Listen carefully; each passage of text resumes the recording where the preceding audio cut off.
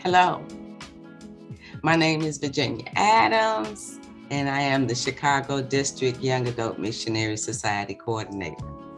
I am also a proud member of St. Mark AME Zion Church here in Chicago. My pastor is the Reverend Alesia Hillsman Terrell, and my first gentleman is Henry Terrell. Guys, we are having our first virtual youth and young adult missionary entrepreneur workshop, Breaking Generational Curses. God says, my people perish for lack of knowledge.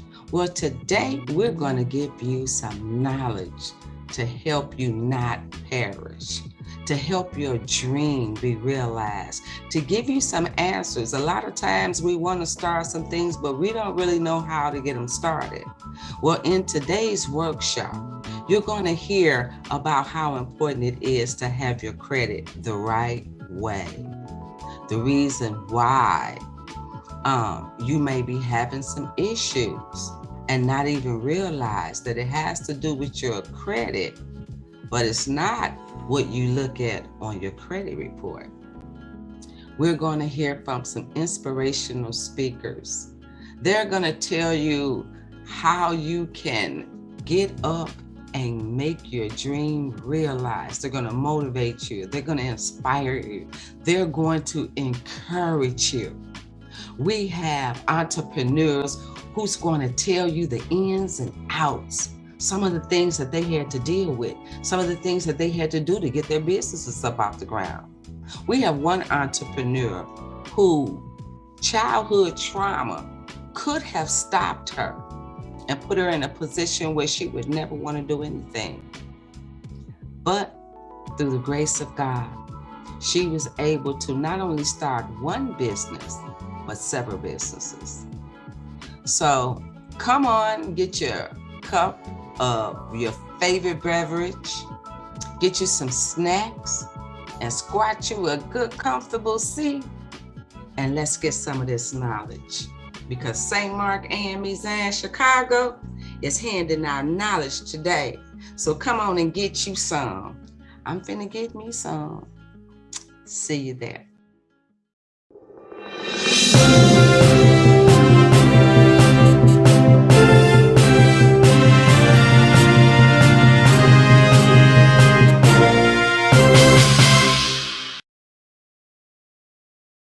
So we will turn it over to Mrs. Wormley, and she will introduce Reverend Terrell, and we will get started. Good morning, ladies. Thank you for joining us this morning. How are you? Doing well. Doing well. Amen. Amen. All right. Amen. So let's get started. Let's go ahead and introduce my pastor, as well as Miss Virginia Adams' pastor, Mrs. Let me fix that, Mrs. Alesia Terrell. All right. So Reverend Alesia Terrell is an ordained elder and lifelong member of the African Methodist Episcopal Zion Church. She grew up and confessed her call to the preaching ministry at St. Andrew AME Zion Church in Gary, Indiana. She served as the assistant minister at Greater Walters AME Zion Church and is currently the pastor of St. Mark AME Zion Church in Chicago, Illinois.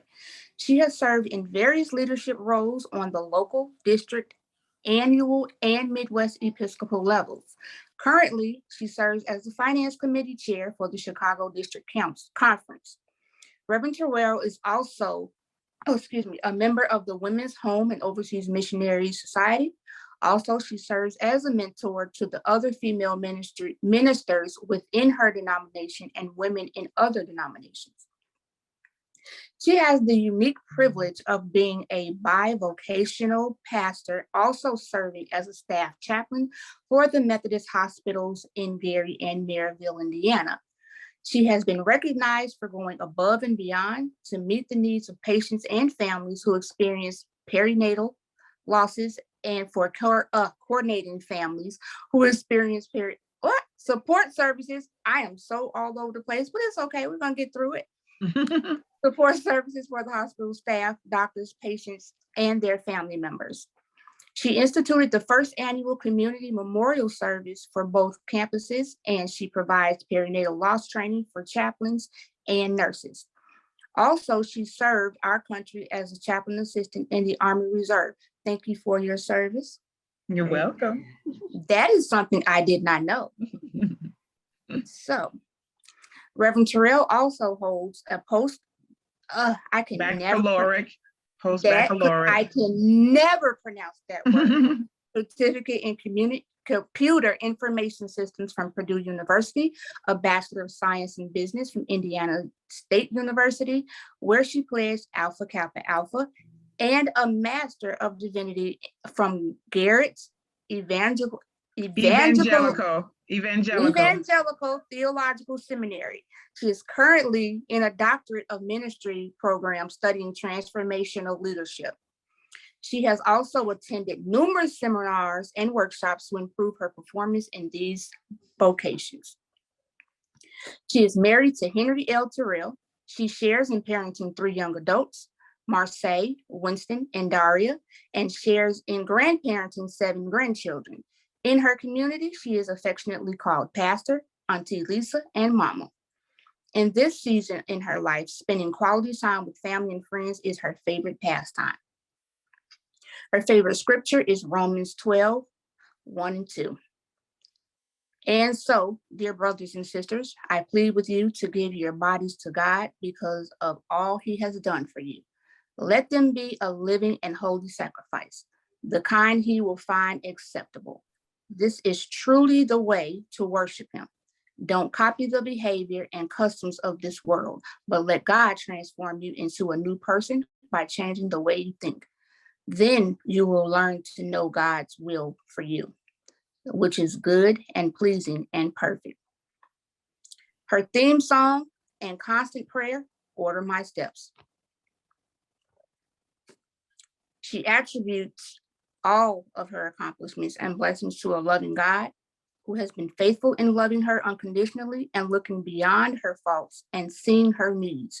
To him, she gives all the glory and honor. So without further ado, let me go ahead and introduce to you Reverend Alesia Terrell. Amen. Thank you so much. Veronica, just want to give you a hand clap for being here today and for introducing me and joining your mom in the ministry of, what is it, the Yams? The Yams. The Yams. So thank you for that and all the ways that you've been a blessing to St. Mark already. So we're so glad that both you and your mom came back home. And I want to say hello, good morning, and welcome to everyone who's here today. And I also want to say to Miss Virginia Adams, God bless you, my sister. Thank you for being a visionary. You know, God has given you so much vision and so much creativity, and you want to share it with the world. So I appreciate your spirit. And there has been plenty of times by watching you, I have been motivated to be more creative. So I thank you for that. Thank you, Pastor. You're so welcome. So I think I'm supposed to do the opening prayer. Yes, ma'am. Okay, let's start with that. Gracious and loving God, we thank you for the gift of life, and we thank you for the gift of this day. And we thank you for all the ways that you manifest your love in our lives. Thanking you for this event, Lord God. Today, we want to break generational curses, and we want to encourage youth and young adults to explore the possibility of being entrepreneurs, whether it's their main hustle or their side hustle, oh God. And I thank you for everyone who's gathered on this virtual platform. So Lord, we want to lift up children and youth. We know through the news that there are so many things going on, and our heart is still broken over the children that were murdered in Texas and the teachers that were murdered. And so God, we ask that you would help us because our children are suffering, and they've said that the leading cause of death of children now is gun violence. So we ask God that you would help us, help them. Help us to create safe space for them in our churches. Help us to be an encouragement to them. Help us to cover them in prayer, oh God. Help us to teach them about Jesus so that they will accept Jesus Christ as their Lord and Savior. And then help us to set examples for them regarding how to live a Christian life. Help us to teach them the word. Help us, oh God, to bless them to know that they can do all things through Christ who strengthens them. So we pray for every person that works with children. We pray for every person that works with youth. We pray for every person that works with young adults. And we ask, God, that you would give them the wisdom, the skills, the creativity, the discernment that they need, God, to be a blessing to them. And so, God, bless every presenter, bless every participant on today, and praying that everyone that needs to hear what's going on with this platform, that they will hear it either right now as we're doing it live or later when they see the recording. So God, have your way in us and through us for your glory in Jesus' name, amen. Amen, amen. Thank you for that, Pastor. Amen. Well, you are so welcome. And I believe I am up to do some inspirational talking. Yes. Yes, ma'am. Okay, let's see here. Let's see how we want to do this. I think what I want to do is to share. I didn't put this in a PowerPoint, but I want people to be able to see the scriptures. So I'm going to kind of put it up and down so we can see people. Can we see everybody? I see Armatine. Hello. But I don't see everybody's faces. Does everyone have a picture or face showing today? I see Kathy. Hello, my dear sister. Hello, my sister. God bless. God bless you. Okay. And then there's someone, Peggy Garrison. I don't know if I'm familiar with her or not. What? Good morning, Peggy. Okay, so would you allow me to share my screen, please? Yes.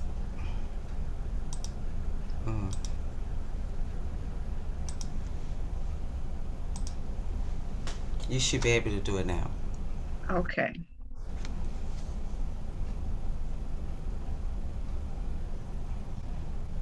All right, so I just have a few things that I would like to go through with you on today. And you know, I just put up there breaking generational curses, and this is I guess a conference for to help youth and young adults become entrepreneurs. So I've already done the prayer, but these are the points that I want to talk about, and I have some scriptures to go along with them. One is that I want to encourage everyone who work with children and youth to help them to discover their purpose. And purpose gives our lives meaning and direction. So if we just get up every morning and we don't have purpose and we don't have meaning and direction, we could end up losing ourselves in some very negative things. So it gives us meaning and direction. And so this is a sense of purpose, means finding a sense of commitment to a goal or cause beyond yourself.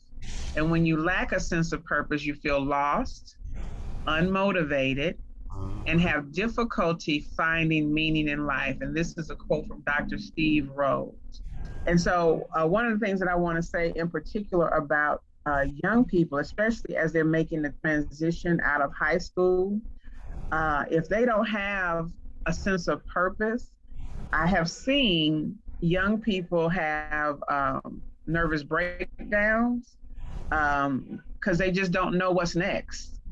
So it's important that we start very young helping them with developing their purpose so that when they make that transition from being a teenager, and one of the definitions that I heard about teenagers is teenagers are adults in training.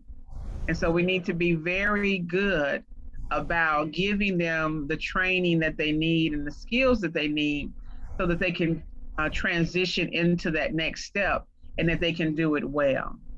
So Dr. Steve Rose said, be useful to yourself, be useful to your family and friends, and then be useful to the broader society.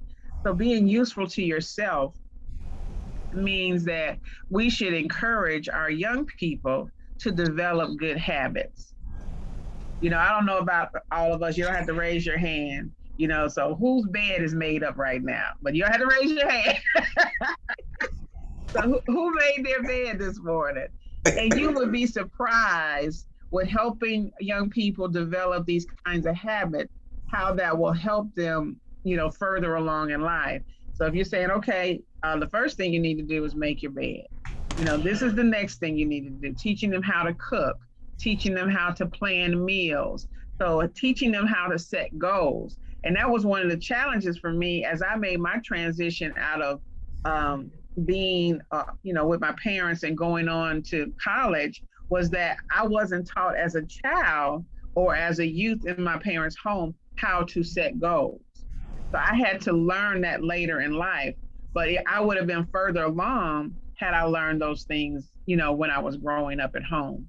So that's part of being useful to yourself, you know, exercise, teach children about good nutrition. You know, a lot of times we're tired and we just want to pick up something from McDonald's, but we can make simple, healthy meals because we want them to have food that will give them good brain power.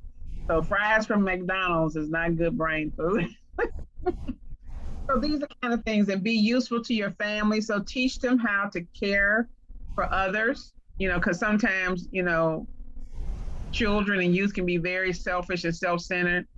So help, you know, teaching them how to help the elderly, about people who have disabilities, teaching them about how fortunate they are and that God has an expectation of them, that they'll be a blessing to other people. And then, you know, when they get out into the broader society, out, you know, when they go to college or when they're on their jobs, that they can be useful there as well. So here are some scriptures. Let's look at Jeremiah 1:5 in regards to purpose. It says, you know what, will somebody read that for me, please? I'll read it. Okay. Before I formed you in the womb, I knew you. Before you were born, I set you apart, and I appointed you as a prophet to the nations. Amen. And so this is one of the things that we need to keep in mind, that God had a purpose and plan for us before we were ever born. And we need to teach that to our children.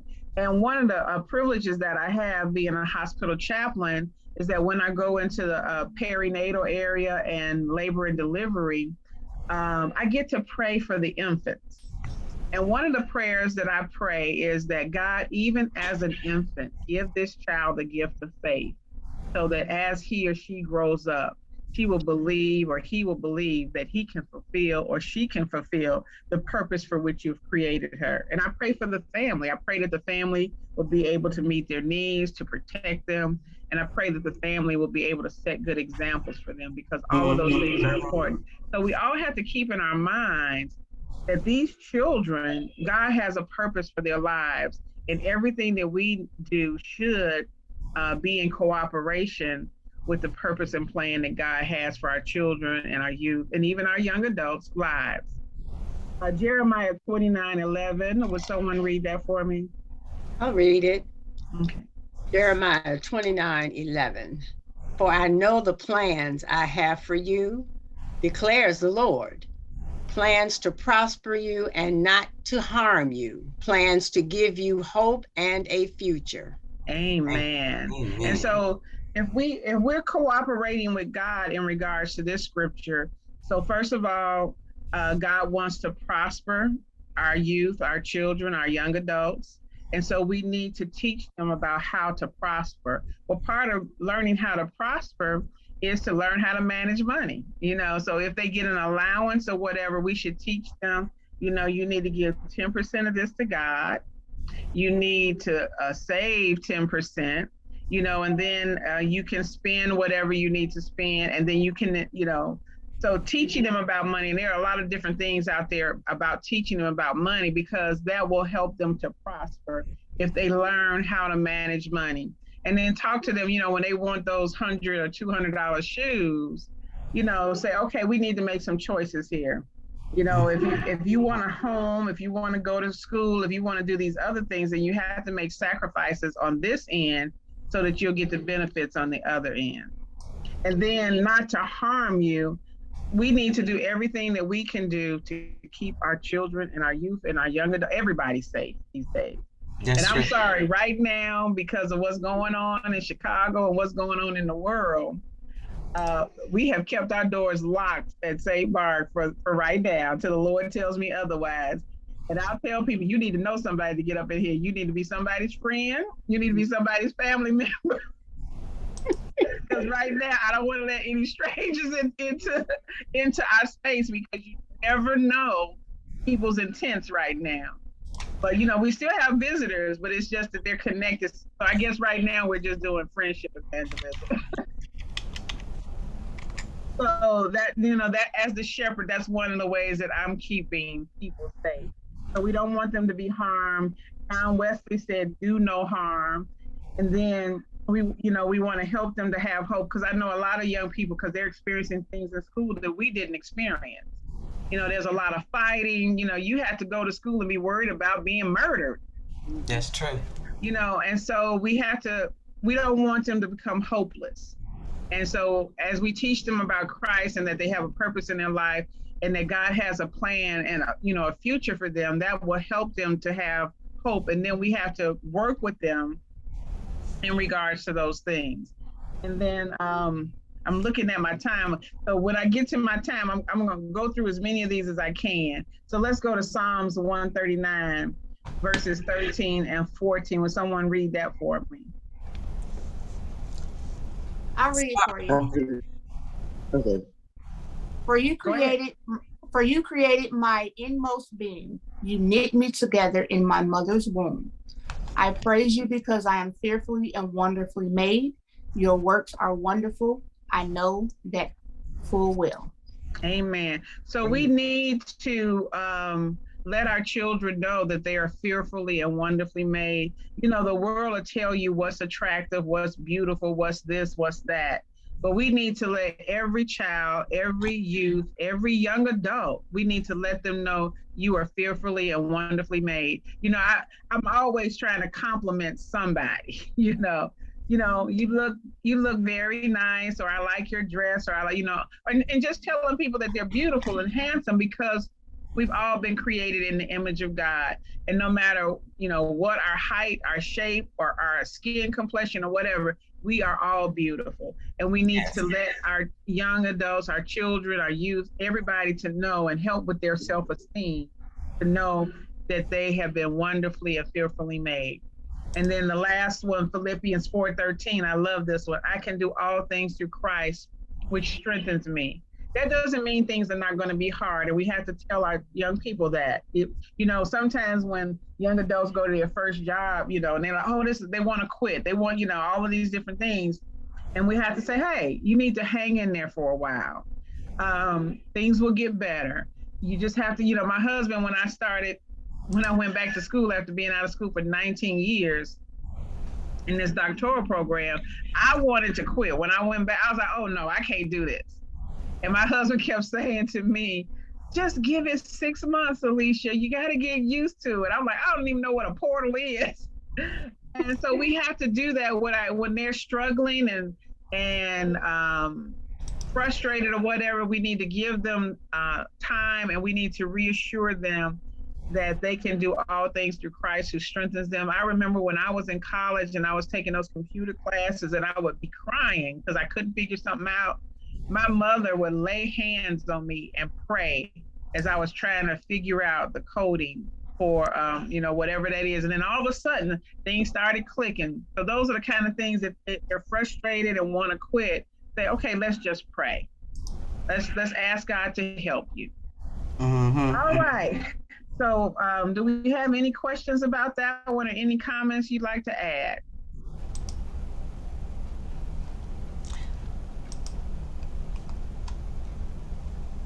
All right, I'm gonna take that silence as a no. The next thing, I'm not going to go through all of them here because I'm looking at my time. So I'm just going to pick one. Friendships. You know, we need to look at who we're hanging around, because your friends are going to have an influence for the young people, the young adults and everybody. The friends are going to have influence on them, or we're going to influence them. And so the scripture says in 1 Corinthians 15:33, do not be misled. Bad company corrupts good character. And so with all of our, even at a young adult age, we should know our young people's friends. We should want to know them, you know. And a lot of times for me as a pastor, I go to events outside of the church. So I get to see them interacting with their friends. I get to meet people's friends. I get to talk to people.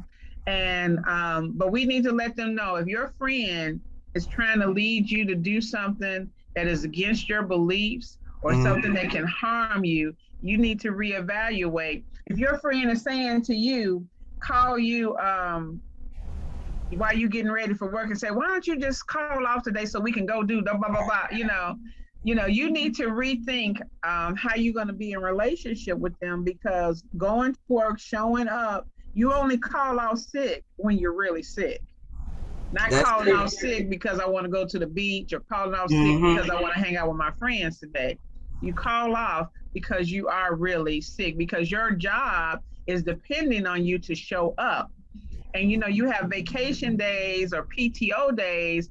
So you ask for those days so that they can plan for when you're gone. But when you're not reliable or dependable and you just calling off, and they can't fill that space, then the other people may have to work harder because they can't find somebody else to fill your space, because you were supposed to be there, but your friend influenced you to call off, play like you're sick so y'all could just hang out. Right. So we want to encourage them, if they're going to become these entrepreneurs, they need to hang around people of like minds, and they need to hang around people that's going in the same direction that they're going in. Say that. Yeah, so I'm going to, because I see I'm at 10:25, so we're going to go down to character. We really need to help our young people, our youth, and our children to develop good character. Who wants to read 1 Timothy 4:12 for me? I'll read it. Okay. 1 Timothy 4:12. Don't let anyone look down on you because you are young, but set an example for the believers in speech, in conduct, in love, in faith, and in purity. Amen. So that's a lot, isn't it? Yes, Speech, conduct, love, faith, and purity. So what does that mean? Should we be cussing like a sailor? No. No. In our speech, our words should be full of grace. So if we got to get delivered from that, just say, Lord, I need, me, I need some deliverance in that area. But our speech should be full of grace. We should think before we speak. The Bible talks about be quick to listen, slow to anger. And so all of these things are things that we need to teach our young people. And a lot of times, a lot of conflict is because we're not listening to each other. So teaching them how to have, part of the conduct is teaching them how to have good listening skills and how to ask questions instead of jumping to conclusions and being defensive. Right. And then, and all of us should, there's different types of love, but even on the job, there should be this general love that we have for people. And we want the common good for them as Christians, wherever we are, when we're working on our job, when we have our own business, or whatever the case may be. And then, of course, we need to use our faith. And then the purity part, the reality is our young folks are having sex. A lot of them are. But my thing is, we can tell them what God's best is, and why this is God's best. But then we can also give them wisdom if they decide to make other choices. But also in that purity, I have to say to folks, if you're starting your own business, or if you're on a job, you need to dress appropriately. Sometimes I'm looking at folks like, did you really wear that to work today? there's a business casual, and we need to teach our young people that if you're going to have your own business, you need to dress a certain way so the people will be receptive of you. When you go on your job, because you're going to be sending mixed communication to people. So if you come to your job and you got to have on sweatpants and a wrinkled t-shirt, well, people are going to think a certain way about you. So we need to teach them at a young age. I love it with those little kids, their Easter clothes. I love it. They are dressed to the nine. You know, they had their little ruffles on their socks, and you know, and that's one of the beautiful things about church, the traditional church, is that people used to get dressed up, come to church, but that helped them to dress a certain way when they would go to their jobs as well. And so we say come as you are, and we do mean that, because some people may not have those clothes, but we also need to lead them to say, okay, you can come as you are, but let's grow in how we're presenting ourselves. I'm gonna get off of that one, and I'm gonna go all the way down. I think I'm gonna go down to the passion part. So following your passion means exploring areas that spark your interest, developing your skills in a specific area, and using those skills to contribute to something beyond yourself. And so Acts 1:8 says, but you will receive power when the Holy Spirit comes upon you, and you will be my witnesses in Jerusalem and all Judea and Samaria and the ends of the earth. So when we're dealing with our passions, these are things that God has placed in our hearts, and God's going to use us all over everywhere. You know, for them, it was Jerusalem, Judea, and the ends of the earth. So wherever we go, wherever we find ourselves, God's going to use our skills, our talents, our gifts, our graces, and they're going to glorify him. And so Dr. Steve Rose said this about developing your passions: gain insight into your strengths. So we need to observe our youth, our children, and our young adults, and we need to tell them what we see. We need to tell them, you know, this area is where you're strong, and I want to encourage you in that. But sometimes you can develop passions through specialized skills. Some people don't have passions about stuff because they feel like I'm not really good at this. And what they really need is to go to school and learn about those things. And so when you have the right skill set, you'll also develop that passion because you have confidence in what you're doing. And sometimes even in ministry that happens, that we don't have that confidence that we need. And we'll say, I don't think I'm supposed to be in this ministry. And if you give them the proper training and the encouragement and give them the tools that they need, they can develop that passion. And then he said about the grind, the hustle, and live simply. So you have to have skills, you have to have knowledge, you need to network, you need to have a strong foundation for your own definition of success. Don't look at somebody else's definition of success. You trying to live somebody else's dream. You know how we call it keeping up with the Joneses. Don't try to keep up with the Joneses, because you're going to end up being unhappy because you don't even know if the Joneses are happy. But you have to define what success is for you. What makes you smile? What makes you get up in the morning and say, I have a reason to get up. I have a purpose. I have goals to achieve. And, you know, and it just makes you feel good that you're doing whatever you're doing. But that takes grind, that takes hustle, it takes commitment. And so we need to teach our children. You can teach them through what they do in the home and around the home, in the yard. You can teach them how to have that grind. And my parents, I don't know about y'all, but in the summertime, I couldn't sleep until 11 o'clock or whatever. And I was so upset with them. They were like, you don't know, you're not gonna sleep all day. You need to get up. Did anybody else's parents do that to them? And that's about developing good habits they can take with them, whether they're starting a business or working on a job. And then of course we need to do our, develop them in their spiritual growth. I do want to say a little bit about this, because Luke 2:52 said, and Jesus grew in wisdom, stature, and in favor with God and man. And so we want our children, our youth, our young adults, we want to be instruments used by God to help them grow in wisdom. Amen. You know, we need to be their Medea, whatever the case may be. Help them grow in wisdom, in stature, which is their physical being. That means helping them with eating good food and encouraging them to exercise and to exercise their mind through reading and stuff like that. and then favor with man and God. Because when our children have that wisdom, when they're presenting themselves well, when they're growing in their relationship with God, God will give them favor not only with him, but God will also give them favor with God. And we can help them in doing that. So let's just look at ourselves as God's helpers to help develop our children, our youth, and our young adults so that they can be all that God would have them to be. And if God would have them to be an entrepreneur and start their own business, whether it's their main business or their side hustle, that they will have everything that they need to present themselves well and to do whatever that job or skill is well. So that's all I have for you today. God bless you, my sisters. I think it's all females on here right now. Oh, there is a Mr. Shannon Lee. Thank you. Okay, I'm sorry. Welcome, Shannon. Sir. He is one of our workshop speakers. I would like to thank Reverend Alesia Terrell-Hillsman, my pastor, for your support. Thank you very much. I loved your inspirational talk. It was like a workshop, actually. So we do appreciate that. The next person we're going to hear from is going to be Mrs. Veronica Wormley. She is she's married. She has 2 children. She's married to Mr. Tony Wormley. She is my daughter. I'm so very proud of her.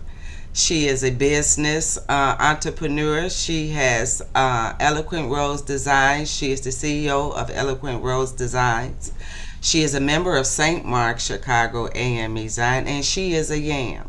So the next voice you will hear will be that of Mrs. Veronica Wormley. Good. Is it still morning? It's still morning. Good morning, everybody. How are you? Morning. Thank you all very much for joining us. I just wanted to kind of touch bases on some things. I get a lot of questions on, oh my God, how did you do that? Because I honestly started out with Eloquent Rose Designs as a t-shirt company. Okay. It started out as a t-shirt company, then we kind of added on to it. My mother will tell you, everybody tells me I'm kind of a jack of all trades. So I try to tap into all of it.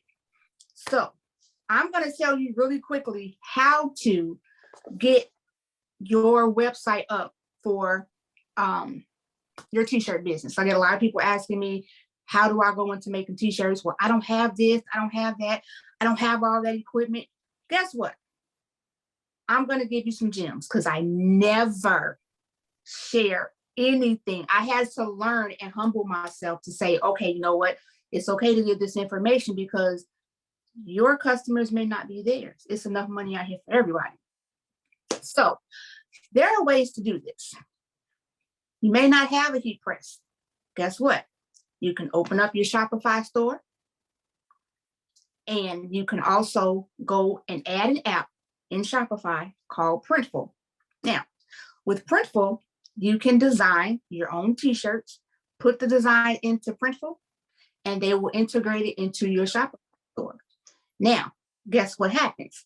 When people go to your store, your site to order said shirt, they actually will produce that shirt for you and send it out. You never have to touch anything. So that is a way for you to get started until you get to the point to where you're ready to start making your own shirts. Now, you do it in steps.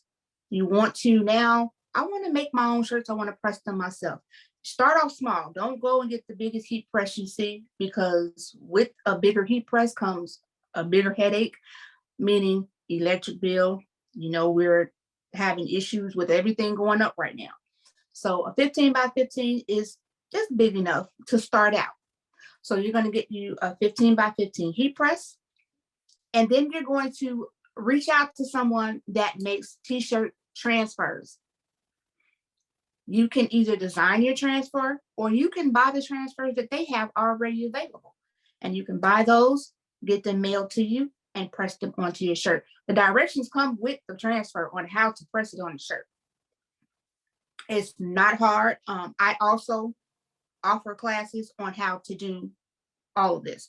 Everything from pressing it to the shirt, to designing it, to everything.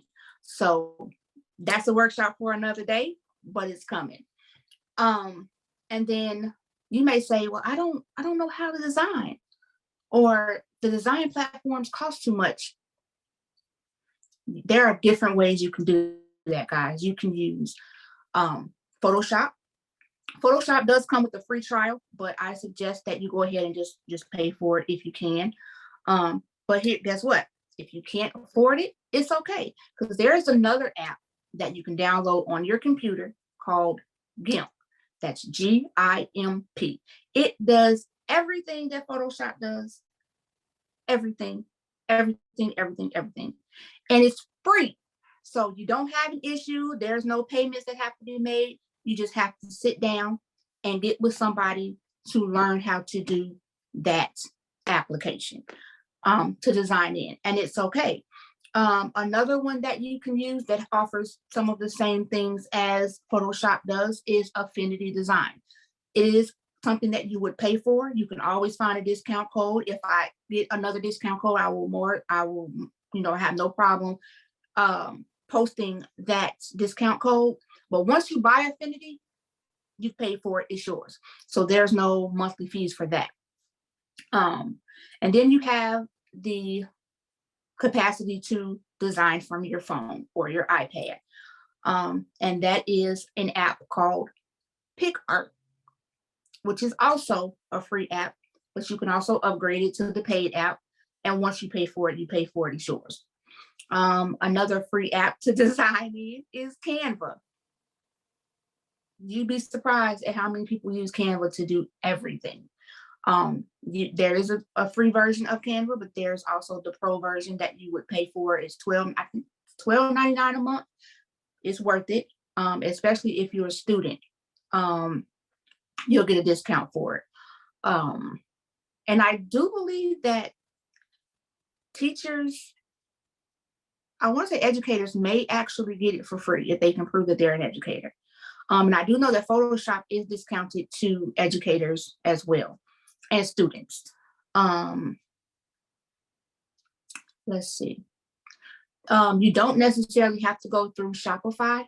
You can make an account with Printful and still have it and not have a Shopify store that you pay for every month. And you can go and use Wix and have a free website. It's so many. And I will definitely put that information out there. But it is like a lot of different ways to go about starting your business. I get a lot of people asking me, oh my God, I want to start a hair business.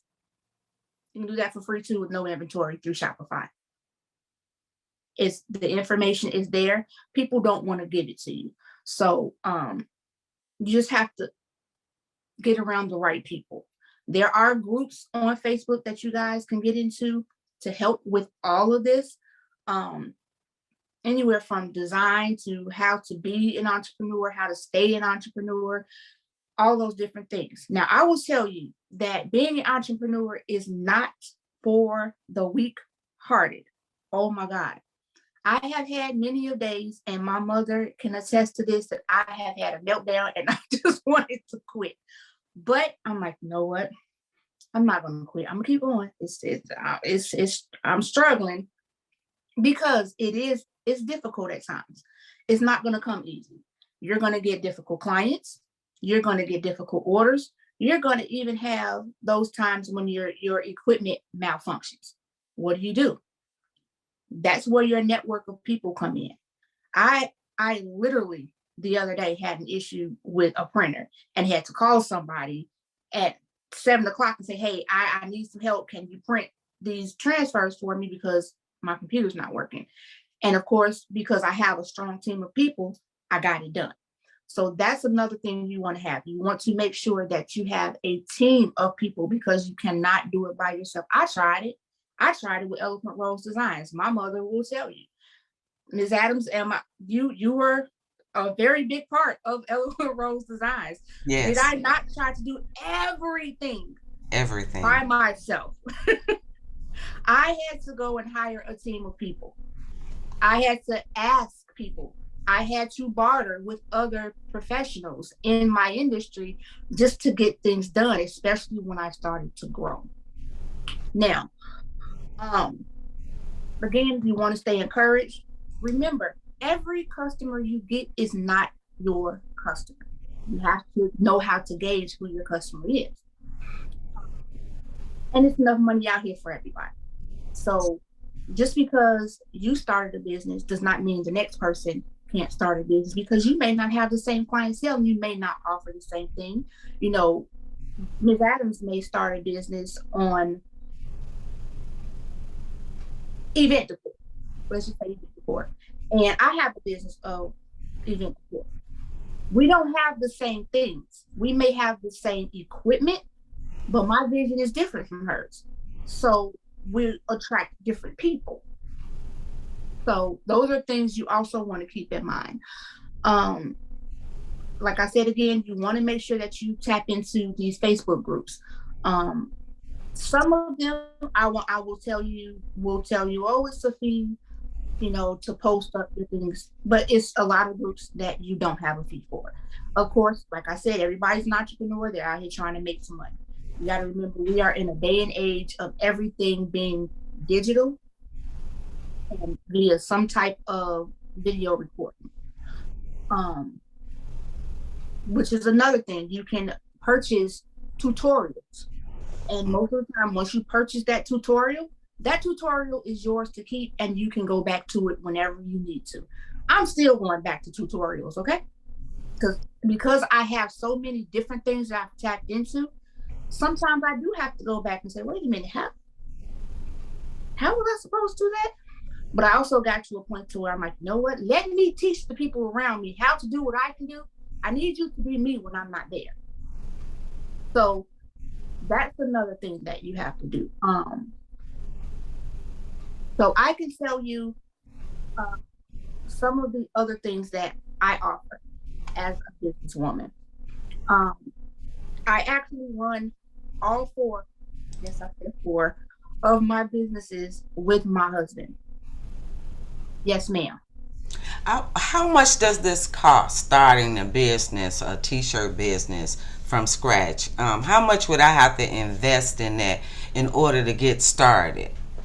So if you go the Printful way and you are designing your own t-shirts and just and allowing them to fulfill your orders, you can pay $29 a month to Shopify to actually run the website, or you can go through Wix, start a free e-commerce, and then of course a free design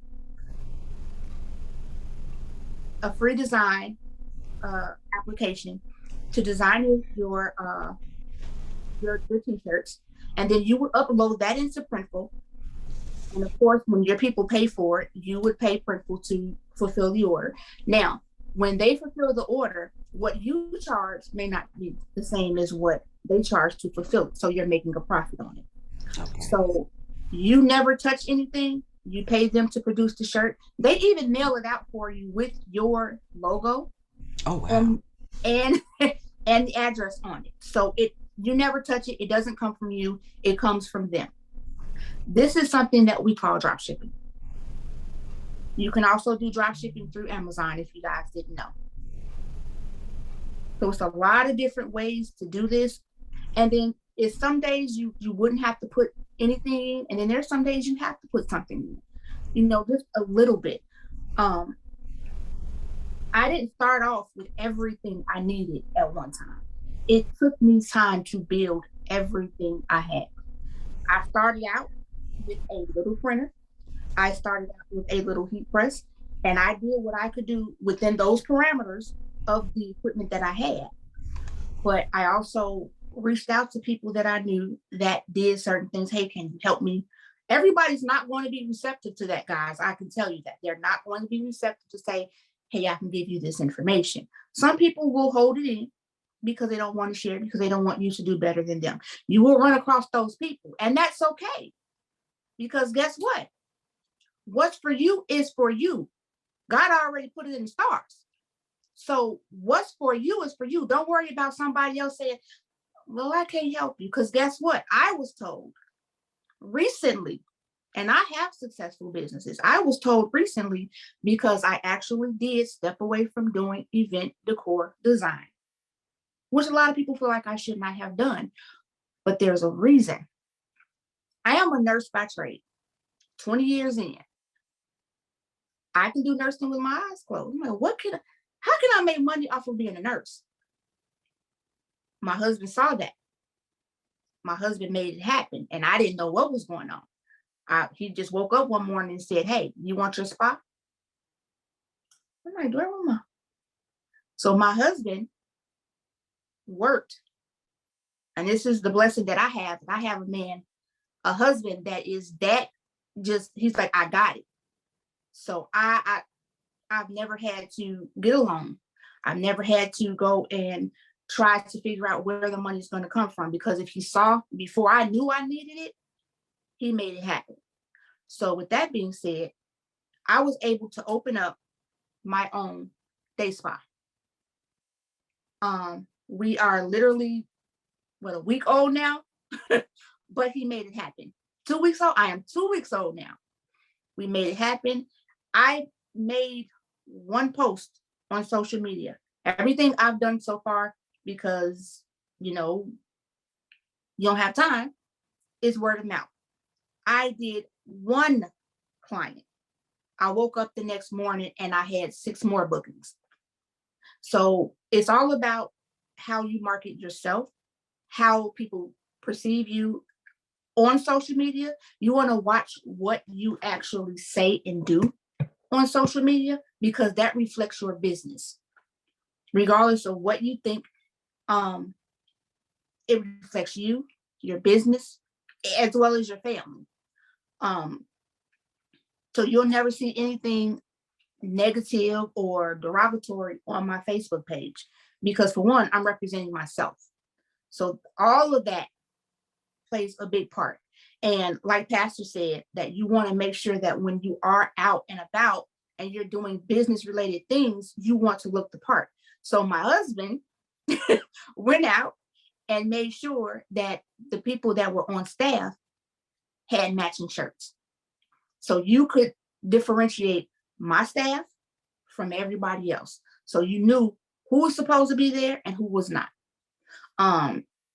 Even he would, put on a shirt or the smocks that he purchased and come out and help. And this was after being at work all day. So you have to have a team of people that are willing to be there and help you, because guess what? The money's not gonna always be there. You know how many times we did jobs and did not receive it? We didn't make any money off of it. It was really nice. We didn't make anything off of it. So it's a learning experience. It's definitely a learning. My mother can attest to those days of us being in the room, blowing up a room full of balloons, and she's terrified of balloons, guys. I'm like, I'm the office manager. Balloons scare me. They scare me. But I'm like, I'm the office manager. I shouldn't be doing this. But she stepped up and took my balloon class and did amazing. Yes. So she doesn't like it, but if I need her help, she can help.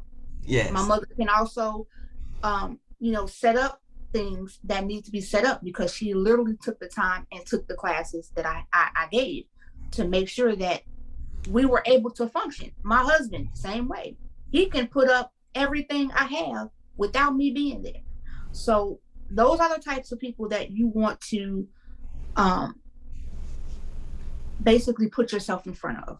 Mm-hmm. And then you want to, post on social media. I can tell you from experience, I could post a picture and it could just be me playing in makeup. That picture is going to get thousands and thousands of likes and hearts and everything. I could make a post about my business and I could get 100 likes, but guess what? I don't care. I'm gonna keep posting. Because that's what you're supposed to do. Everybody is not going to like what you're doing. But guess what? They're looking. I have people on my Facebook pages that don't really care for me, but they're looking and they're watching. So me being who I am, I'm going to continue to give you something to look at and watch. Watch me grow. Watch this glow up. So that's what you have to do. I mean, you're still going to have those days where you're in the background going, oh my God, what am I doing? Why am I here? I just want to quit. And I have those days. People never see it. I just get it together. And of course, my team of people tell me, you got this, you can do it. It's okay. Before every event we did, I had a meltdown because something happened. Something always happened before an event. But we pulled it together, and my clients never knew. They never knew. They never knew that there was an issue going on or that there was something missing, because even if it was something we couldn't get, my husband would go find it. Or we would make a phone call to somebody else in the industry. Hey, I need this right now. I really need this right now because mine is not here, or it broke or something. And we pull it together. And if we can't get it, guess what? We just shift and just make it happen. So, it's a learning process. Nothing's going to ever be perfect. So you just have to stick with it. Even with balloons, I don't do balloons as often as I used to. I still love balloons, and I do still teach the balloon class. So my thing is right now, kind of shifting gears. And that's me going into learning how to share my information.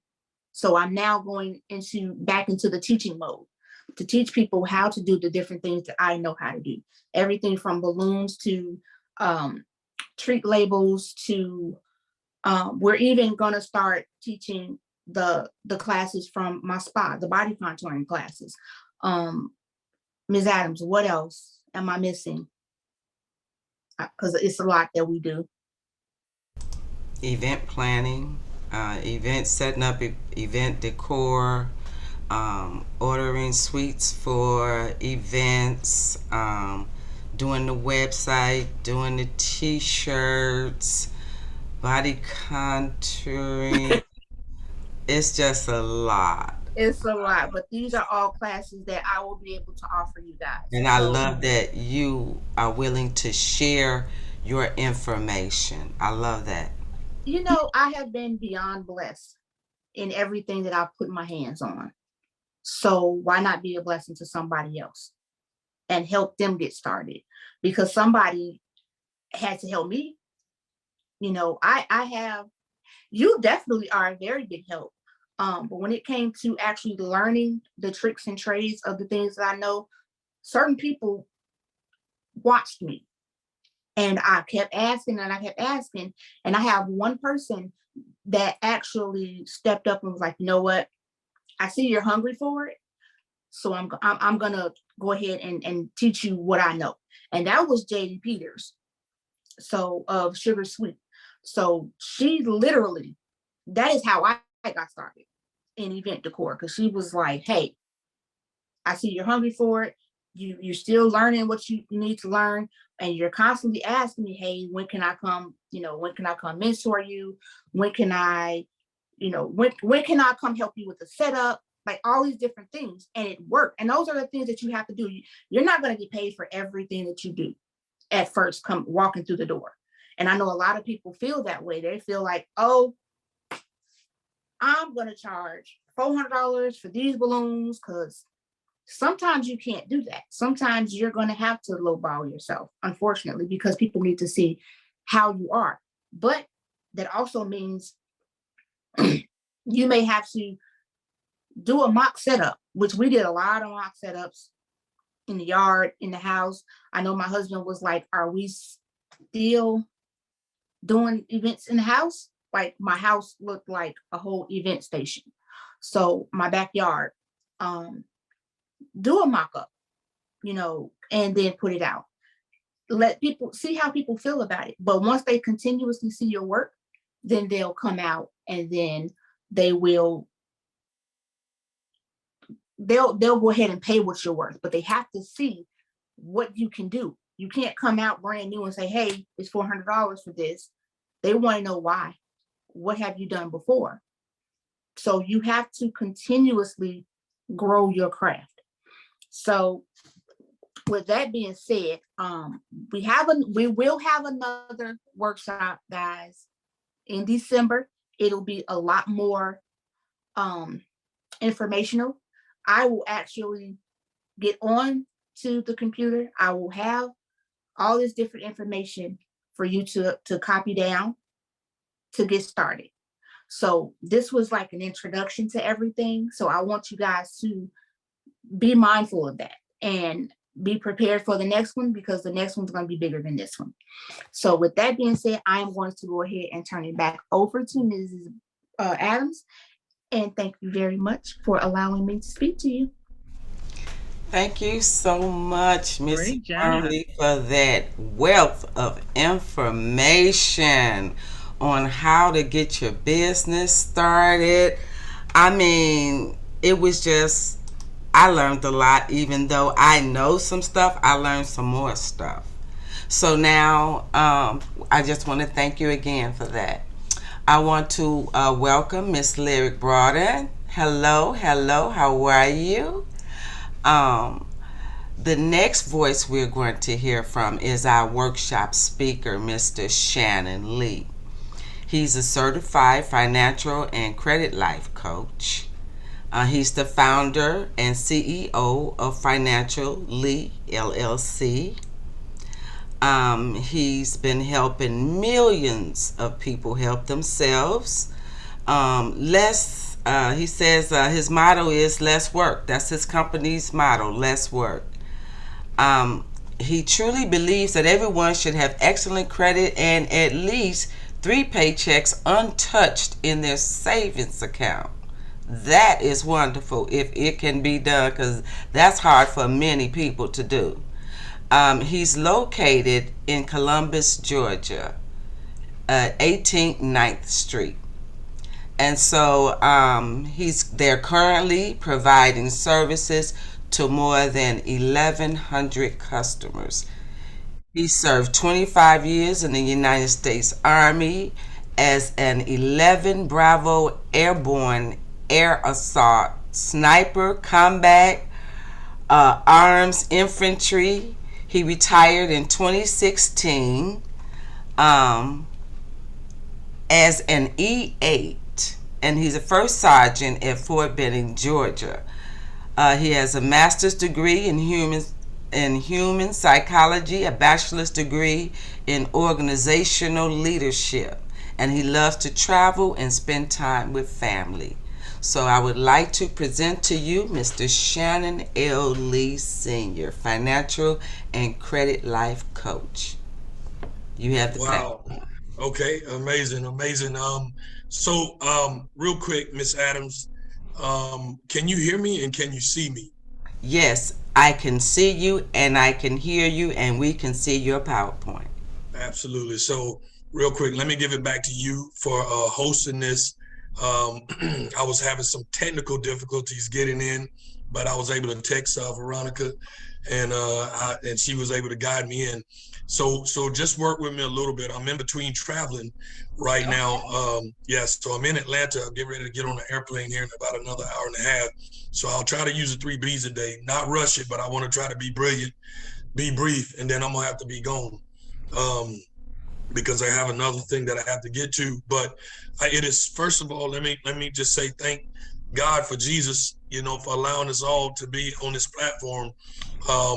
And I'm always just truly honored to anytime we get to talk to the people, and then our people, and most importantly, the youth.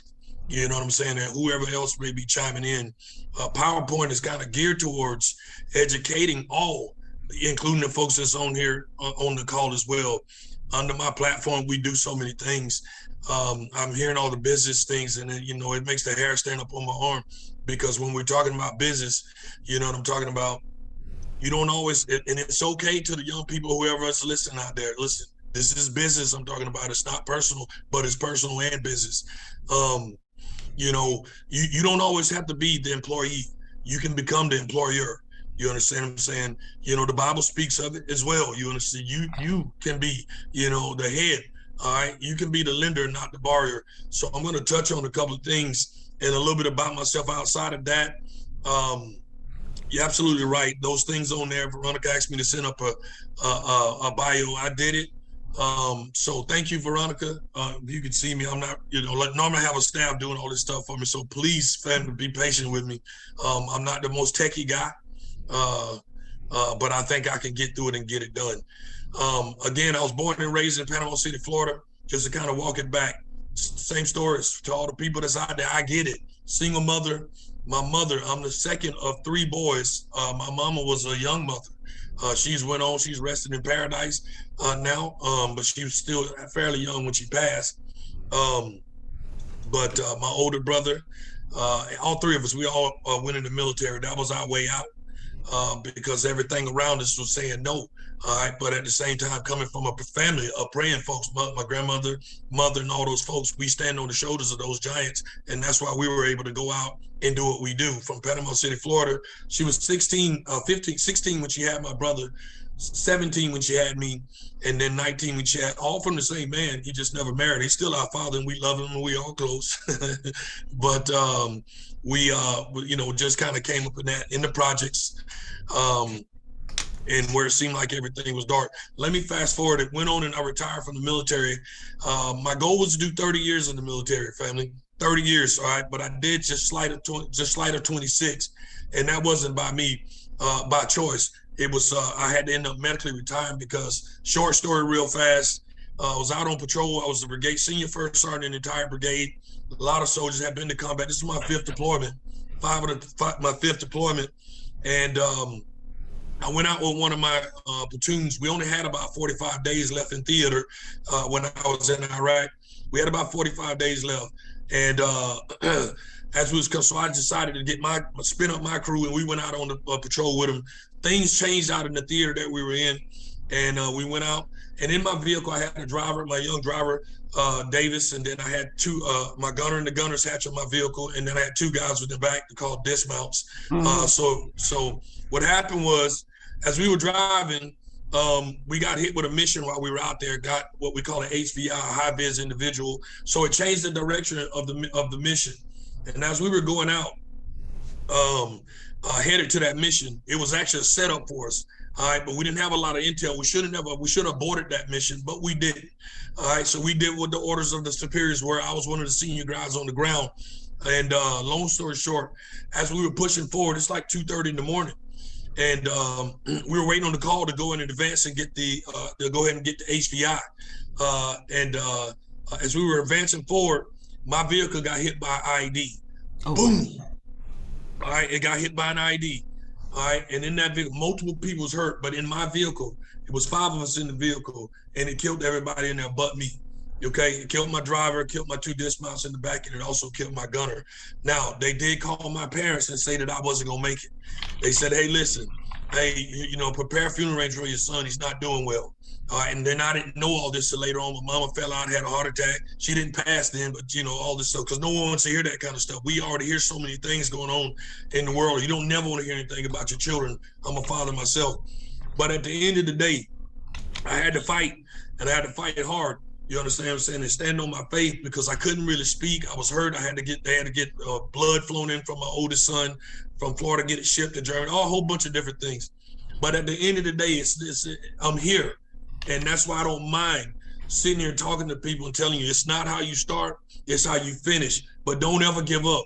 I know you think, Rand, that whatever you are, your situation is, that it look like it may be dark, and some people it may not look like it's dark. You may be having everything you want, but at the same time, always evolve, keep growing. Take notes today if you listen. Adults out here, take notes. Don't just let somebody talk and then we go back and tell them, hey, that was great information, and then you leave here and don't do anything with it.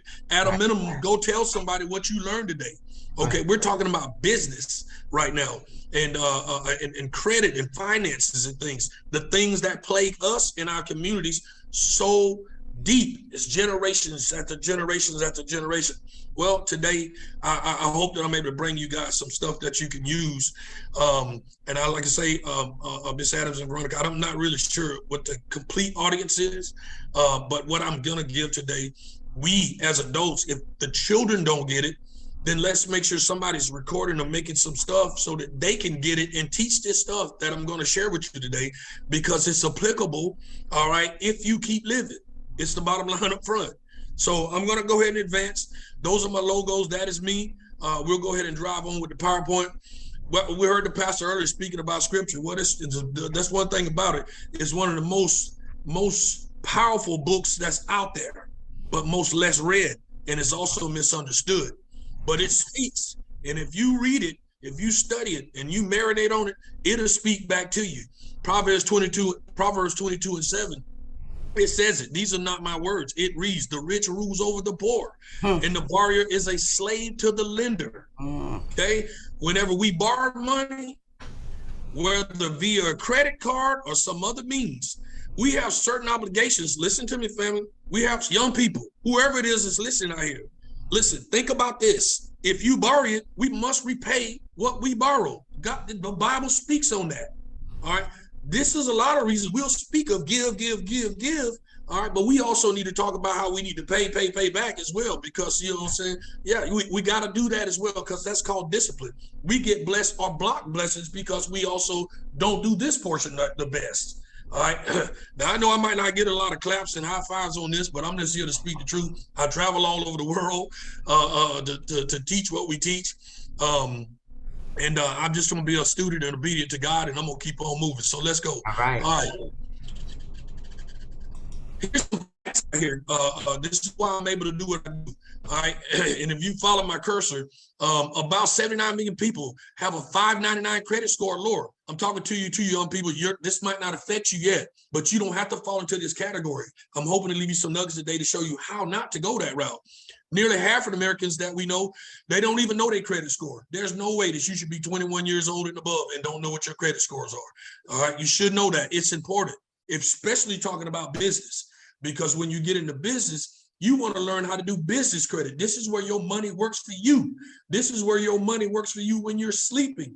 All you young entrepreneurs out there, let's get into this early. All right. Average debt is over $225,000, with many having less than $500 in savings. I see so many people go to work every day, get paid on Friday, be broke on Friday.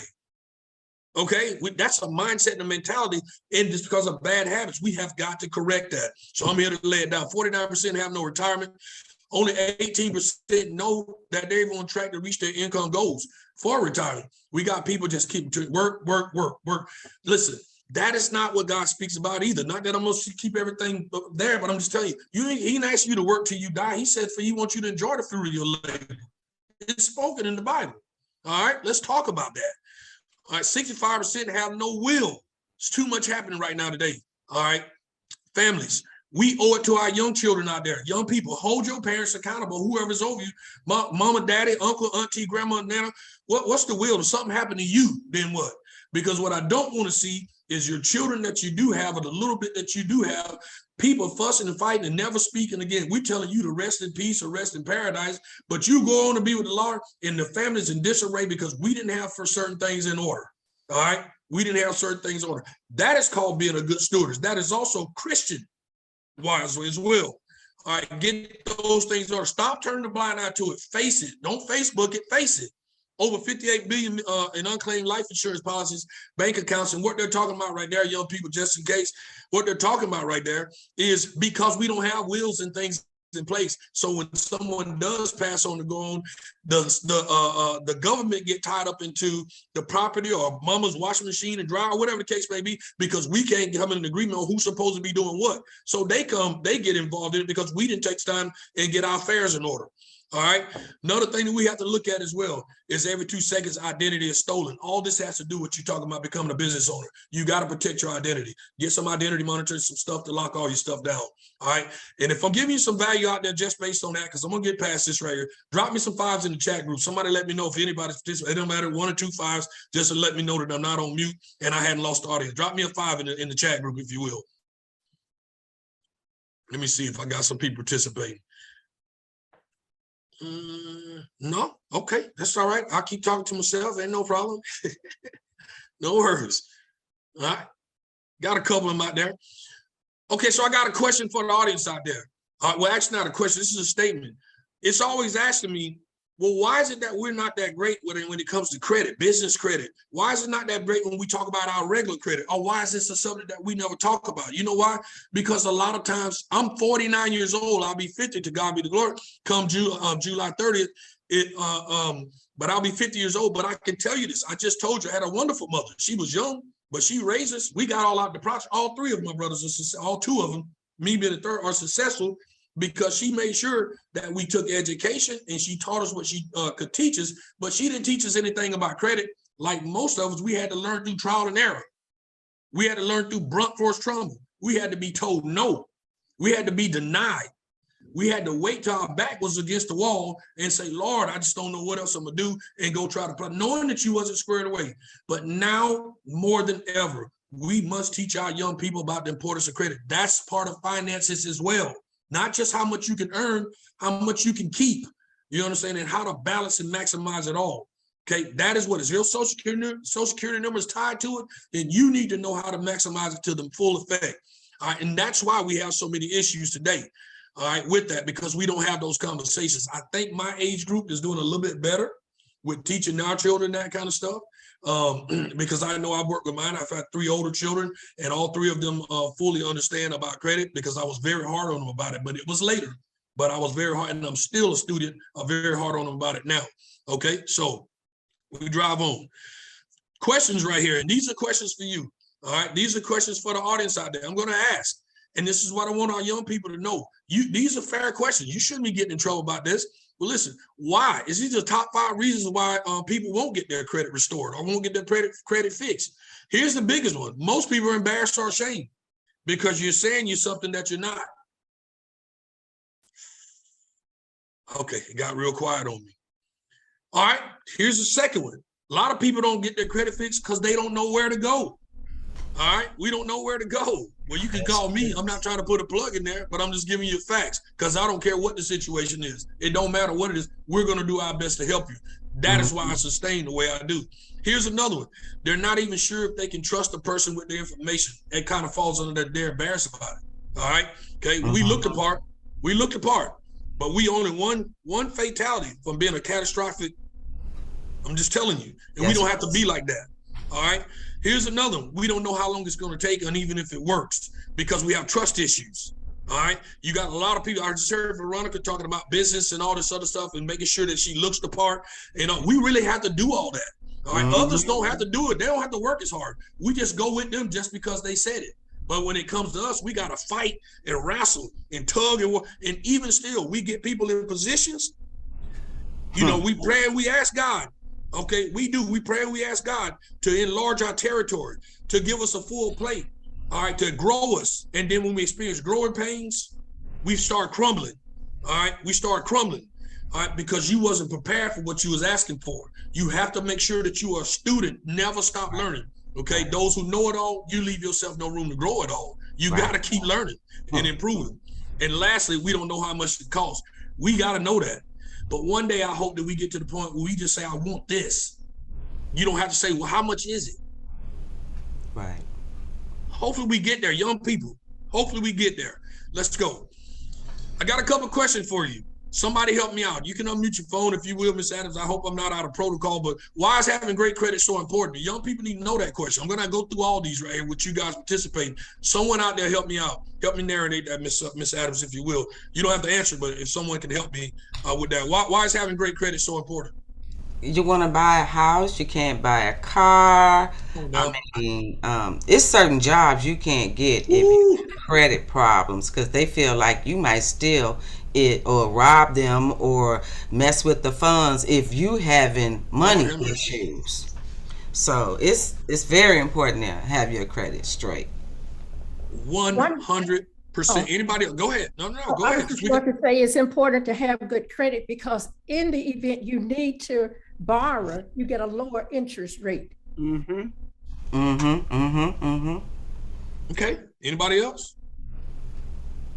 Well, I'm gonna knock on wood for the young people. Like back when I was in the military, when they knocked on wood, that was something you might want to write down. Everything they just told you, young people, listen, you want to have great credit, because here's what I will tell you. It ain't if you're gonna need it, if you keep living, like my grandma used to say. It's when.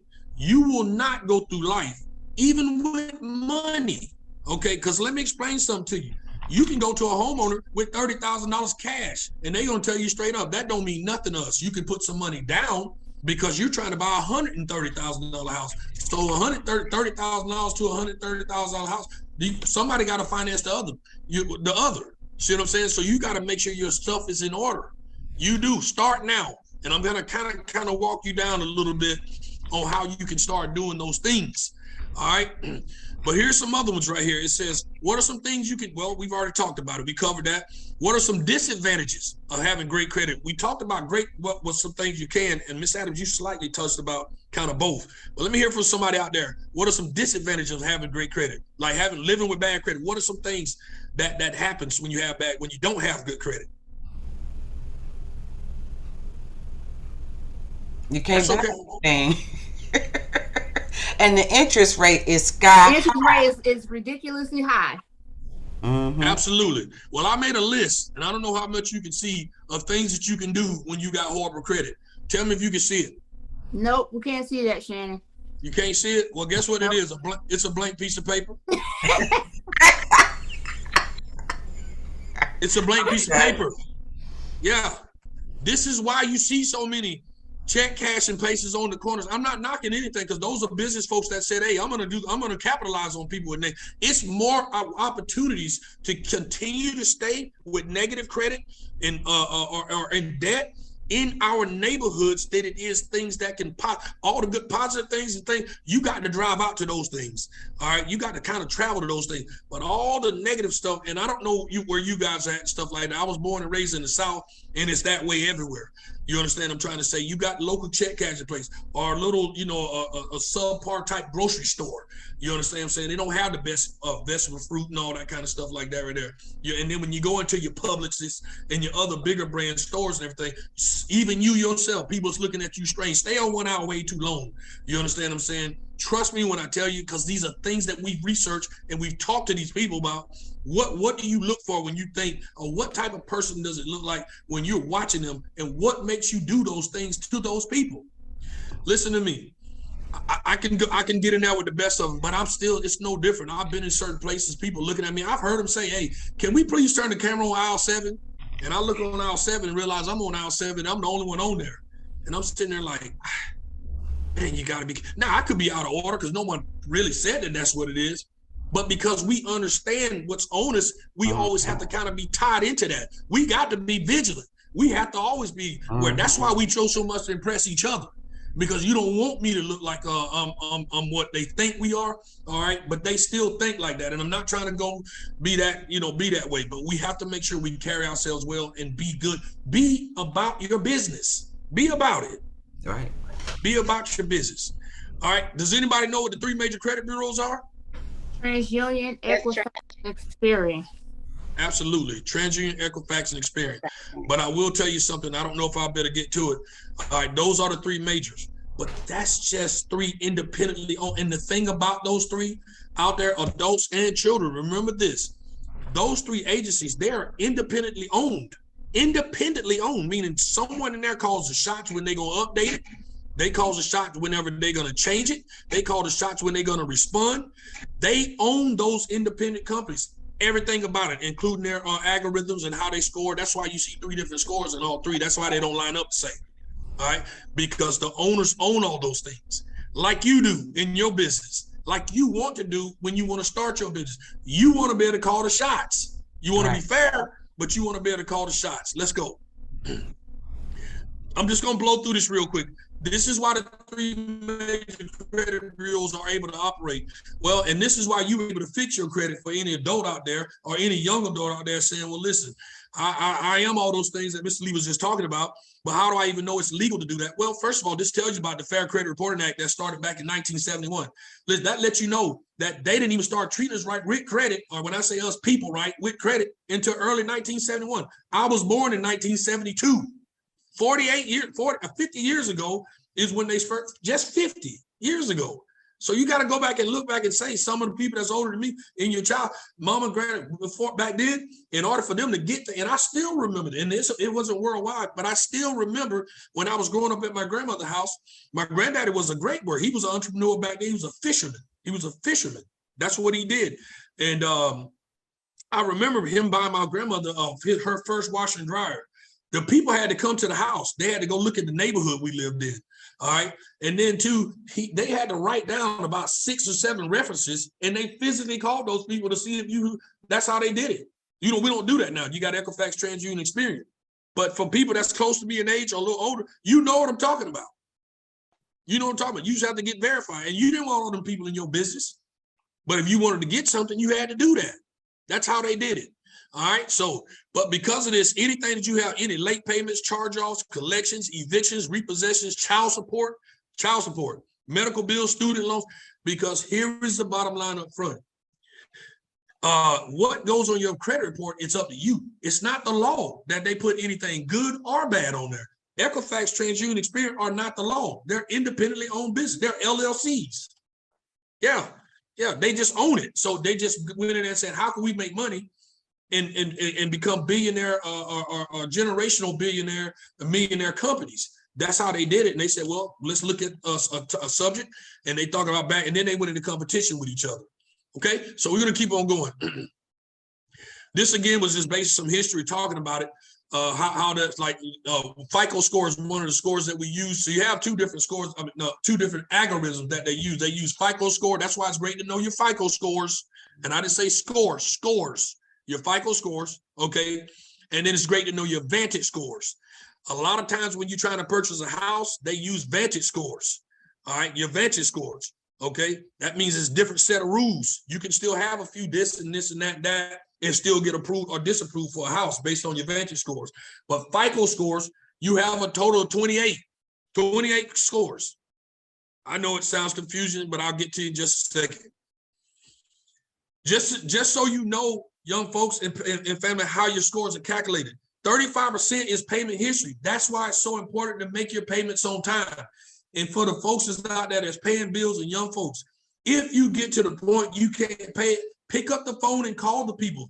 Don't allow them to put negative payments or missed payments on your credit report. You can call them and ask for a payment arrangement and make sure that they send that to you in writing, all right, or some kind of message or an email showing that you made an agreement. Just don't allow them to make sure you got a massive amount of late payments on your credit report, because it's the biggest one. You can delete all the items you want off your credit, but if you got multiple missed payments or late payments, it is going to destroy your credit. 30% is amount owed, length of credits, 15%, and then you got new inquiries. That's why it's not, you want to make sure that you know when you go and apply for credit that you're going to get approved. All right, stay with me. I'm going to try to get through this. This is broken down to how we call the pie chart.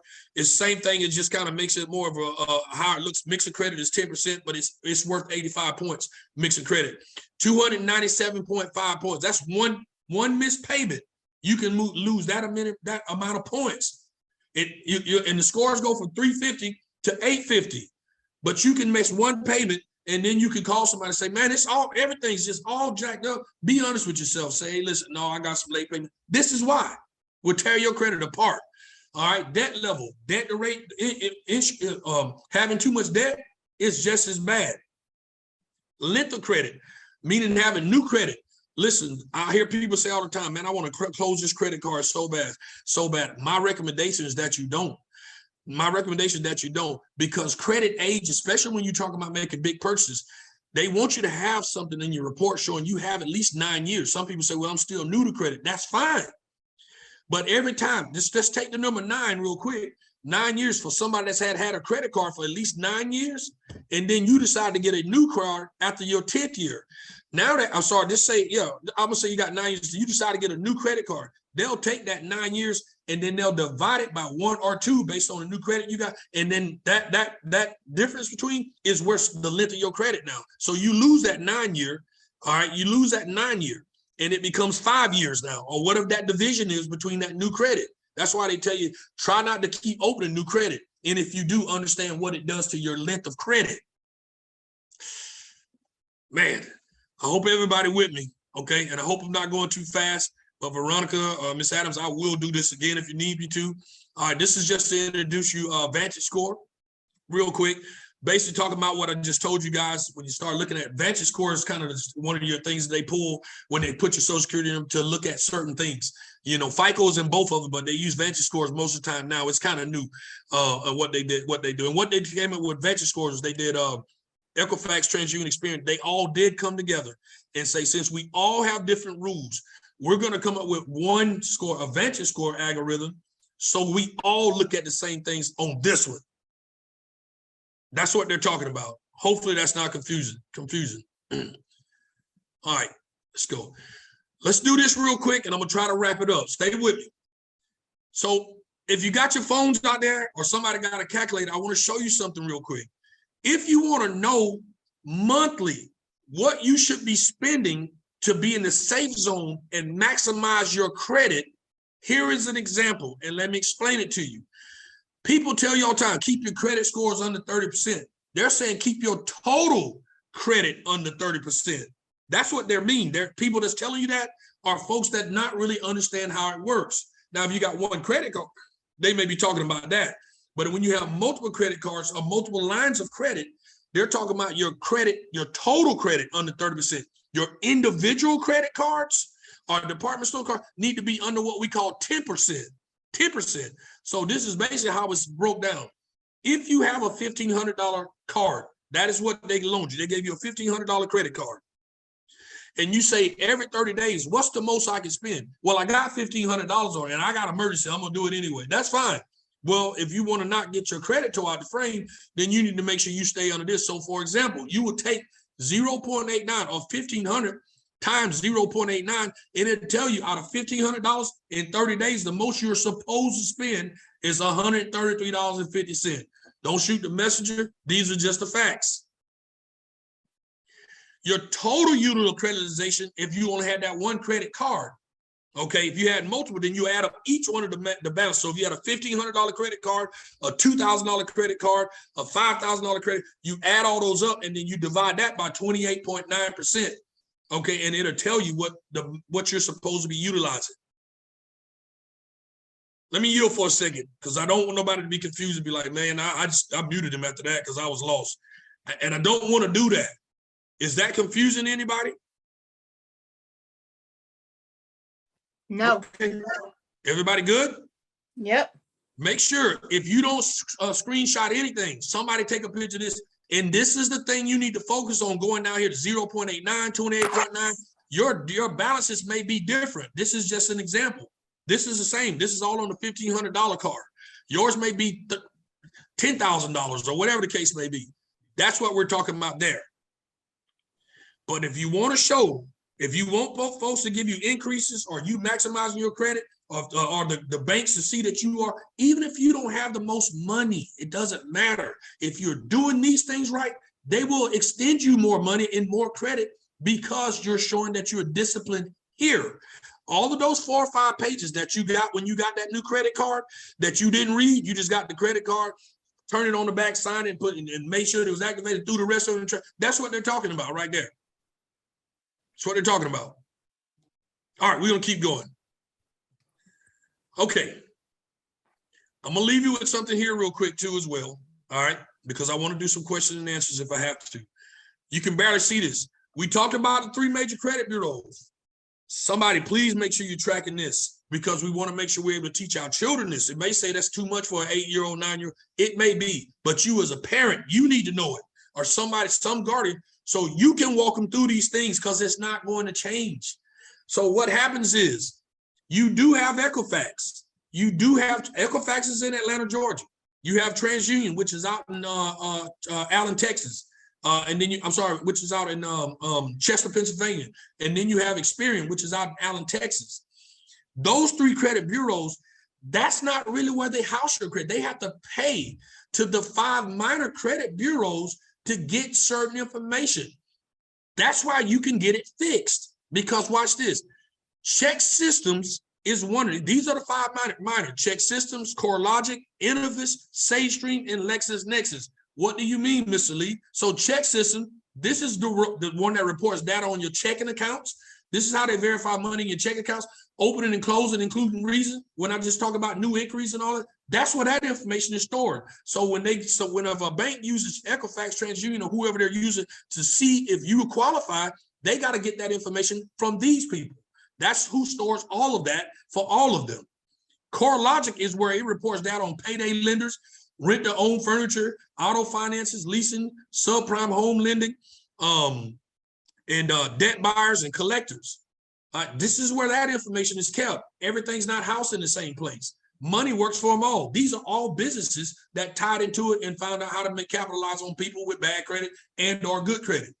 Innovis, it provides ID verification. This is where if your identity is stolen, that's where you're fighting it from. You're not fighting Equifax, TransUnion, Experian, all right? But that's where you're trying to get it corrected. Once they verify, then they'll remove it from the 3 major credit bureaus.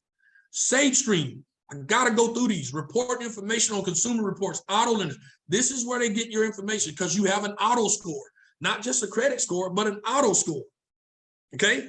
All right, and then LexisNexis, public records, bankruptcies, evictions, and all that. That's where all this stuff is stored at. That's where it's stored at, all right? And I know that's a lot.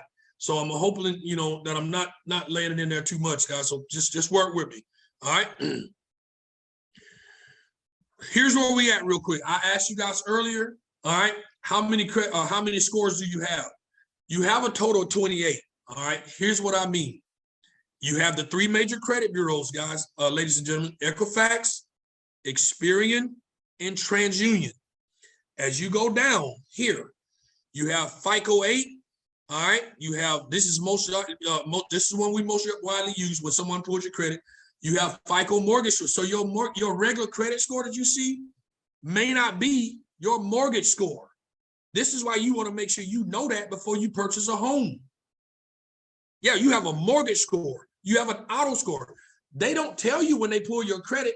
They just say, we need to make sure we pull your credit. When you so many of you have left and got these different Credit Karma, Credit Sesame, all these different ones showing what your credit score are. You take that and then you go try to purchase a car, and then when they pull it and it's about 100 points less. No, that's why they do everything in a computer now. Your maintenances on your cars, the upkeep and all these different things, and they store all that stuff and it generates an auto score. Yes.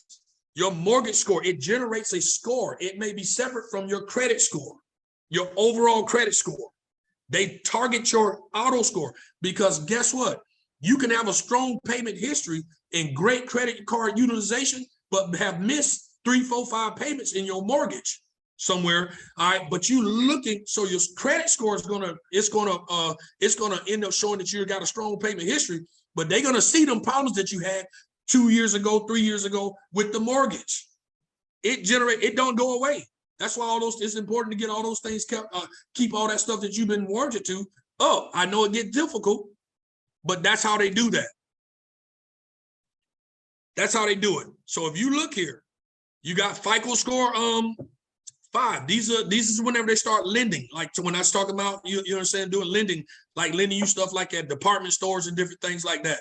Okay. When they start talking about FICO score 8, they pull your FICO score 8. This is how you could get approved, still have bad credit, and still get approved for a credit card.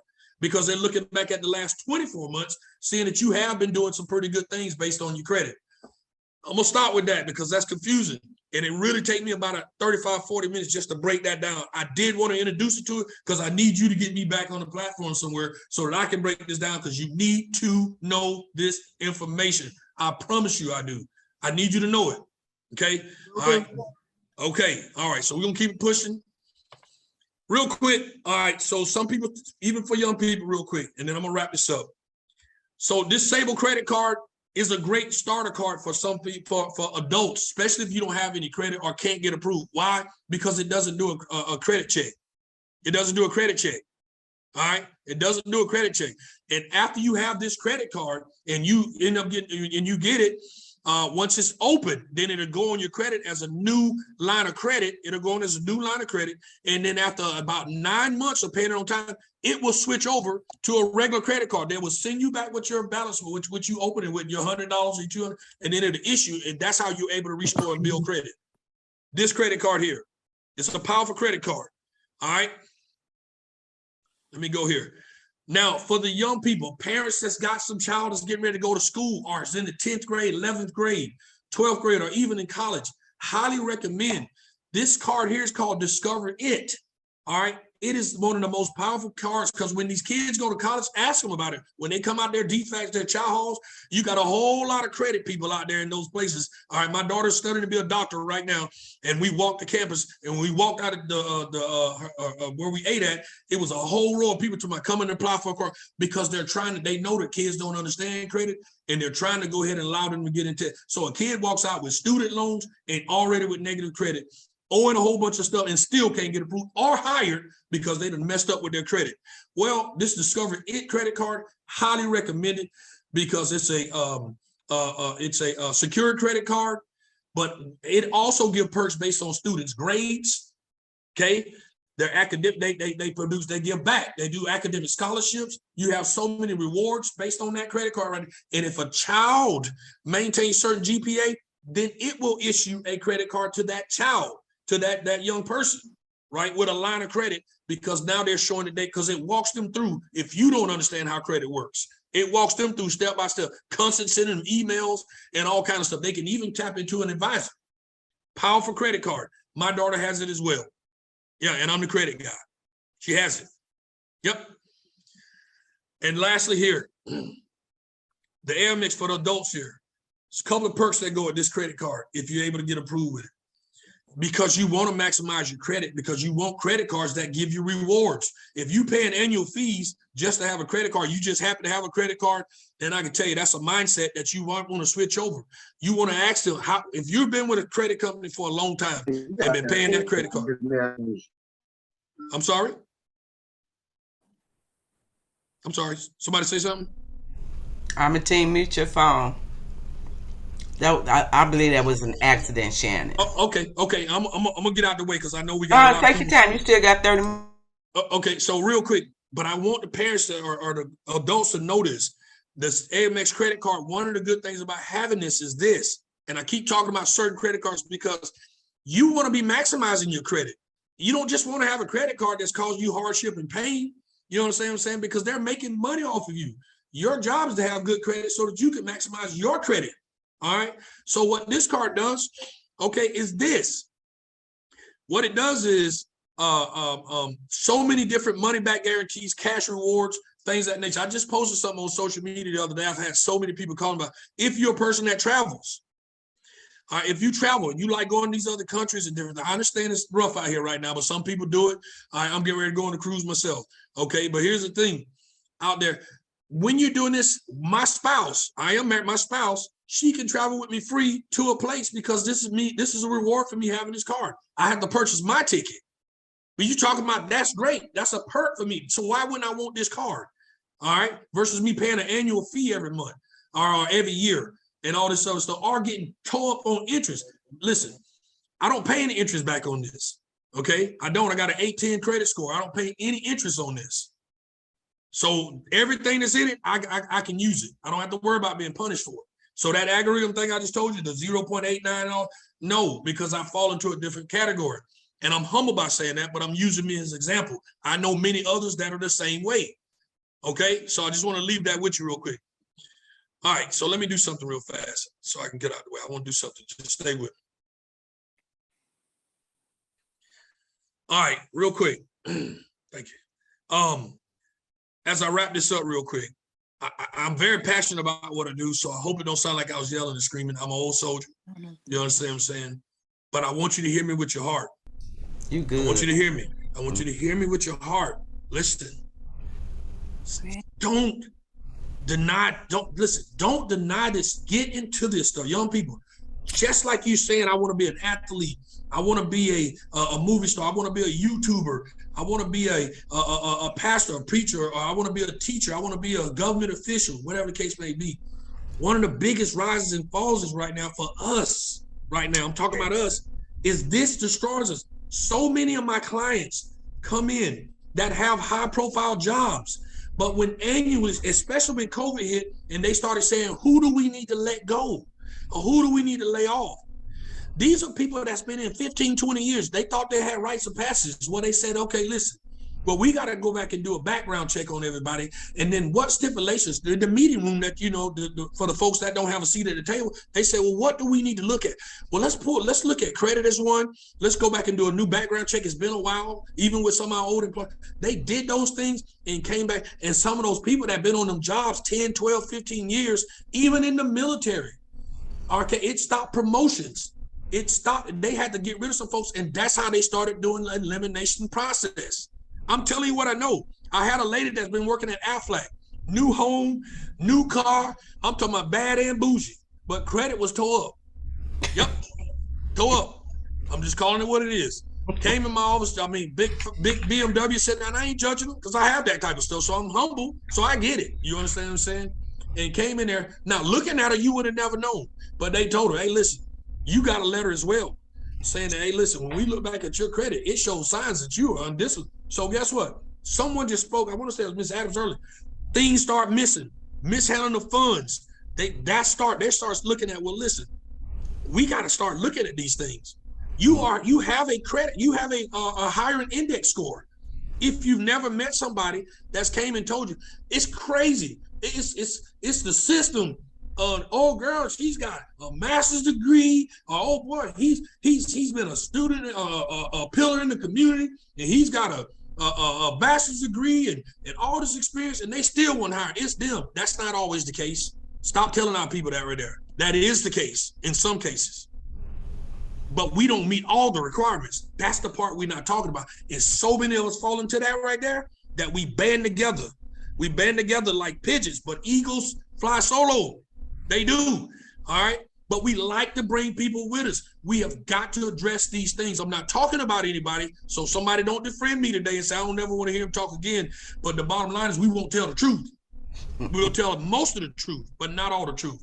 So Ms. Adams, Ms. Veronica, you guys, I yield the floor. I thank you so much for this opportunity. Okay, I do. I really appreciate it. I'm going to stay on just for a few seconds since I'm at the time, just in case somebody has questions, because we can go on and on. We talk about credit. There's no period behind it. It's only commas. We can go on and on and on. Thank you so much for this opportunity. I yield the floor. Okay. So is there anyone who has any questions for Mr. Shannon Lee? Because I have questions. Is when these youth and they're in school and they get these credit cards, how does it really affect them? Like, do they mess up their credit in school, or is the interest extremely high for them? How can they get out of that rather than just go down in the dungeon with bad credit? Absolutely. So great question. And please listen to me. This is why it's so important that somebody, hopefully when a kid went to college, and I know a lot of people had to kind of go through without any type of mentorship, without any type of youth or some type of somebody that's backing them. But if we teach one, we will reach one. A lot of them won't go down this path if we educate them. If we educate them, like this quote says right here, one of the biggest mistakes we have in life is thinking that we always have time. That fits the bill of so many things. It's usually too late. Let's teach them in the front. Let's get them to seminars like these. All right, parents, have a conversation with them. Tell them about the trial and error. I know that you're their superstars and you're in the apple of their eyes and all these other things. Well, tell them that I had to learn this through blunt force trauma, son. All right, you tell them everything else about little boys, little girls. Let's teach them about this as well. Let's teach them about this as well. If that answers your question, that's how we do it. All right. And then if you can monitor them through. So what I did with my daughter was at 15, when my daughter, I put her on one of my credit cards and issued her one so I can go ahead and see her spending while she's still under my roof. So I looked at her spending habits and I gave her a $500 limit under mine and she went crazy. I didn't do anything at first. I knew that I could take care of it. If I didn't, I would have just gave her $200. But I hurry up, had a conversation with her and said, listen, let's talk. And I'll just leave that like that because that ain't how we're going to do business. Bad habits. I don't care. Everything you want, you don't need. Bible speaks of God will supply all your needs. Your wants is up to you. So for those who fallen into bad credit, what is your advice to them to help them get out of it? And call me like how yesterday. long would it take? What do they have to do to fix their credits? Okay, I was throwing a plug in and saying call me like yesterday, but no, here's the thing. First, you got to look at mindset wise and say, okay, I know I'm there. You got to say that. Don't keep just sleeping and then going back doing the things you like. Mm-hmm. It's easy to get in credit debt. It's easy, but it's hard to get out. That's a mindset. You got to know that, but it can be done. Starting by saying, okay, first of all, I got to say, I can't pay all these credit cards and I may run out of time, but I got a credit debt. How do I start eliminating some of this debt? You understand what I'm saying? How do I start living? And if it's a smaller card first, if it's easy to pay off a $300 credit card, Mm-hmm. I'm sorry.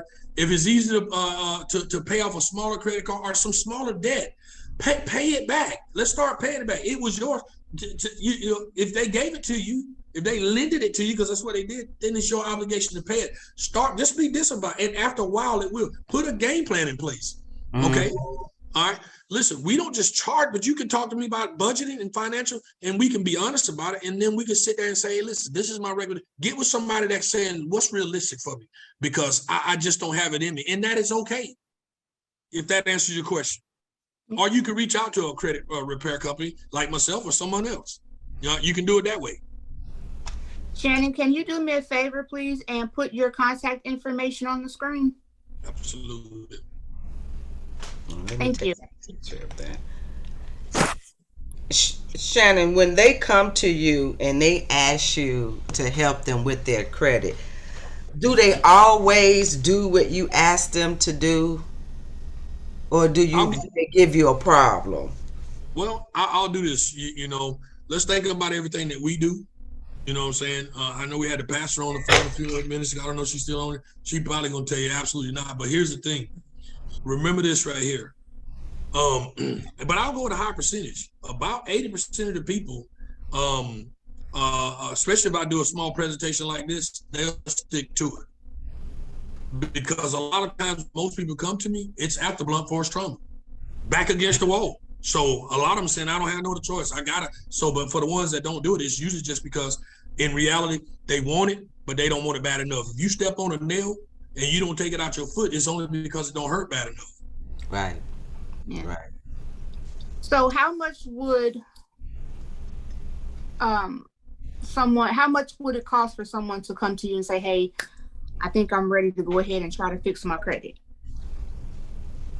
Well, to sign up initially, my fee is a one-time upfront fee is only $188 to sign up, and then it's $89 a month. But it's no contract, and the reason it's $89 a month is because I have a lawyer. I don't think we have lawyers that I work. I work in a downtown with lawyers. That's what. So our lawyers, we have credit attorneys that do all the stuff for us, and that's the lawyer's fee. I'm paid because I'm the owner of the company. Right. So that fee doesn't even come to me. I come from a whole different pot of money. But that is the lawyer's fees that I'm contracted with to make sure. The good thing about it is I'm there to make sure that we hold them accountable and that they do. We got the top of the line. So that's what it is, 188, then it's 89 a month. 90 days, you good, you keep it moving. If not, 6 months. Some people stay with me 12 months. Some people ain't quit yet. They've been with me the whole time because it's like I'm not getting out of it yet, period. Okay. So what's your recommendation on time? I know you just said 6 months, 12 months. But what is your recommendation on how long they should stay in the program? Absolutely. Well, I'll tell anybody from the beginning, you got to give me at least 90 days to 6 months. The reason why is because if you came to me, it's probably because you got less than 650 credit score. Anything history, anything that's 650 and below, it's not going to get fixed in 30 days. It's not going to get fixed. And the reason why is this. Because Equifax, if back in that verbiage I read in the 1971 Fair Credit Act, it also states in there as well. But Equifax, TransUnion, Experian, the three major credit bureaus, they have 30 to 45 days to respond to anything that we try to dispute, anything. All right. And they're about making money. So, for example, Veronica, is this. For everything that we report on time monthly, not us, the company, you, when you do your stuff on time, each credit bureau from each banker or each lender or whoever, they receive $10 for everything that's reported. So if all of us on here pay our mortgage on time on 1 July, that's going to be $10 go to TransUnion, $10 go to Equifax, $10 go to Experian from the lenders. from the lenders. That's how they do it. It's a business. That's how they make money. But every time each one, now take that same scenario and I bind that up, but each one of us pay our mortgage late. Okay, it's $100. It's $100. So each one of us do it. So they're gonna receive $100 per credit bureau. So they make more money in negative credit. So they're not gonna be in a hurry to work with us. That's why they get 30, 45 days to try to help you get it fixed. They're making more money. They're making money, period. But they're making more money by people having negative credit. I just said 79 million people have bad credit. That means about every time you around 5 people, 2 of the 5 got bad credit. It's facts. All right. Does anyone have any questions for Mr. Lee? Now's the time to ask. Yes, I do actually. Good afternoon, everyone. Good afternoon, Mr. Lee. I have a question. If you have an established credit history and you want to, and someone told me that you can call your credit bureaus or even mortgage companies and your car loan and negotiate for a lower rate if your credit has improved. Is that true? 100%. And you or whoever it is that asking about that need to do that today. So here's something I want to tell you real quick. Don't be scared of those credit people. If you know you got great credit, they're not, listen, if they can advance you in a credit card without your consent, then you can request something with your consent. You see what I'm trying to say? So check it out. If you have a credit card that you have had First Premier Bank or Capital One or whoever it is, and you've been with them in good standing for 2-3 years, what you need to do is call them and you need to ask them for a product change. They have, if you look at Capital One, they got about 10 different credit cards, but they're based on who you credit. So guess what? You might have started with this one. They don't have to pull your credit. They already got your credit history. They can look at their stuff and see. We don't even need to pull the credit. So she's not going to get a new inquiry. But you ask them. Now they're going to say you've been talking to either Shannon or somebody that knows something about credit because you asked for a product change. Any of your credit cards, look at all of them. If you had them for a while, call those people and say, hey, listen, what's the next level credit card up? I've been with you for 2 years, man. Come on. All right. Somebody will say, well, let me get you to my manager because they don't know nothing about it and they don't think you know nothing about it. They don't want to lose your business because they're making money. You're promoting their brand. So ask for a product change. All right. And then even at your lenders as well, you do your math as well. You go out and shop about 2 or 3 different homeowners, not homeowners, but mortgage lenders or people that finance your home. You don't need to do anything. Just ask, hey, what y'all rates are for a person with a scores that teeter around 710, 730? So what type of rates? Y'all got any specials? And then you call the people that you with and say, hey, listen, how can I get my interest rate lower? How can I lower my payment? How can I do things? You know, be intentional about what you're asking. All right. And if not, if this not sounding good, maybe you want to visit that other person because at the end of the day, it's your money. It's your home. You want to get the most bang for your buck. Okay, thank you. And I have another question. I went and I purchased a new vehicle, and the finance manager stated to me that he said, your credit score isn't bad. He said, however, you haven't used your credit cards in over a year. And so I said, okay. He said, well, let me tell you a story. He said, I had a client that comes in here and he buys a new car. He pays for it outright every year. And I told him, even though he's a millionaire, that that's a bad practice for him, that is negatively impacting his credit report. And I said, okay. He said, by not using them, he said, you're not really building the history. I said, well, I thought the idea was to not use them. He said, no, it impacts you negatively. Was he correct? Wow. 1,000%. Real quick.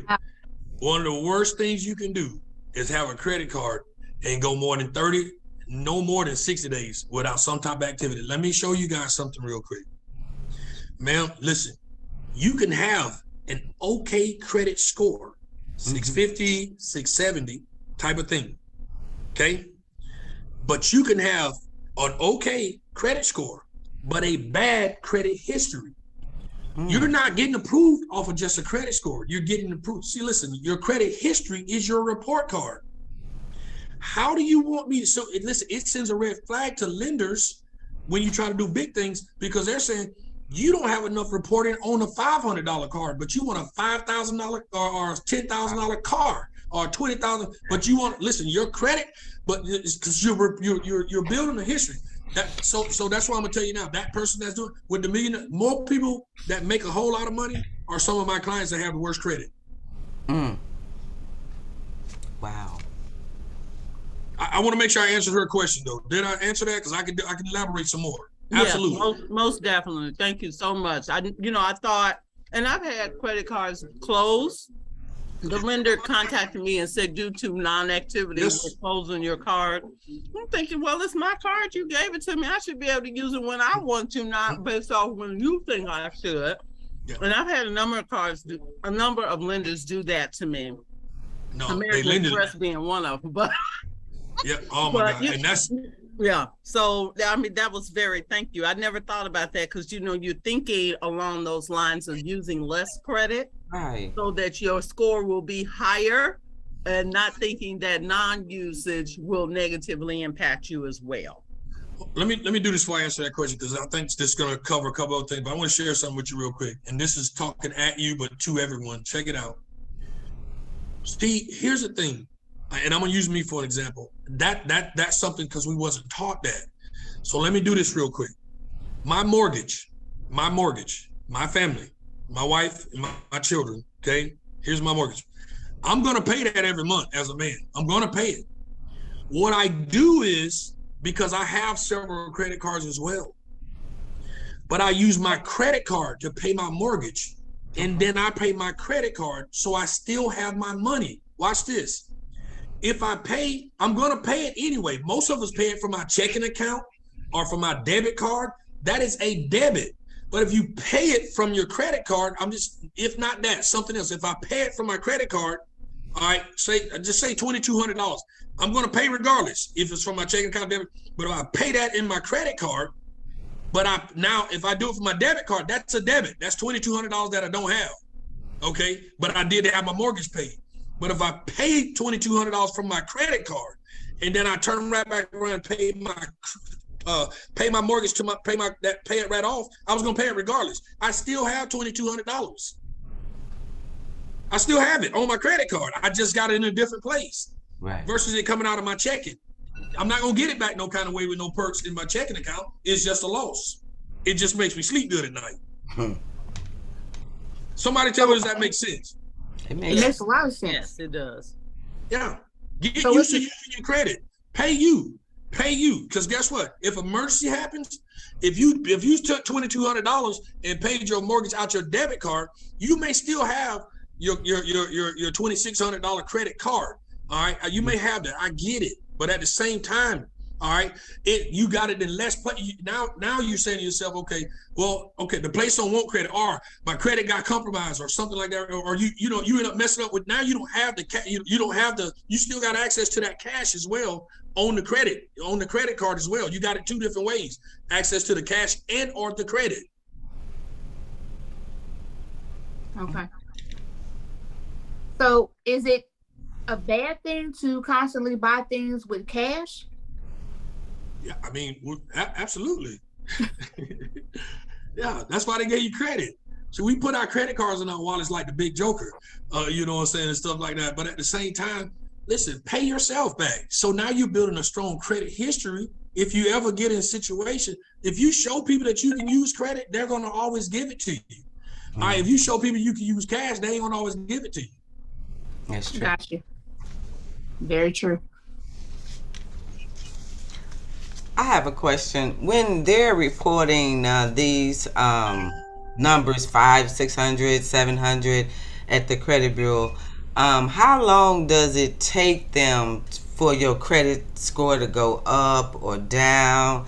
If you have a dispute, does it take, I know it takes anywhere from 30 to 45 days for that, but say you paid off a card, your credit goes up, how many scores does it go up? If you I paid off something and my score only went up 5 points, and I was like, oh, I thought it would have been up more. Depending on the balance on it, you understand? I'm trying to say, like not the balance, but the limit. You understand what I'm saying? I mean, paying off a $10,000 credit card, it's not going to be the same as paying, not you, but I'm saying not going to be the same as paying off a $500 credit card. You know what I'm saying? But also, the other thing about that is this: when they talk about updating, remember this. You got to remember this, everybody. Equifax, TransUnion, and Experian, they own their own companies. They have their own owner and CEO. So it means they call the shots. We just accustomed to paying bills on the first. You see what I'm trying to say? I'm not saying everybody, but that don't mean when you pay it on the first, it should be updated by the 10th.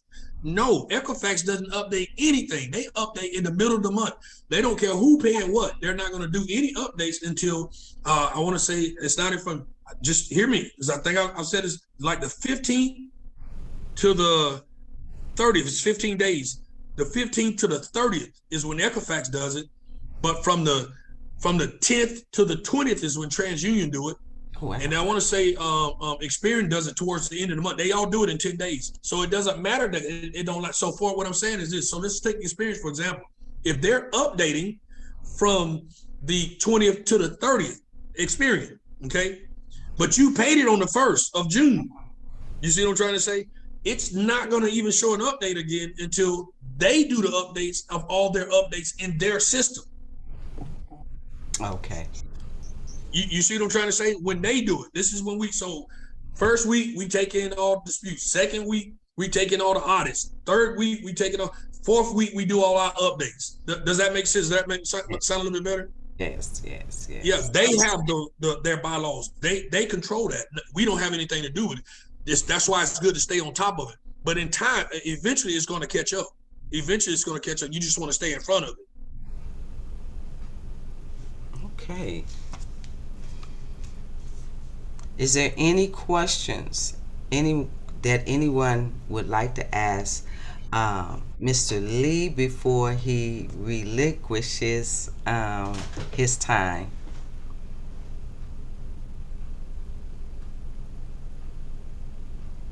Okay.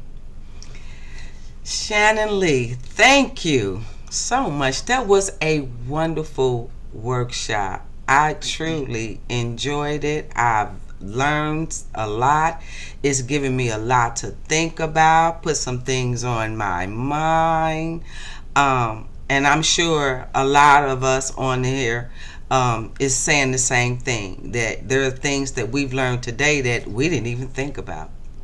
So I thank you for this workshop, and we are going to definitely put this, it's being recorded, we're going to put it up on YouTube, so you would definitely get a chance to tell people to come and see this one workshop, because so far it has been awesome. So I would like to personally thank you, and thank you from the Chicago District Yams, from St. Mark Yams, which you're doing this for, and my pastor, Pastor Alesia Hillsman Terrell. Thank you so very much for being a part of this workshop. Thank you guys all for having me. It's an honor. It's a pleasure. I appreciate these moments. I don't take it for granted.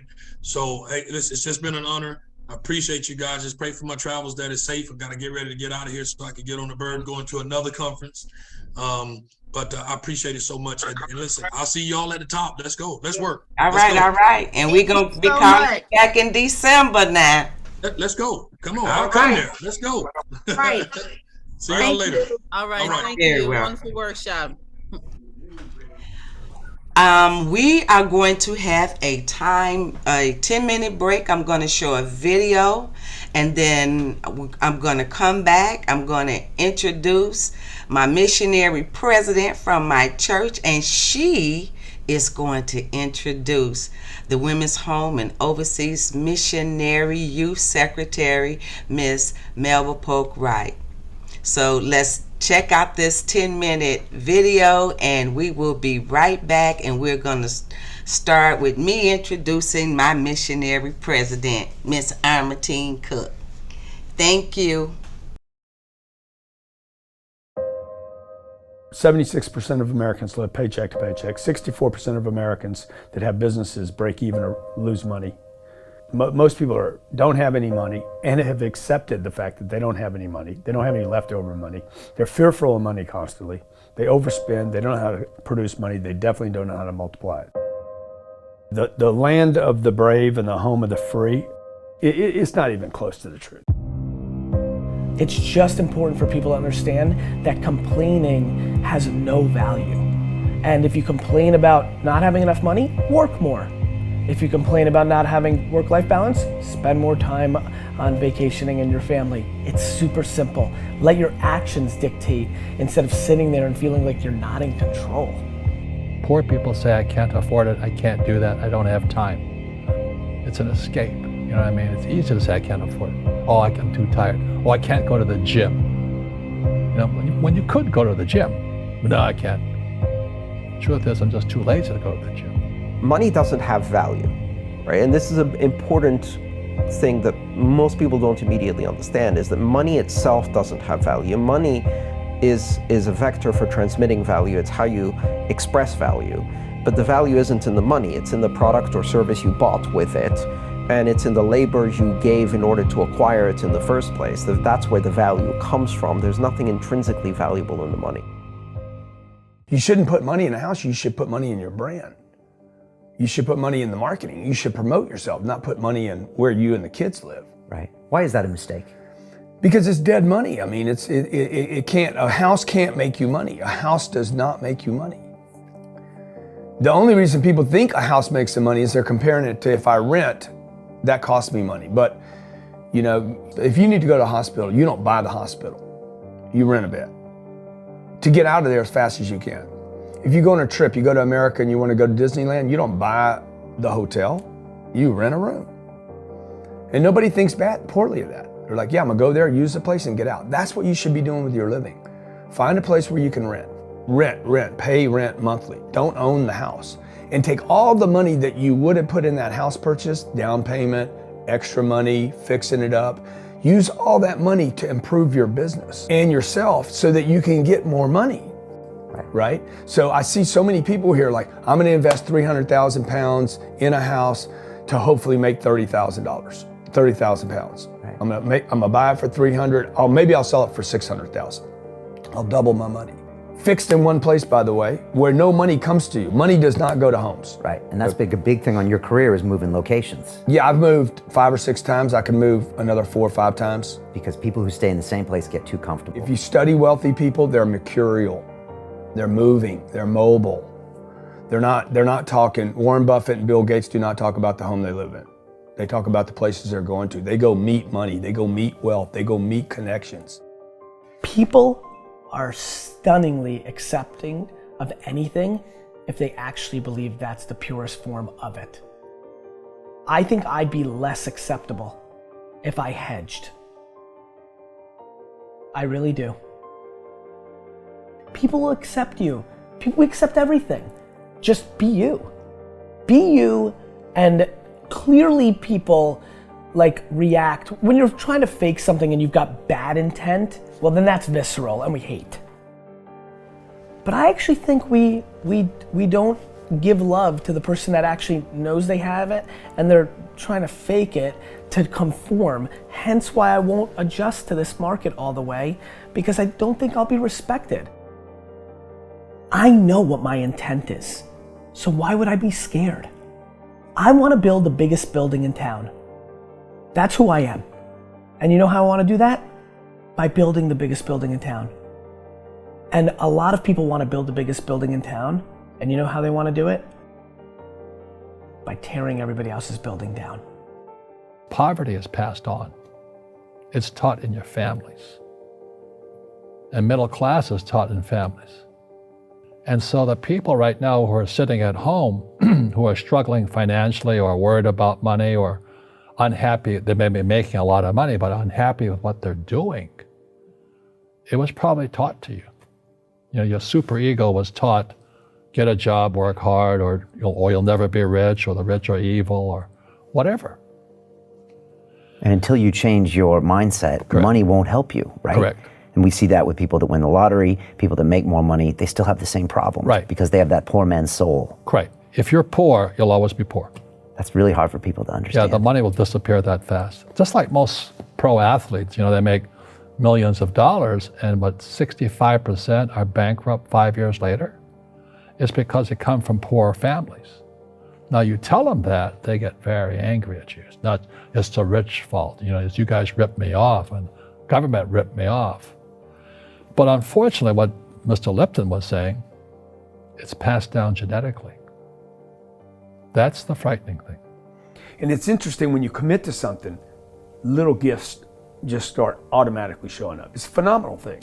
It's happened my whole career. When I fully commit, somebody will bring me something. Okay. And then keep your eyes open. And by the way, the package may come wrapped in a package you weren't thinking about. Hard work. Or like a voice, or like a person, or maybe from a different direction than you thought, or an offering where you're like, you read something about this and that's not the thing. Like all throughout my career, it's come in weird kind of ways. If you ask for help and somebody shows up at the door, maybe invite them in. Okay. Regardless of what the packaging is or what you've heard about it or whatever. That's really been beneficial to me. Okay. How old are you? 44. I'm 40. Do you know how young we feel? When you were 26, did you ever think that this is what 44 felt like? No. You thought that was finished? Yeah. How old are you? 13. Like, you think a 40-year-old, like, when I was 25 years old, I thought a 40-year-old was finished. I don't even feel like I'm starting. Right? Yeah, but when I was 26, I was in a rush.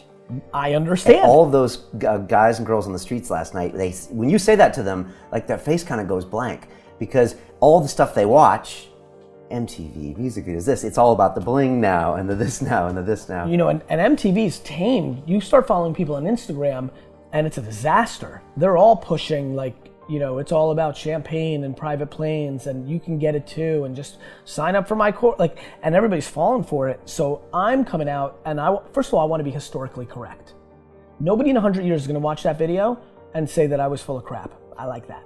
Right? Number two, I want my legend to grow. I'm always fascinated by politicians and world figures. Like Winston Churchill, his brain continues to grow, right? I want that. When I'm dead, I want to be in the ground at peace knowing my legend's growing. I want that.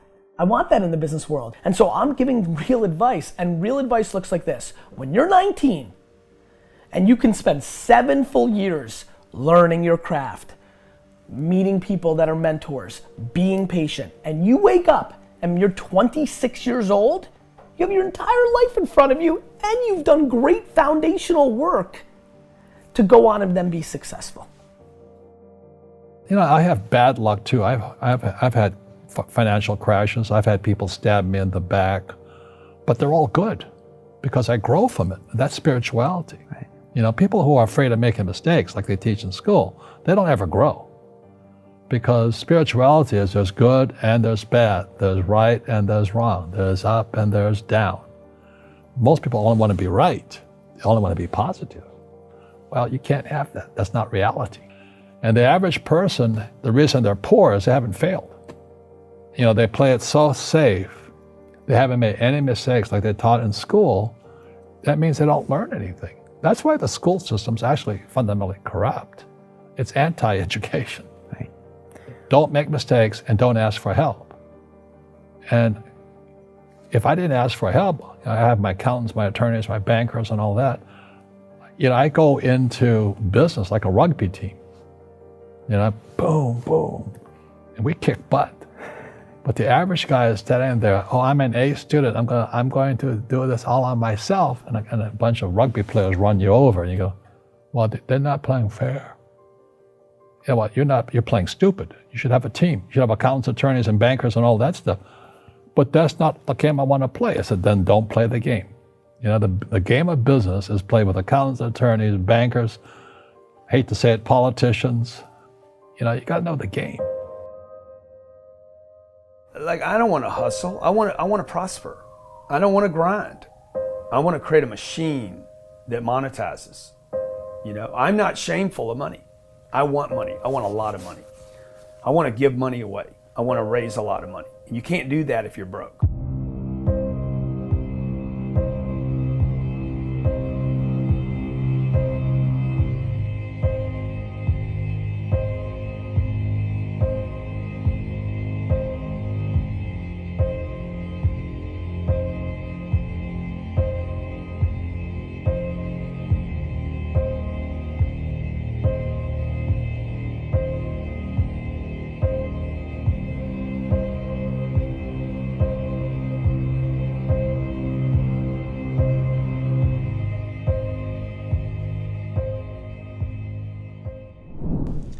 Hello, everyone. Did you enjoy that video?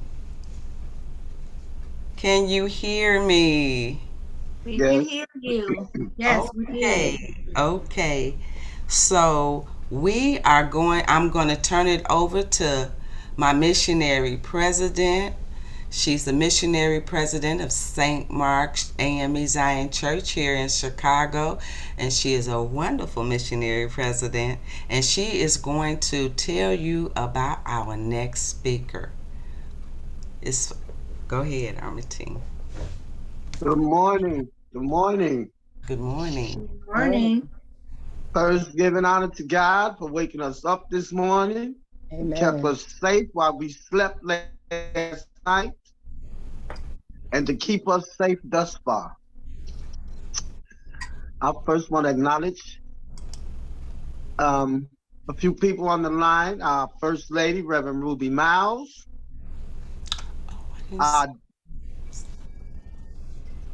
Reverend Ruby Miles, our district supervisor and the best missionary supervisor in the Midwest, Miss Kathy Irving. Bless you. And I don't know if my pastor's on here, but I always say the best in the Midwest, Reverend Alesia Hillsman Terrell. And to my YAMS coordinator at St. Mark's, Chicago, Miss Virginia Adams. Amen. Who is such a great YAMS coordinator. And I'm glad she came back to us. And to her daughter, YAMS coordinator in training, Mrs. Veronica Wormley, who's doing such a great job now. And I'm glad she's here with us, the YAMS in training, because we did not have a YAMS coordinator until they came back to us. And Amen. I'm thankful to them for this presentation that they put together for us. And so far, it's been so educational. And like we say, a lot of these things we need to know. And I hope our youth are on here sharing and watching this. I sent out a lot of shares, so I hope we got a lot of people watching this on Facebook. Thank you for this presentation. You all are doing a great job. Thank you. I'm given the honor of introducing one of our motivational speakers today, Miss Melva Polk Wright. She's a Connectional Secretary, Youth Missionaries. Good morning, Miss Wright. Melva was born in Salisbury, Maryland, the youngest child of Shirley Polk and the late Melvin T. Polk. She is a lifelong member of the St. Paul AME Zion Church, where she has directed choirs for almost 20 years and worked with children and youth in both Christian education and the Missionary Society. Ms. Wright currently serves as the music coordinator, quarterly conference secretary, and local secretary of youth at St. Paul.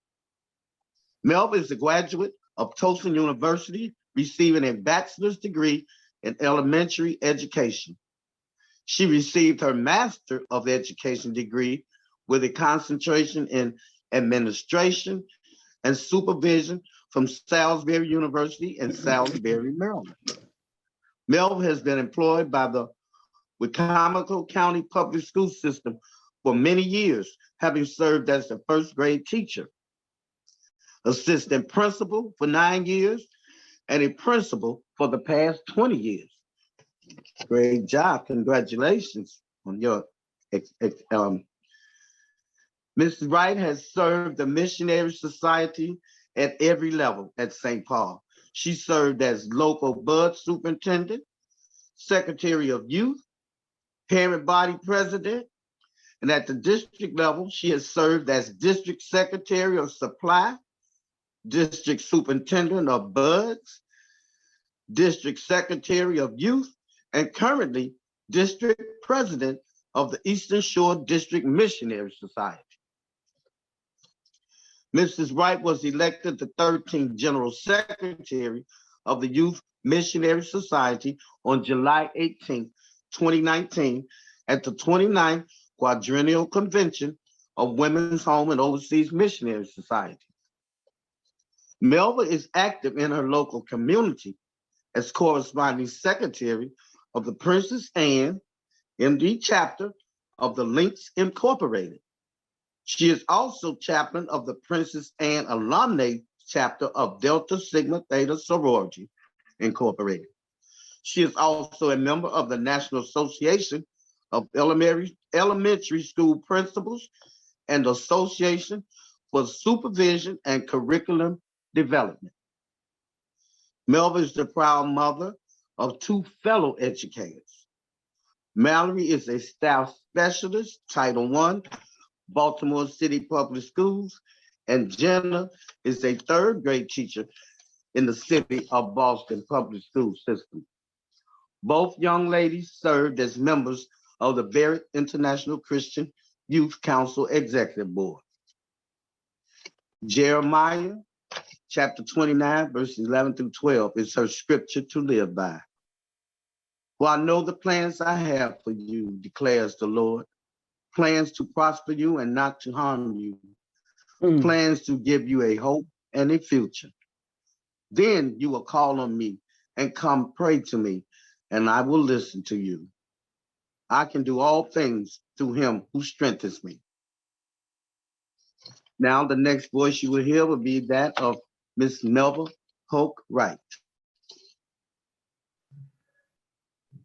Good morning, St. Mark, and especially to good morning, and especially to the Chicago District missionaries and friends and whoever happens to be on this morning.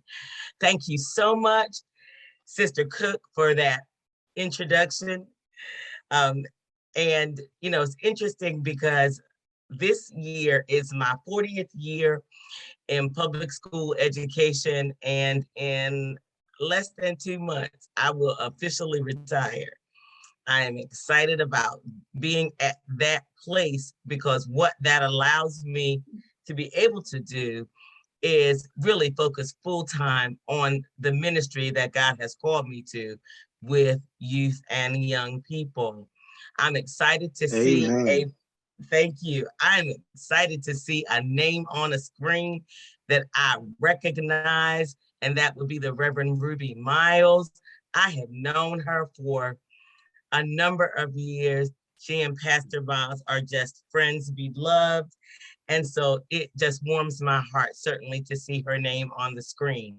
To your district president, Sister Irving, thank you so much for being here and allowing me certainly to be here. And to my friend, Sister Virginia, we met at the explosion of the Missionary Society back in April. And just a beautiful person. We chatted. You know, I talked to everybody. We talked. I remembered her, and she said something about her plans, what she had been working on, and what she wanted to do. And you know, my thing is, if you need me here, I am. And so I'm excited to be on with you this morning. And so thank you, Sister Virginia, for this opportunity to share with you all. And so I absolutely take the ministry to young people very seriously. As you all heard, I've worked with kids and people that work with kids for a number of years. So my life really has been spent working with youth, and certainly, and those pre-adults, that hard age, that college age, where we have a hard time holding on to them. So I think our ministry to them has to be extremely, and I say that again, extremely intentional. And yes, I am the proud mother of 2 young adults. I love them dearly. Since that bio was written, my oldest daughter actually is finishing her 2nd year as assistant principal at the Roland Park Elementary and Middle School in Baltimore City. And that girl's almost finished her EDD. She just has to write the dissertation. And so, and my baby, yay, and my baby daughter's just been admitted to graduate school. And so I'm excited because I do believe that as an educator, leaders build leaders. And so leaders don't happen by accident. And so I work with young leaders, and that's what we really consider our youth, because they're just youth leaders in training. And what we do to, with, and for them is really going to impact where they're going to go. So I do bring you greetings as the Connectional Secretary of the Youth Missionary Society. Very excited to hold that office, but that office serves as just the current avenue for the ministry that God has given me for our youth. And so I take, we take ministry very seriously. And so just understand that our ministry within the Missionary Society really does focus on young people, the age between the ages of 13 and 21. So today, I'm only here to encourage. And I'm here to encourage the young people and those that work with young people to keep pushing, keep striving, and never give up. People consistently tell you to dream big. Yes, I want you to dream, but it can't stop with just a dream. A dream without a goal is just a wish. However, a goal without a plan is just a dream.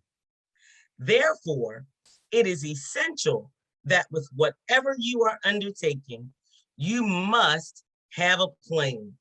If you fail to plan, your work will fail.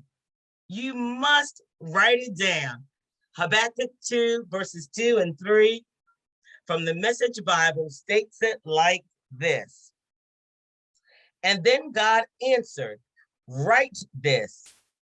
Write what you see. Write it in big block letters so that it can be read on the run. The vision message is a witness pointing to what's coming. It aches for the coming. It can hardly wait.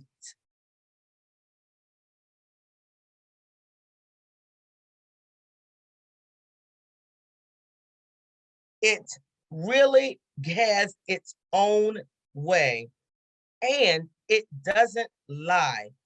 If it seems slow in coming, it's on its way. Don't give up. Don't give in. It will come right on time. It may not be in your time, but it will come in time, and it certainly will come on time. And so my message to you is simple today. Dream big, set your goals, work your plan, and trust God with everything in you. Love you all with the love of God. Amen.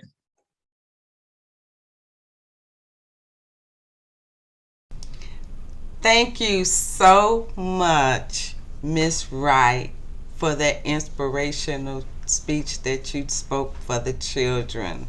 Is there anything that anyone would like to say to Miss Polk Wright?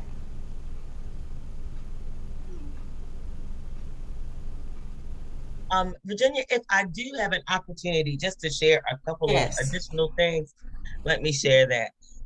During our tenure in office, one of the things that we really have been trying to do is, actually, our whole effort really has been 3 basic points.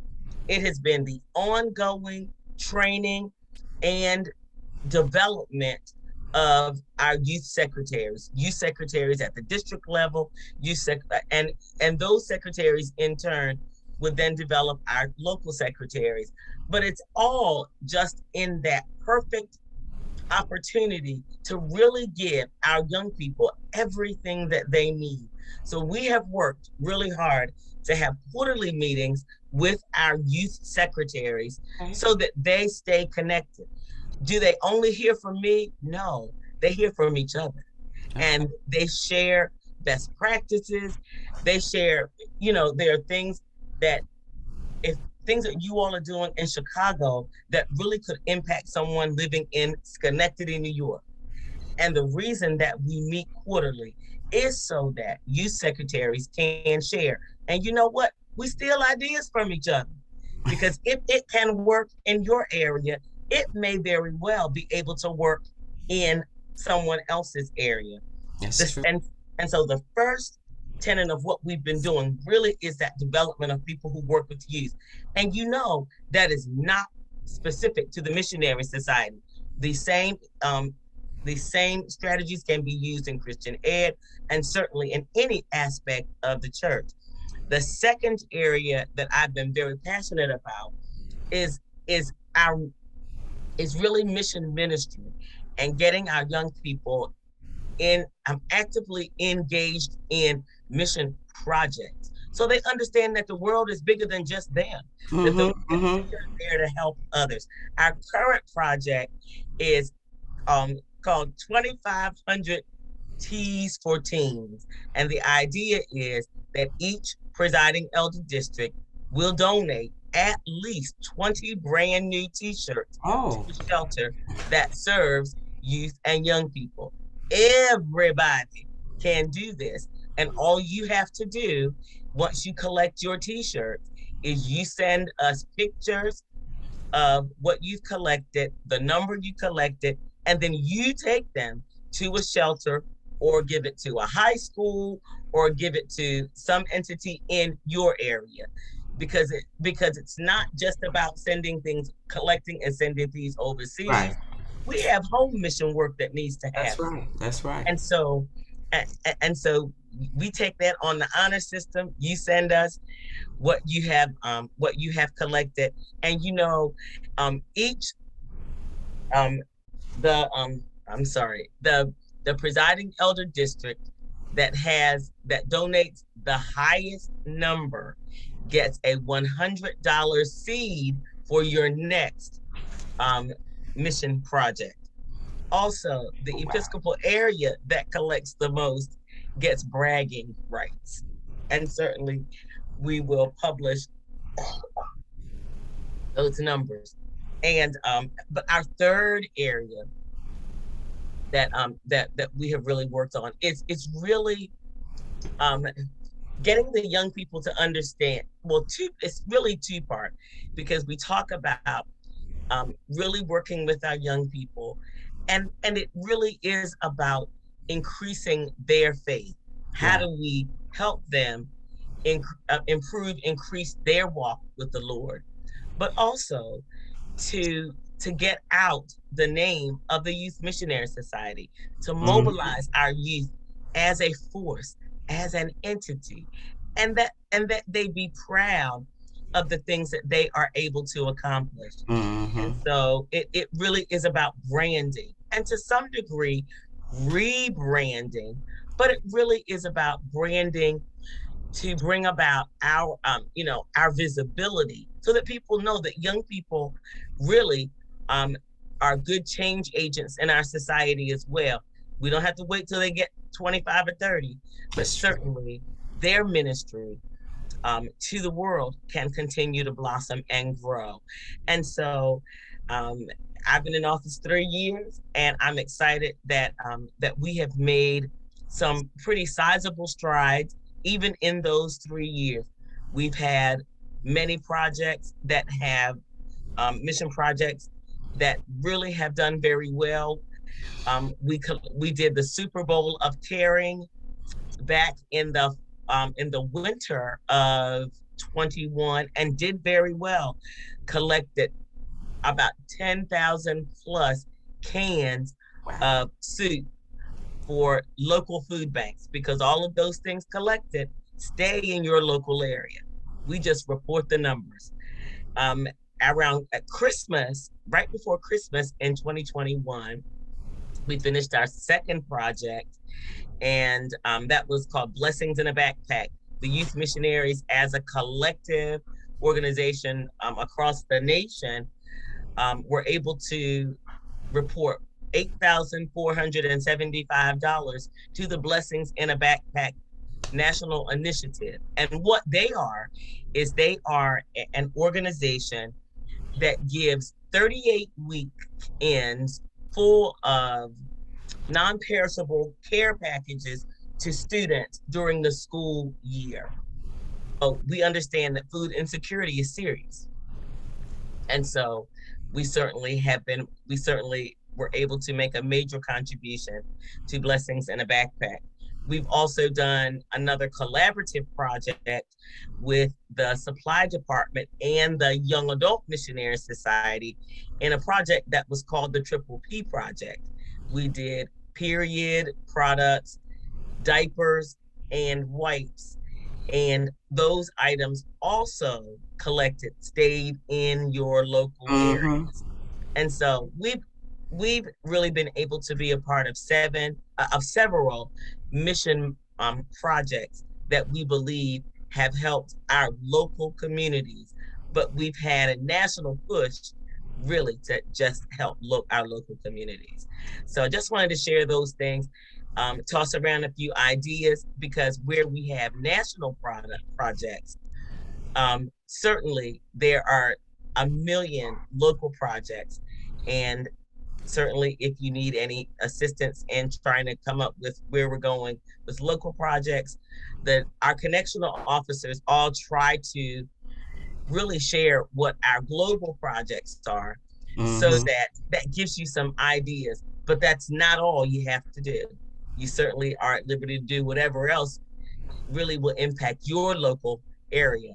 But certainly any support of our global projects are greatly appreciated. Again, Virginia, thank you for this opportunity. Thank you, Sister Irving. Thank you, Reverend Ruby. Good to see you.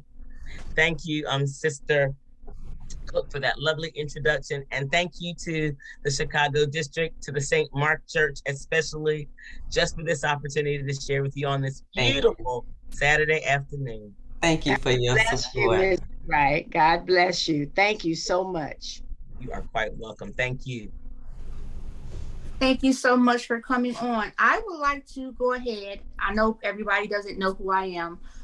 As it was stated, I am Mrs. Veronica Wormley. I am the newest YAM at St. Mark. I wanted to just kind of reach out and say hello to Reverend Ruby Miles. And I wanted to go ahead really quickly and extend the invitation for her to come on and say hello to everybody, if that's okay. Good afternoon, everyone. Hey, Reverend Ruby. I want to say I've been in and out, but what I have heard, I have really enjoyed.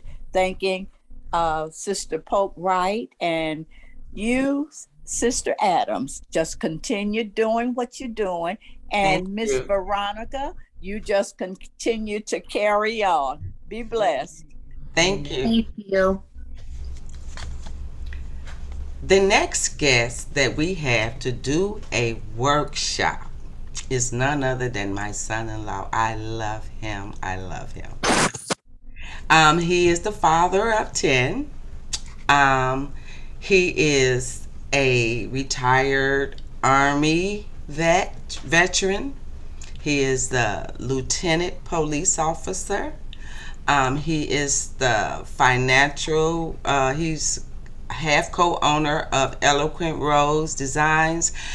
And I just love him. He's a wonderful son-in-law. I'm going to let him come on and tell you a little bit about himself. Go ahead, Mr. Tony Wormley Sr.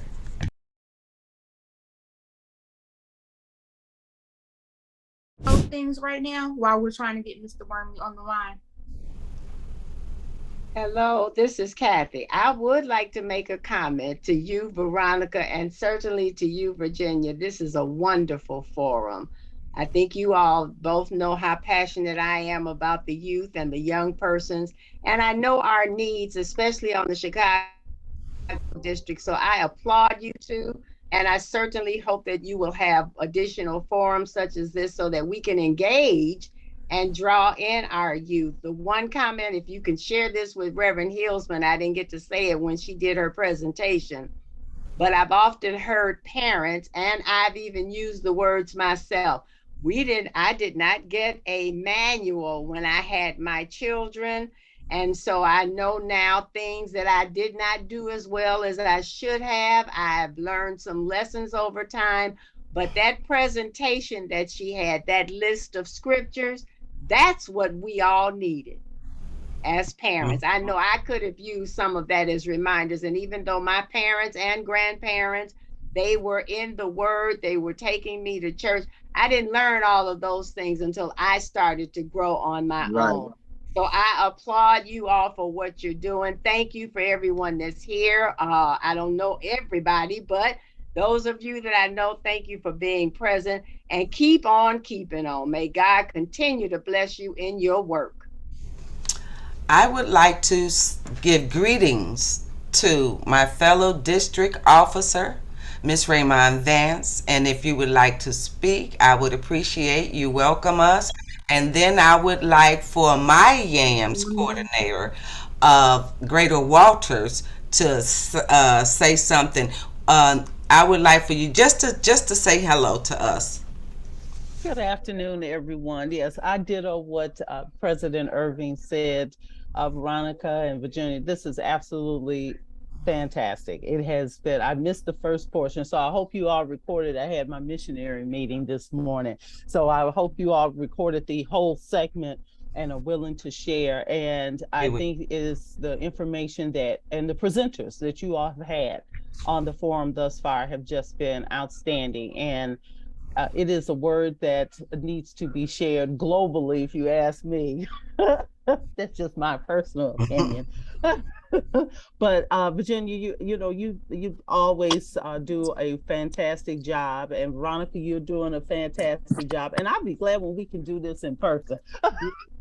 Yeah. And see and touch and be able to at least feel each other's energy and feel the energy in the room, and just being able to fellowship and share, and the information that you all are providing here, we can go out and share with others and helping to heal our communities and help to heal the world. So thank you all so much. Armatine, you're doing a great job as president. Thank you so much. Extend my hello and love to your pastor when you see her, and her husband, and also the St. Mark Church family. We thank each and every one of you all for doing this and having the willingness to do it. It is greatly appreciated and much needed. Love to you all.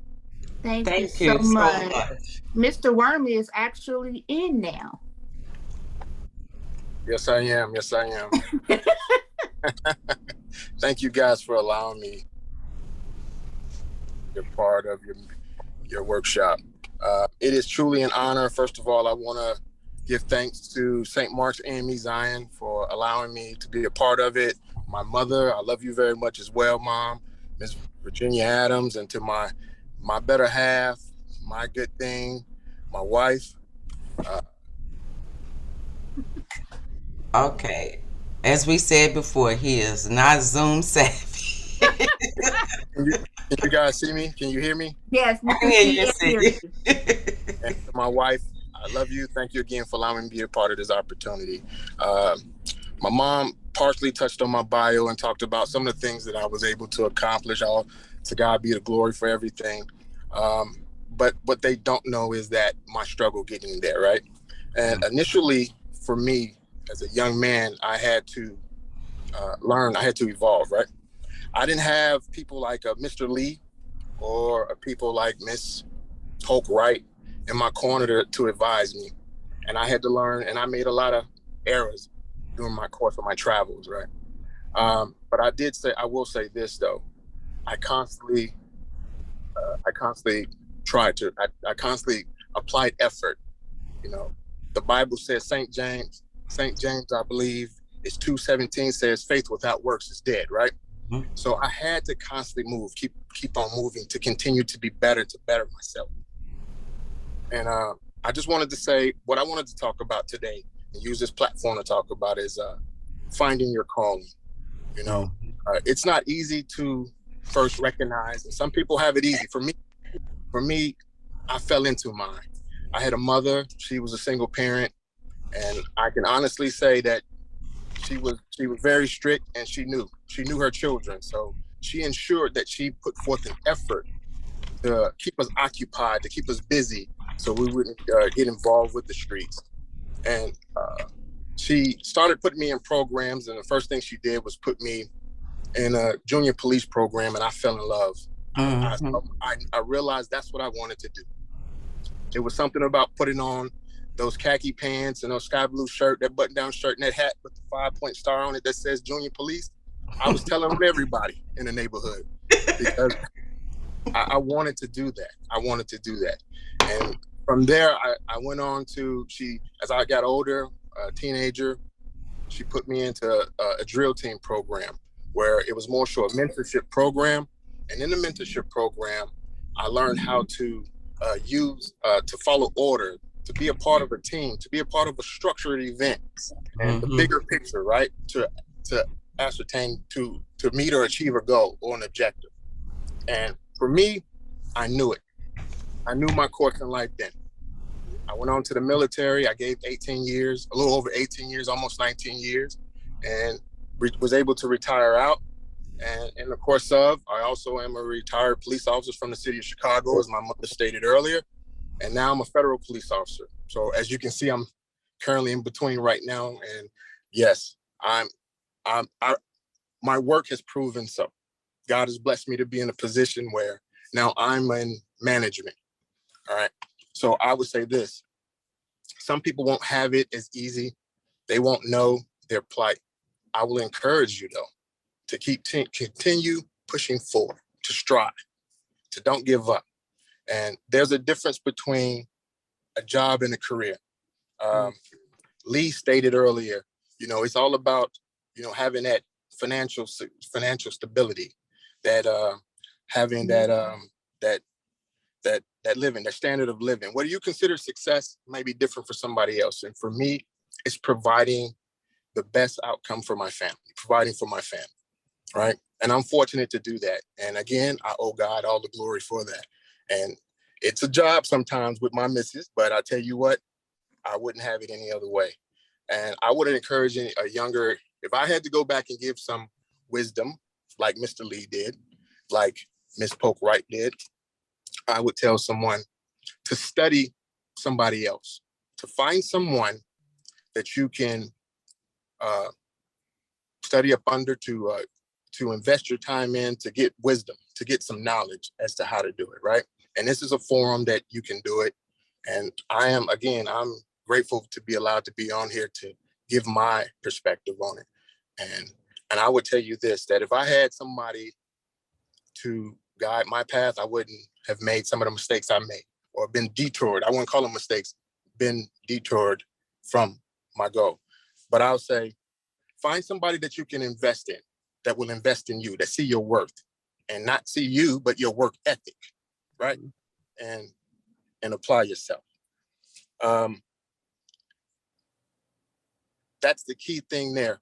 No matter what job you have or assume, just understand that if you constantly strive, right, and you better yourself, then eventually you can ascertain your goal, whether it be, a status, whether it be achieving whatever, and whatever you're passionate about.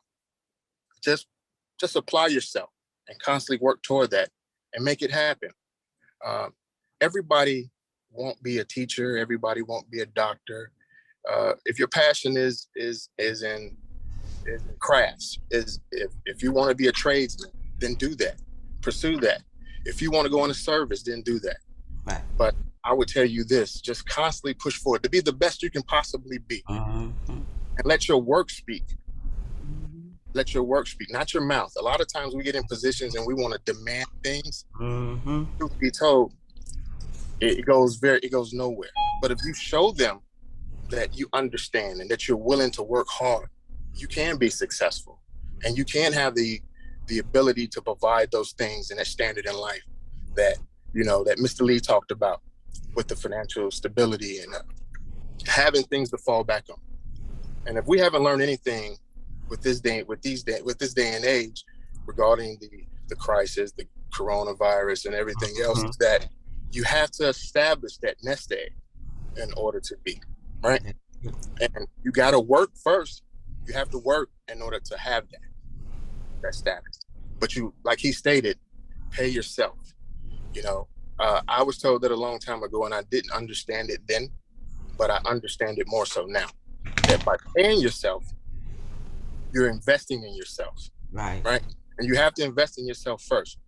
And when things happen, like in the case where Mr. Lee talked about, where if a job decides to downsize, that, you know, they start, you know, going through their employee status and they see who's, you know, who might be not a fit going forward, and they have to cut the herd or cut down the workforce.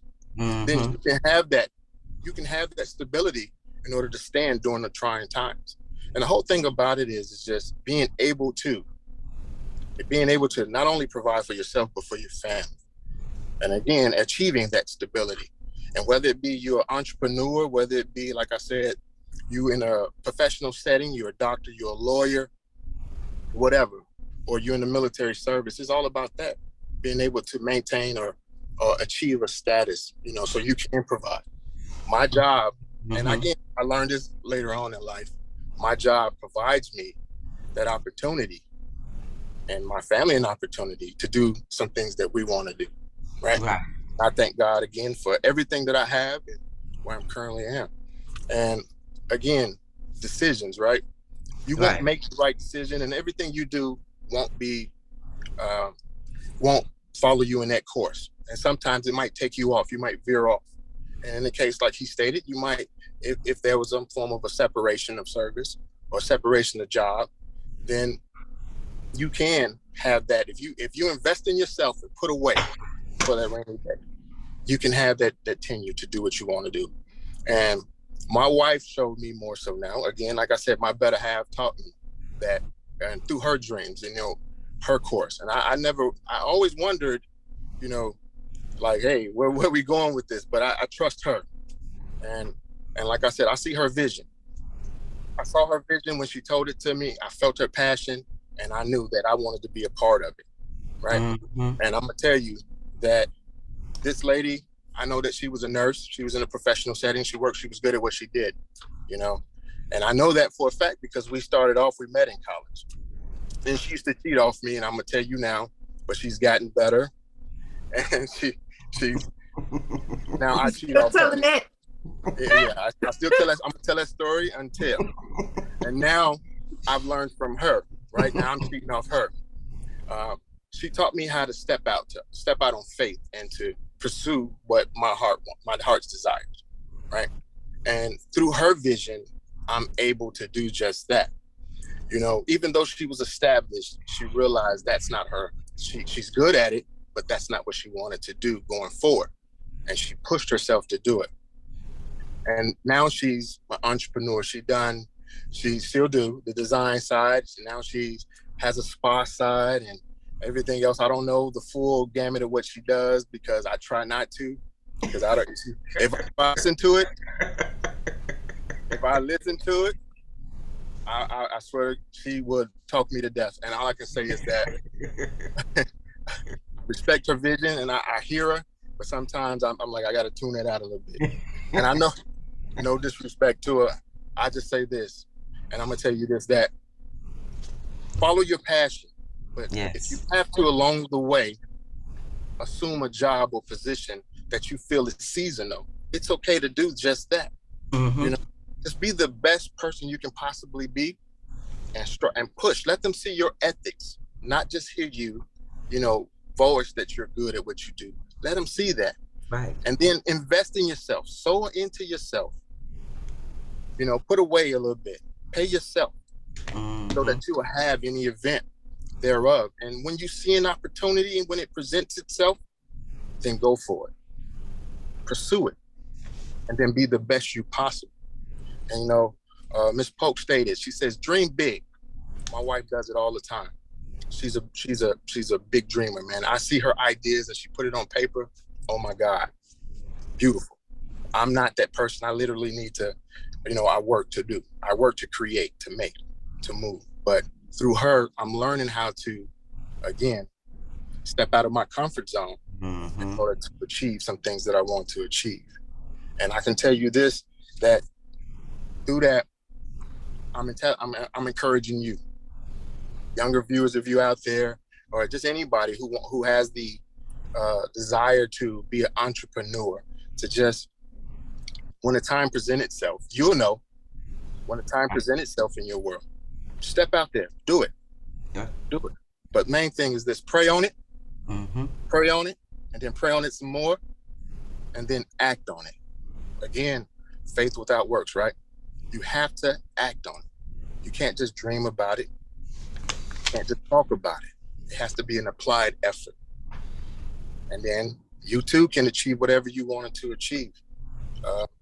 It's possible. Anything's possible in order for you to get to that point, to what you consider to be a success.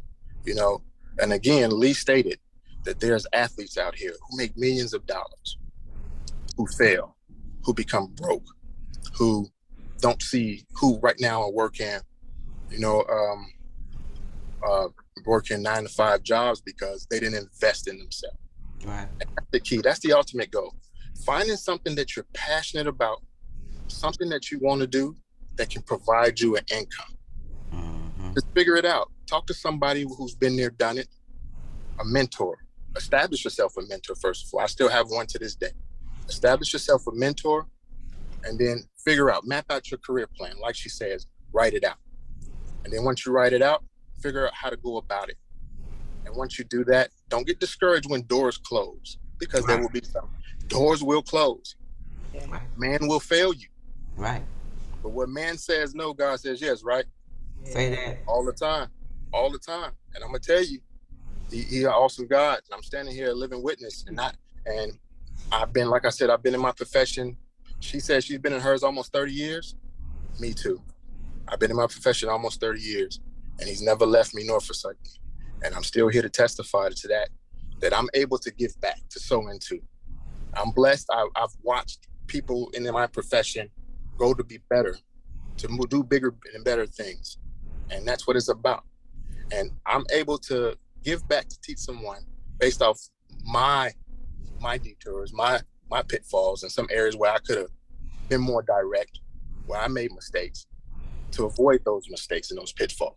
And that's the purpose of these forums and this platform, and able to give back, to sow into our young adults, right? Not to just hoard information for ourselves.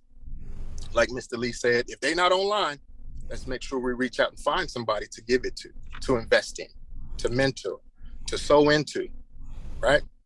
Because that's our tomorrow. And if we don't do it now, one way or the other, we're gonna have to face them. Whether it be through mentorship, or maybe on the other end on something negative and not positive. So I try my best to do just that through my everyday walk. And like I said, I was fortunate enough at the age of 13 to have a mother who was strong enough, who can hit hard, who made sure that I stayed the course. And even I call her Mama Number 2, but Mama Number 2 is hard on me too. She's very much so hard on me, and she holds me to the letter. My word is my word because of that. And I tell you one thing, that it's important. I'm fortunate, like you said, we do have 10 kids, and that's a combination of kids that I raised biologically and those that are not biological. But I'm fortunate enough to say that the kids that God has blessed me with, they all are successful, and they're doing things as they want to do. And that's the ultimate goal, as parents and as mentors and people in our position, that we want to see other people be successful, other people to go out here and be flourished, to be a part of the community, to give back, so we can sow into, to be a part of our church community, so we can grow and evolve. That's the thing. And like I said, the time we invest today in them will benefit us tomorrow, right? Right. And again, thank you, AME Zion, for it. Mama, I love you. And Mrs., I love you even more. Thank you so much, Mr. Tony Wormley Sr. Thank you for that. And young people, listen to these words and put them to heart, because everyone, and find someone to be a mentor to you. because everybody needs a mentor. And now for just a moment, I would like to recognize someone. I would be remiss if I didn't allow my YAM coordinator to introduce herself and say something. Her name is Ola Thrower, and I love her because she supports everything that I do. Love you more. Just speak to us.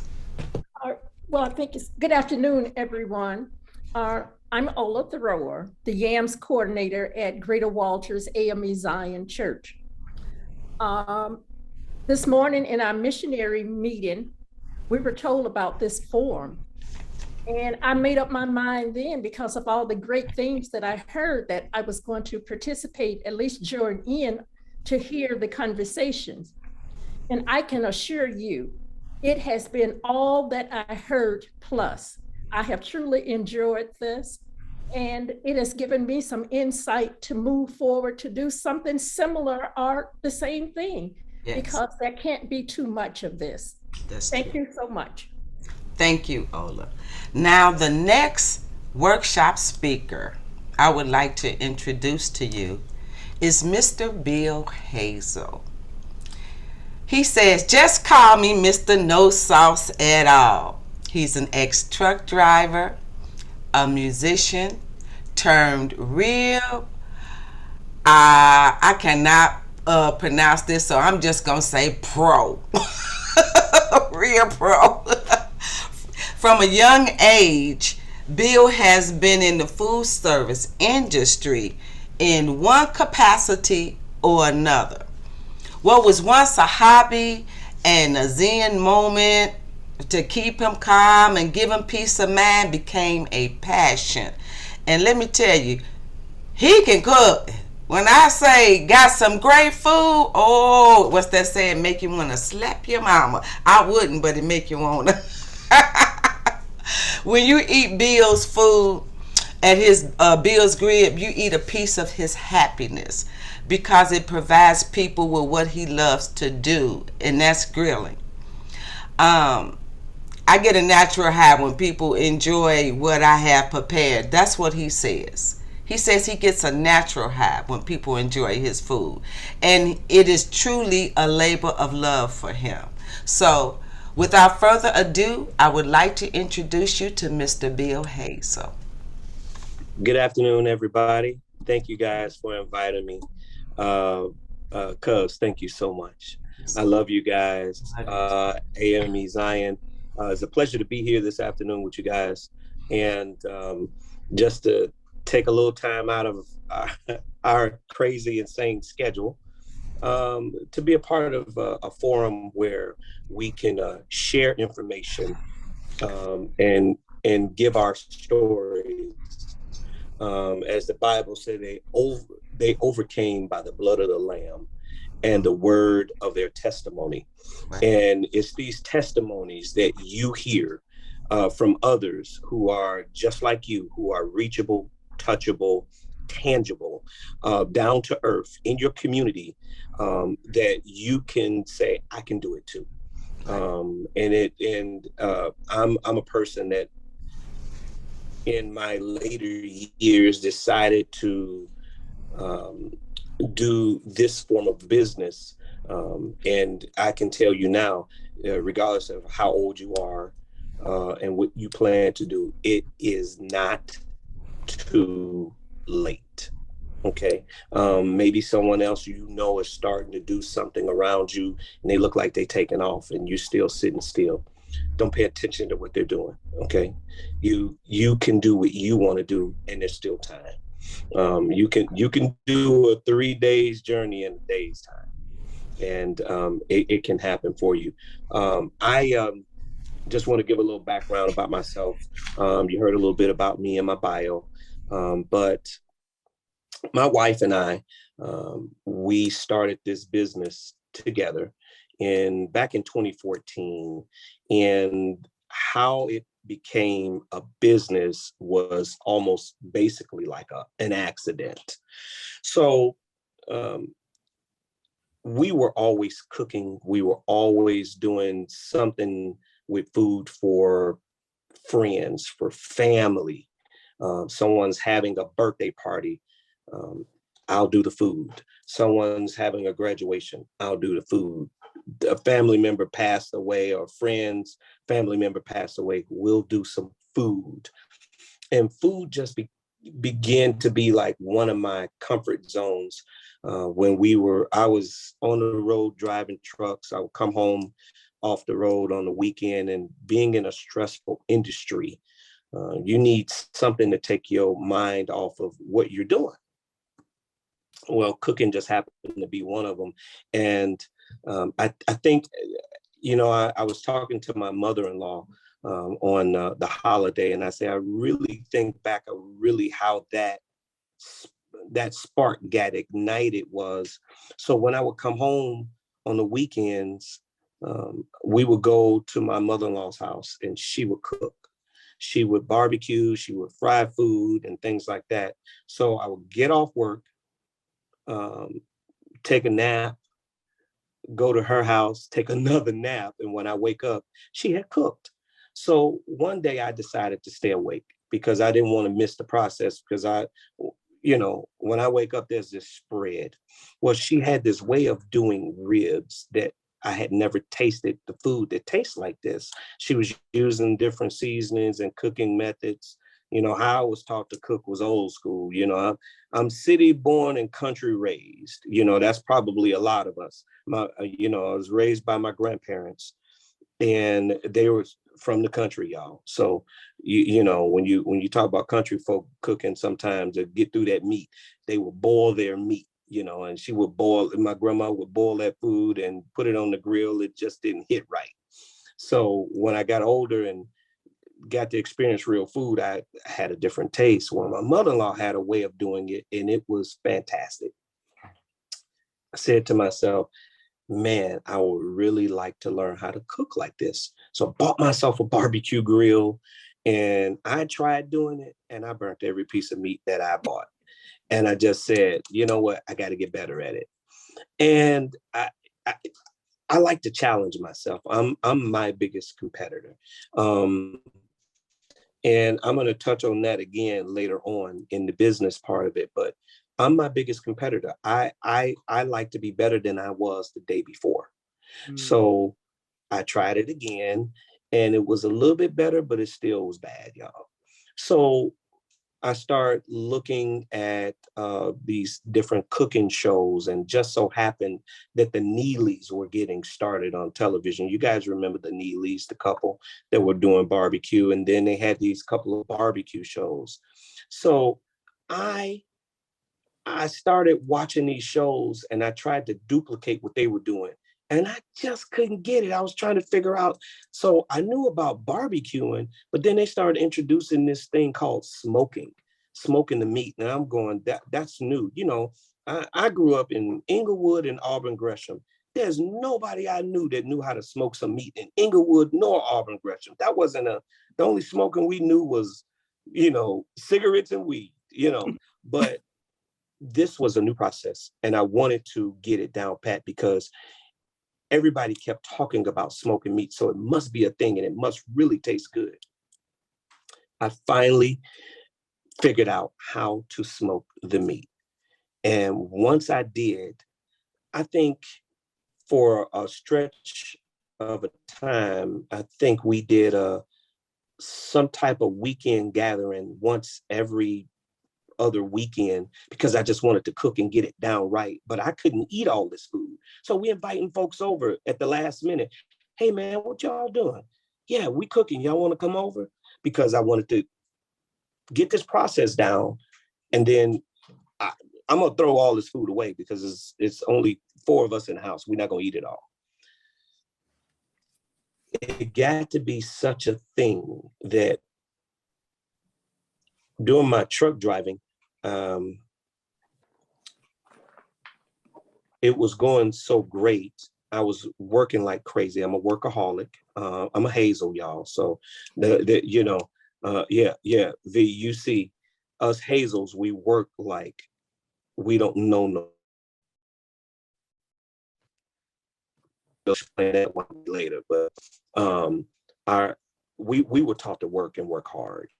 And so working so hard, I would overwork even doing truck driving. And so I got into a truck accident with the company's vehicle. It wasn't my fault, but it took me out of trucking. And I've been doing this for almost 25 years and making real good. I'm a truck driver. I don't need to tell you, truck drivers make good money. Yeah. So while waiting to recover and waiting to see what's my next move, a lot of my friends are in my ear and a lot of my family are in my ear saying, you know what you ought to do? You ought to start a restaurant. And I go, no, I don't want to do that. I don't want to start a restaurant because I love what I do. And if I do it every day to get paid for it, I'm not going to like it.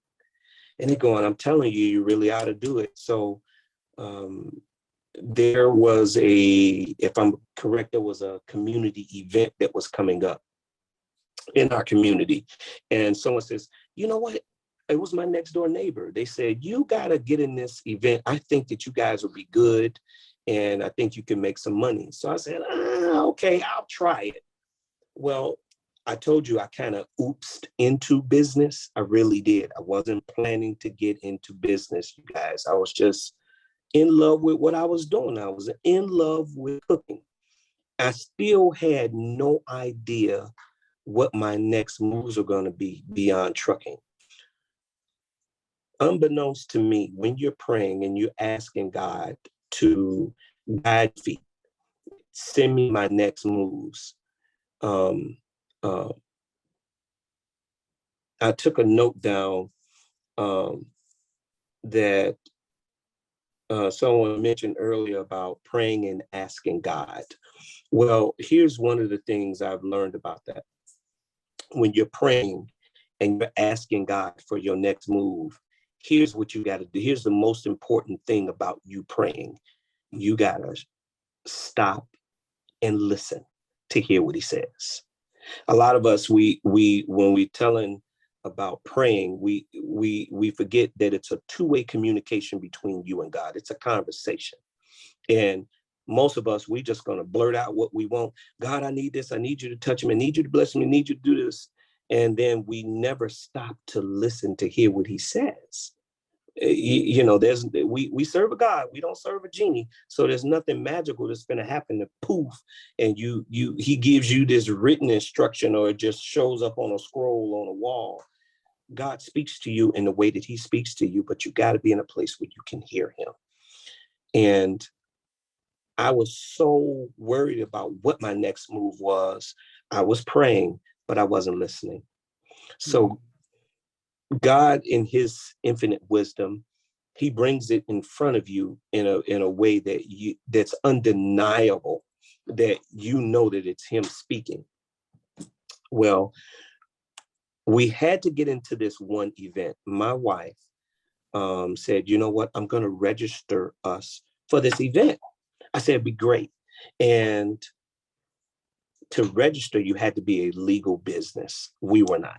So she did all of the legal paperwork and got us legalized as a business. And I went and purchased a brand new barbecue grill for this. I'm on my way to go pick up the grill. She's calling saying, hey, guess what? I said, what? She says, I got us our tax number. I said, what is that? She said, now we're a legal business. I said, oh, okay, great. She says, and she calls me again, guess what? I got us an LLC. Oh, okay, great. And so we got all of these legal documents. And the next thing was, they said, to get into the event, you needed some insurance. And so a friend of mine put me in contact with a place that does business insurance. Now I have all of my legal documents and everything. And I'm thinking, this is just for this one time. I'm going to do this one event and I'm going to go sit down. Man, I made an announcement that we have our business information legalized and we're going to do an event. The one event turned into 9.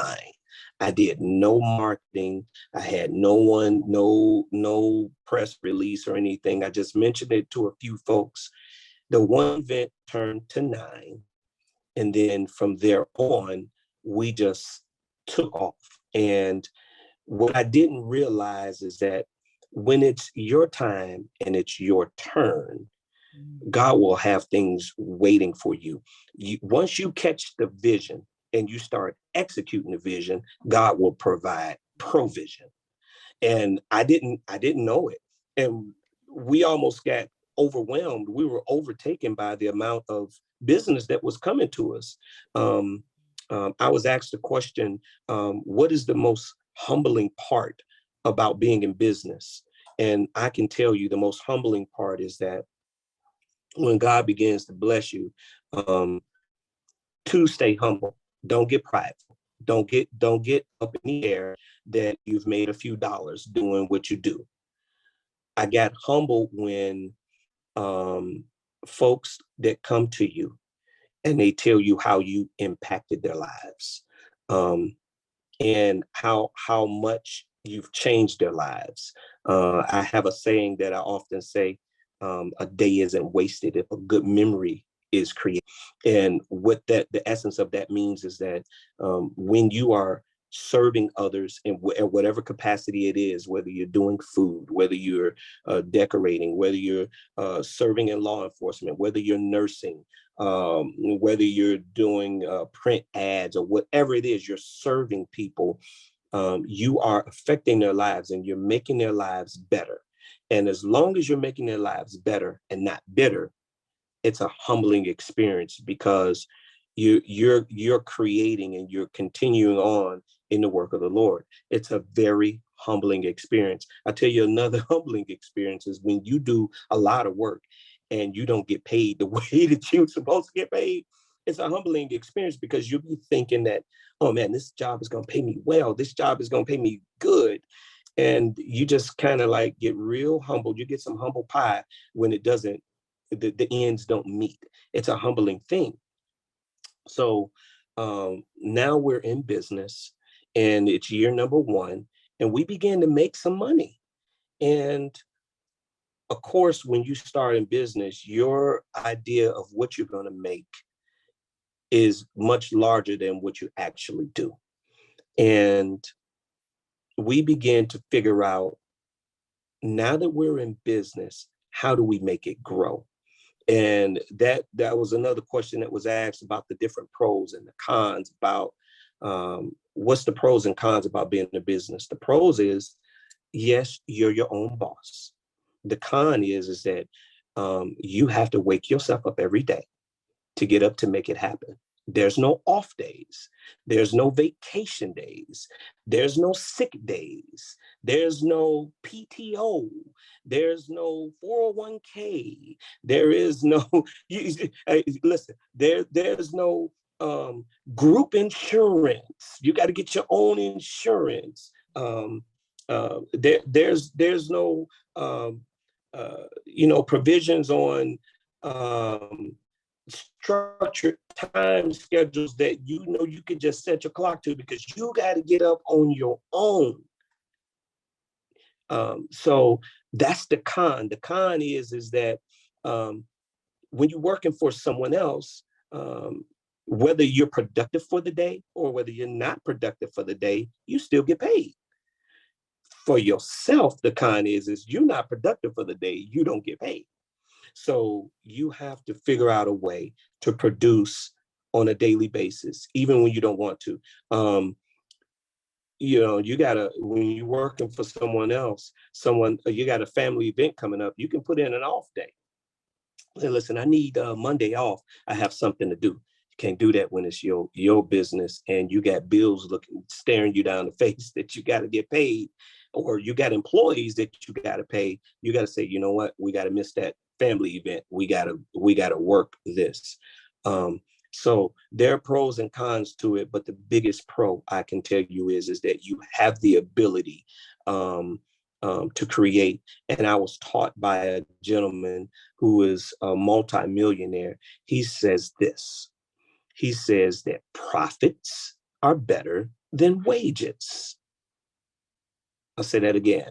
Profits are better than wages.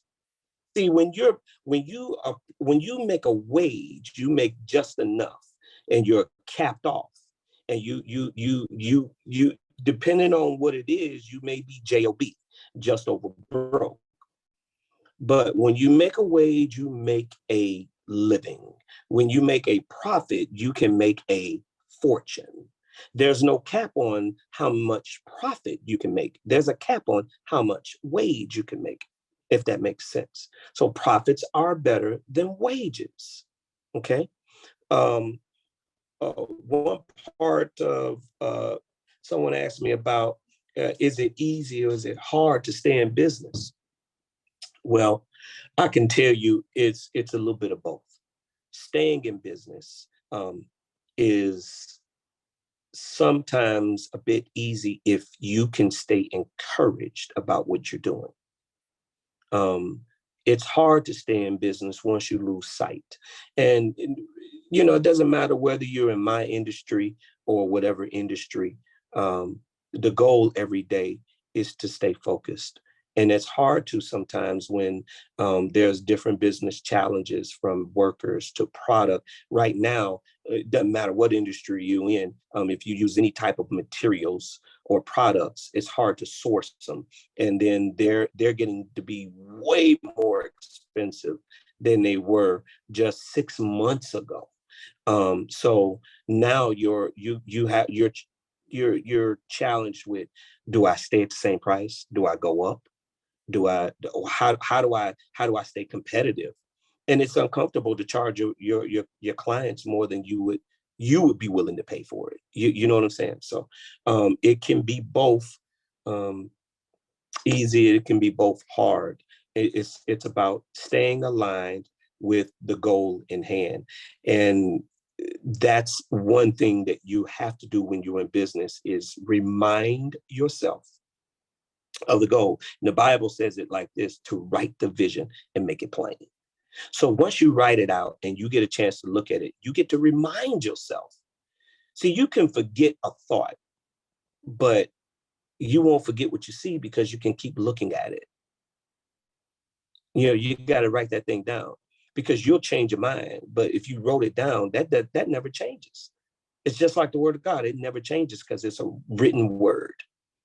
You know, if someone just told you the story before they started scribing the Bible, I can imagine back in the day before they started chiseling things in the stone, and then they figured out how to make paper and put it on it, just for them to tell the stories of what happened.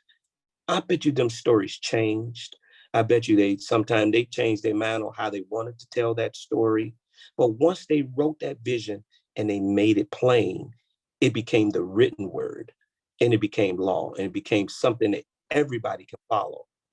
So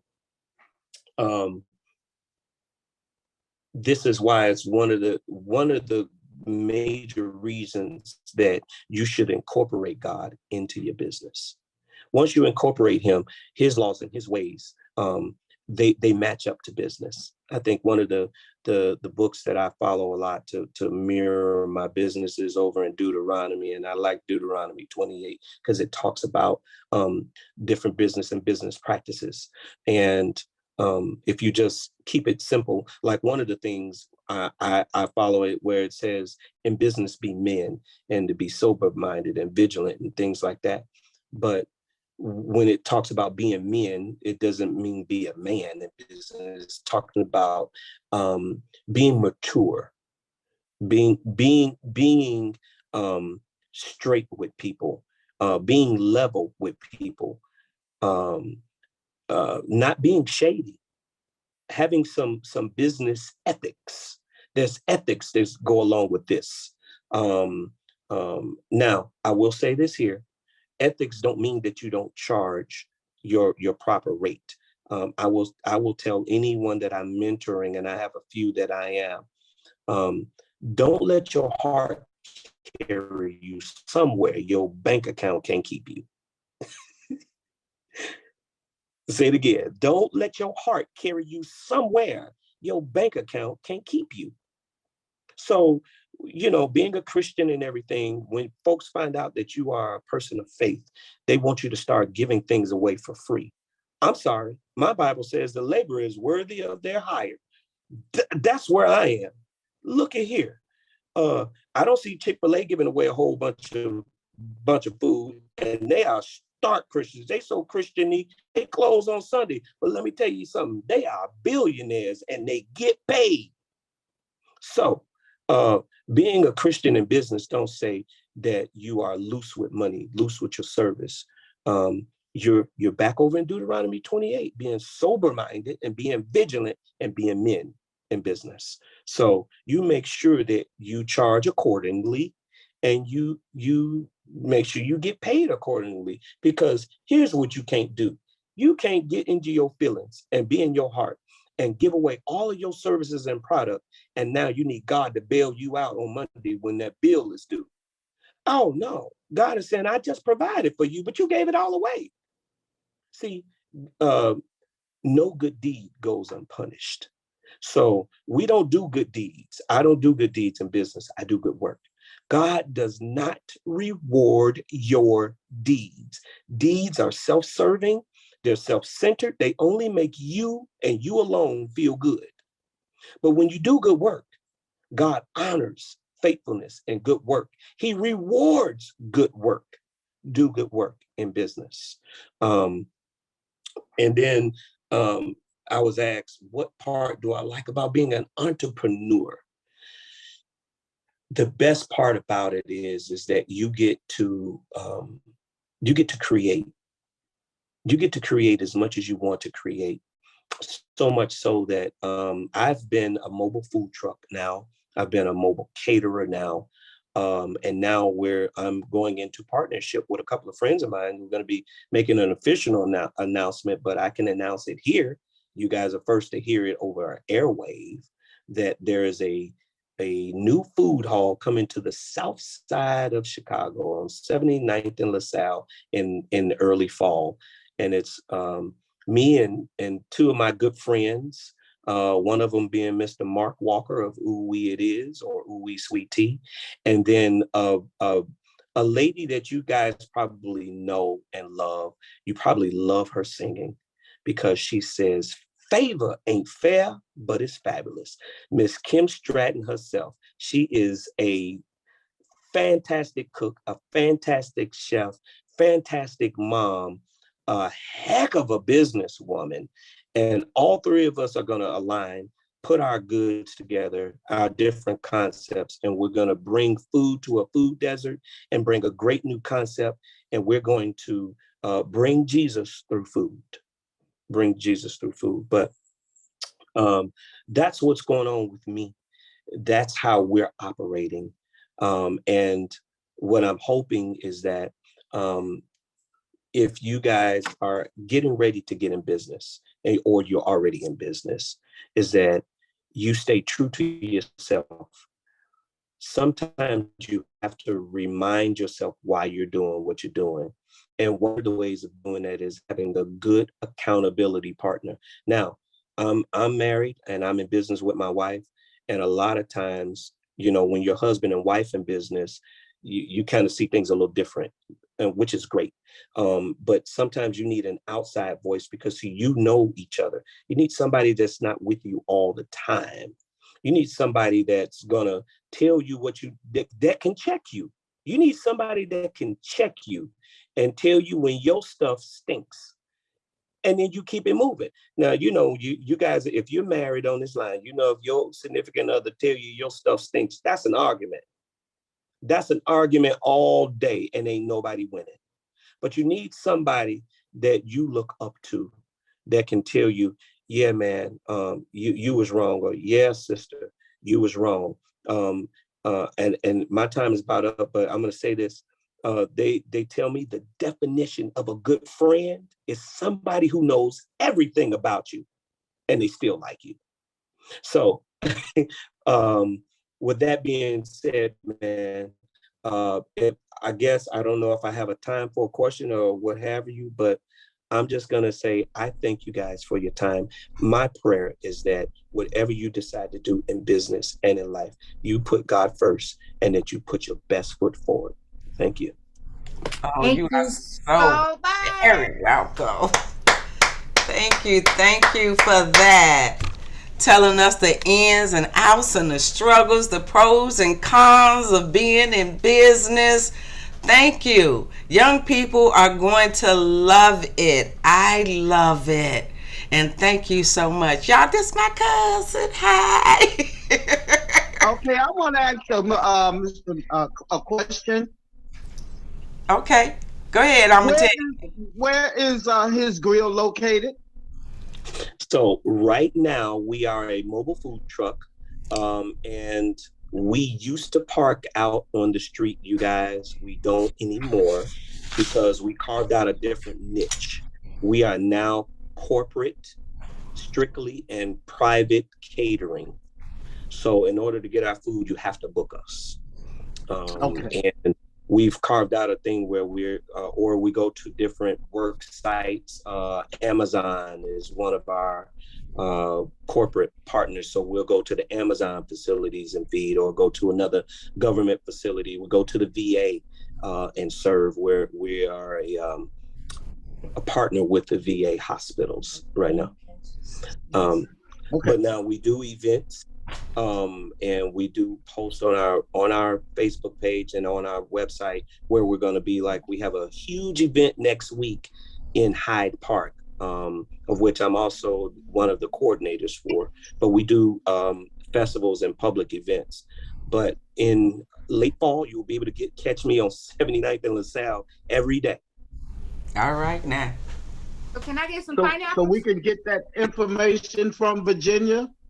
Yes, absolutely. I'm going to definitely place that on my Facebook page and ask that others place it on their social media platforms. Yeah, I hear Veronica asking for her grilled pineapples, one of our signature items. She is a pineapple-holic, a grilled pineapple-holic. Yes, she is. Okay, you said you're having an event in Hyde Park. What is that? Because I live near Hyde Park, and I would probably like to come through and. Yes, ma'am. It is called the Hyde Park Summerfest. It's online. Yeah. Okay. Yes, ma'am. You'll probably be seeing restrictions posted as early as Monday in your area of where you can and cannot park. Okay, because that's why I asked, because I go to those fests, and one of our members at our church, Dion, sometimes she's works at that fest. Yes, ma'am. Armatine, I'm sorry to tell you, but it's sold out. The fest is sold out. It's sold out. No, we still have tickets. Oh, you still have tickets? Because we were told it was sold out. No. The fest that was sold out was the Naperville Soul Fest. Right. I'm like, not the Hyde Park Fest is sold out. But the Hyde Park Summerfest, it's not sold out. You can still purchase online, and you will be able to purchase at the gate. I guarantee it. Yes, because that's what Dion's. She's at one of the gates sometimes. Yeah, listen, guys, I can tell you now, if you have a problem with getting that ticket at the gate, you tell them you want to see Bill Hazel. Okay. Definitely that. Thank you. Sure, but you guys can come out. It's going to be a great event. I call it Black Excellence on Parade. And I can tell you, one of the things that we're doing special, and then you'll see an interview of me with the Black Foodies from Chicago. It's on the website as well. You'll be able to see that. It's also on YouTube. We are highlighting two major businesses that are Black owned and have been in our community for 30 plus years. That's Harold's Chicken. Okay. And Uncle Remus. Yeah. These are Black owned businesses. They never got their due. They've never been highlighted correctly. But these are the only two Black owned businesses that have multiple businesses in the city of Chicago and outside of the city of Chicago. There are no other Black owned businesses with multiple businesses that are in Chicago and other states. And they just happen to be two chicken places, but they have fed us over the years. They have hired over the years. They are still in businesses, and they are still doing great. Now, this is the thing, y'all. They're still doing great business. And I just wish that someone like Dr. Lewis Henry Gates, when he's doing some of his research and doing some of his pieces, that's being missed. Because we all like 6 wings with mild sauce, don't we? Yeah. If I say that, y'all already know where we talking. Amen. Don't up off of this call and go get no 6 wings. Y'all stay on this call. But it's true, guys. And no matter where you go, what city, if you go to Atlanta and say Harold's, people know what you're talking about. If you go to Atlanta and say Uncle Remus, they know what you're talking about. You go to California and say either one of them names, they know what you're talking about. That's you all's history, you all are connected to that. That's yours. And it's Black Pride, and we're featuring it, we're honoring it, and I'm just proud to be a part of it. Guys, listen, let me tell you something. In the Black community, we do some great things. We all of us are not shooting, killing, and looting. We're doing and then you guys on this call, on this symposium today, this is monumental. This is great, and it's needed, and you guys are affecting lives in a positive way. It's such an honor and privilege to be a part of it. Thank you so much. You are so very welcome. Thank you so much for participating, because I appreciate it, because I called you at the last minute. Yes. And listen, guys, I just wanted to say, I didn't get a chance to write it in the sky like I wish to, but Veronica knows I am away right now celebrating my 22nd wedding anniversary. And that's why we appreciate you today. Yes. Congratulations, cuz. Head on the call, but she done ate breakfast, and you know how Black folks get when we eat. I ain't gonna say it loud. Don't get no trouble. Yeah, just pray for her. There's some coffee somewhere in the room. Yes. All right. I love you guys. Right. Love you too, and thank you so very much. We are going to have a video by an inspirational speaker, Miss Tasha Clopton, and then we are going to see, I'm going to give you an introduction of our next workshop speaker, and that is Miss Lyrik, my daughter of the heart. I just love her, y'all. She's extremely positive, and then we're going to see one of her videos, and then she's going to come on. So right now I'm going to share my screen, and we're going to hear Miss Tasha Clopton.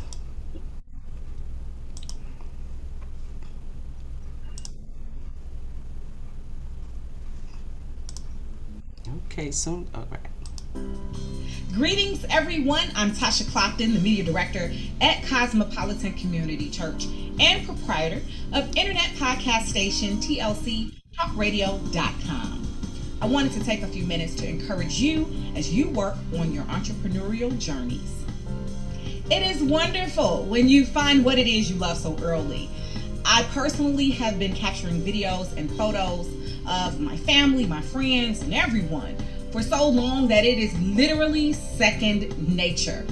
In my family, in fact, my nickname is Paparazzi. So it stands to reason that I am a media professional today. So kudos to you for hearing the call of God on your life and utilizing the skills that He gave you. I want you to remember a few things as you go. The first is keep going. Don't worry about what others think of your plan. That is between you and God. While it's okay and it's actually important to find mentors in your field, know that you are the trailblazer on your journey. Second, never forget that there is no such thing as failure. There are only lessons. You can revise your plan if needed with the lessons you've learned. When you feel challenged, or even if someone says, hey, give up, refer to my first point. Keep going. The third lesson is to rely on your faith. God gave you the talent you have. He may have given you 1 or 2 or 5 or 20, but it is up to you to study and cultivate what it is that He has given to you naturally so that you can be the unique business professional you desire to be. God does give us the desires of our hearts, as we abide in him. So remember, do not stop abiding in him. The fourth and final lesson is to take time, pause, and enjoy the ride. It's okay to stop and reflect and review. It's okay to enjoy the fruits of your labor. In fact, it is a way of showing gratefulness. So, with your parents, with your siblings, close family, close friends, share how grateful you are to be doing what it is that you love. Congratulations, and God bless you on all of your efforts. Oh, that was wonderful from Miss Tasha Clopton. Now I would like to tell you a little bit about our next speaker. And her name is Lashann Broaden. I cannot pronounce that, baby. Please forgive me. You know I always mess it up. But everyone calls her Miss Lyrik. Now, Lashann has made a name for herself in the music industry as the queen of positive rap. Coming from an upbringing that would serve as a justified excuse for mediocre living, for most people, never limited Lashann's view on what she could achieve. As a child, Lashann was exposed to domestic violence and drug abuse, resulting in her being tossed from home to home. At the young age of 7, she was violated in a way that no little girl should ever experience. And the odds stacked solidly against her.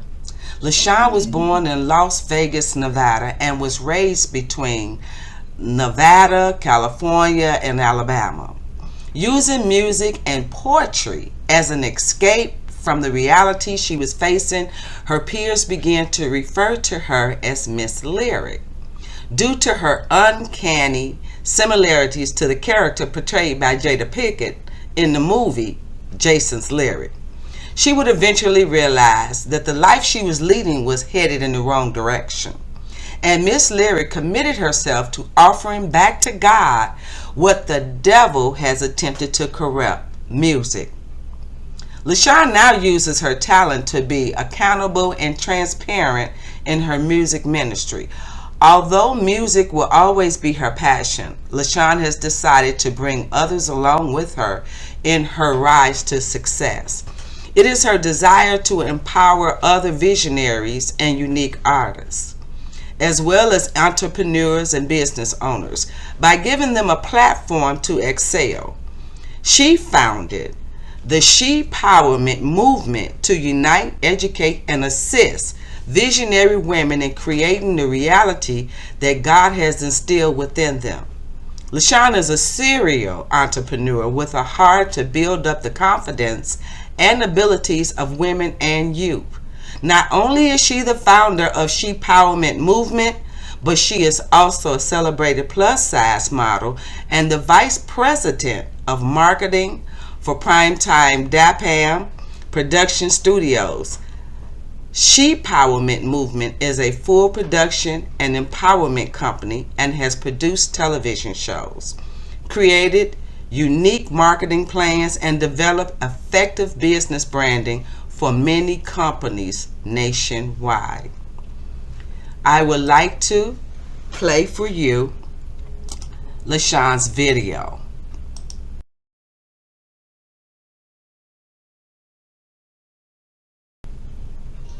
And this is like, if I'm looking irritated, whatever it is, this is real. This is a healing situation, so I'm not finna front. Straight up. This is my story, my truth. So we're gonna go ahead and talk about it. I've been through some childhood trauma, and it pretty much has had my whole life in shambles. It has been a journey. It has been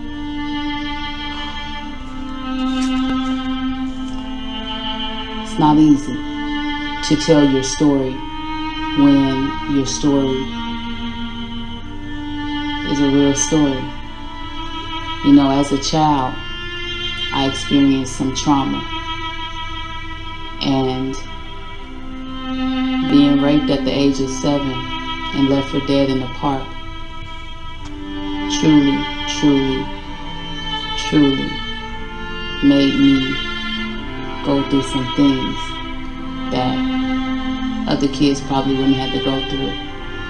But I believe that it made me stronger. And because I went through those things, I felt the need when I was going through my healing. I knew I wasn't the only one that was hurt. I know that my story is millions of women's story. It doesn't matter background. It doesn't matter race. It doesn't matter age. When I was about 6 years old, sorry. That's okay, take your time. And we really appreciate you opening up and sharing to help other people, as I know it will. Went to live with my mum when I was about 6, and I had to witness a lot of things. Like, my mum had been in relationships where, you know, she was physically abused. Like, I would see my mum get hit all the time, and just have certain people come in and out of the house and everything. And it was just, it wasn't, you know, I didn't grow up in, like, it wasn't private. It was a completely different lifestyle than I was living with my grandmother. Because my grandmother, at least with her, even though she was divorcing my granddad, but she always kept me clean, and she made sure no one came to the house, and it was just a different type of... About how old were you at that time? About 6. About 6.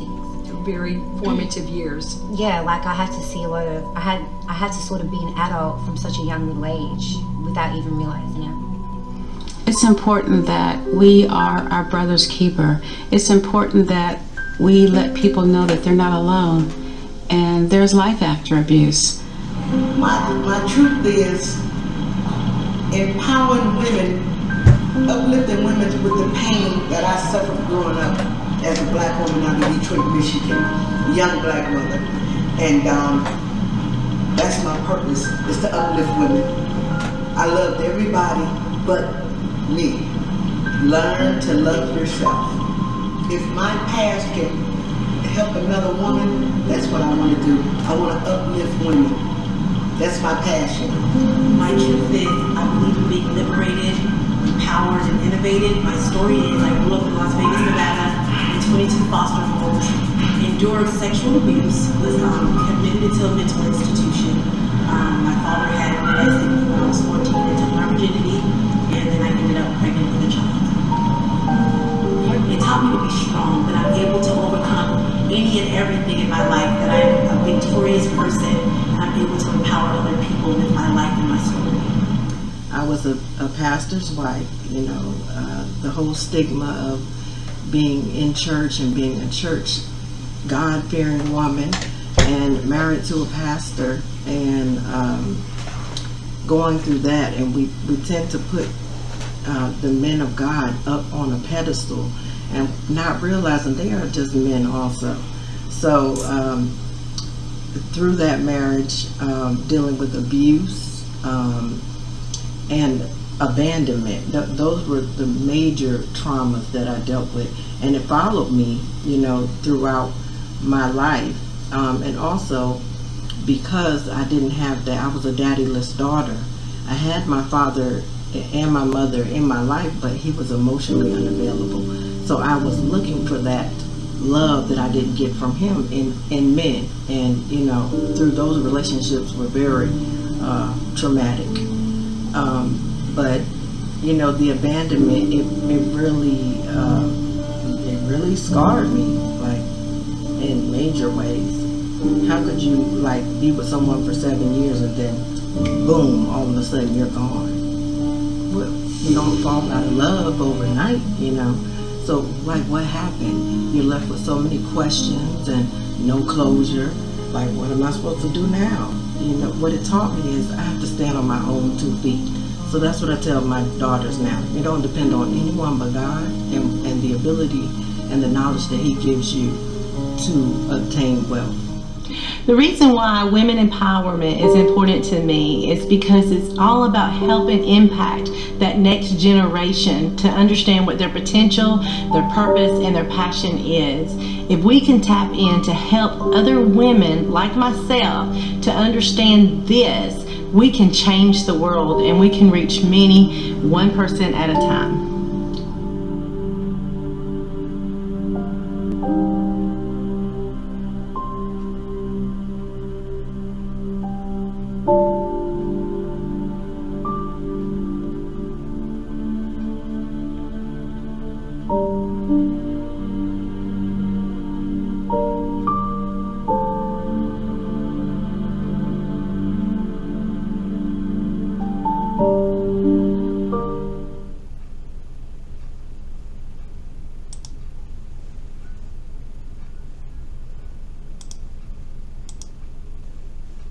That was extremely moving. Thank you, Miss Lyrik, for sharing that video with us. Because, like you said, when you have mental health, there's no way that you can actually have good business thoughts or dealings, because you have so much going on in your mind that it could affect you in your business and trying to get it off of the ground. So I just want to thank you for that. It was extremely inspiring and insightful. At this time, I would like to ask, does anyone have anything to say to Miss Lyrik or about her video?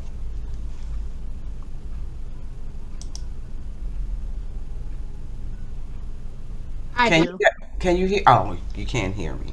Yeah, I do. So it's not really so much as a question. It's more so of me telling my friend, my sister, that I am extremely proud of you and the things that you have done. I've watched you grow from starting this to where you are now. Thank you for pulling me along with the ride, because when I tell you whatever Lyrik is doing, she'll call me, sis, we're trying to get this money. You are a part of it. So she has definitely kept me with her closely when she's doing the things that she's doing. I've watched her grow as an artist. I've watched her grow as a woman. She's made some moves in her life that I never thought would, she would even think about doing, because of the things that she's gone through in her past. And then I think, and this is just me telling her, that one of the biggest things that I think could have ever happened to her was legacy.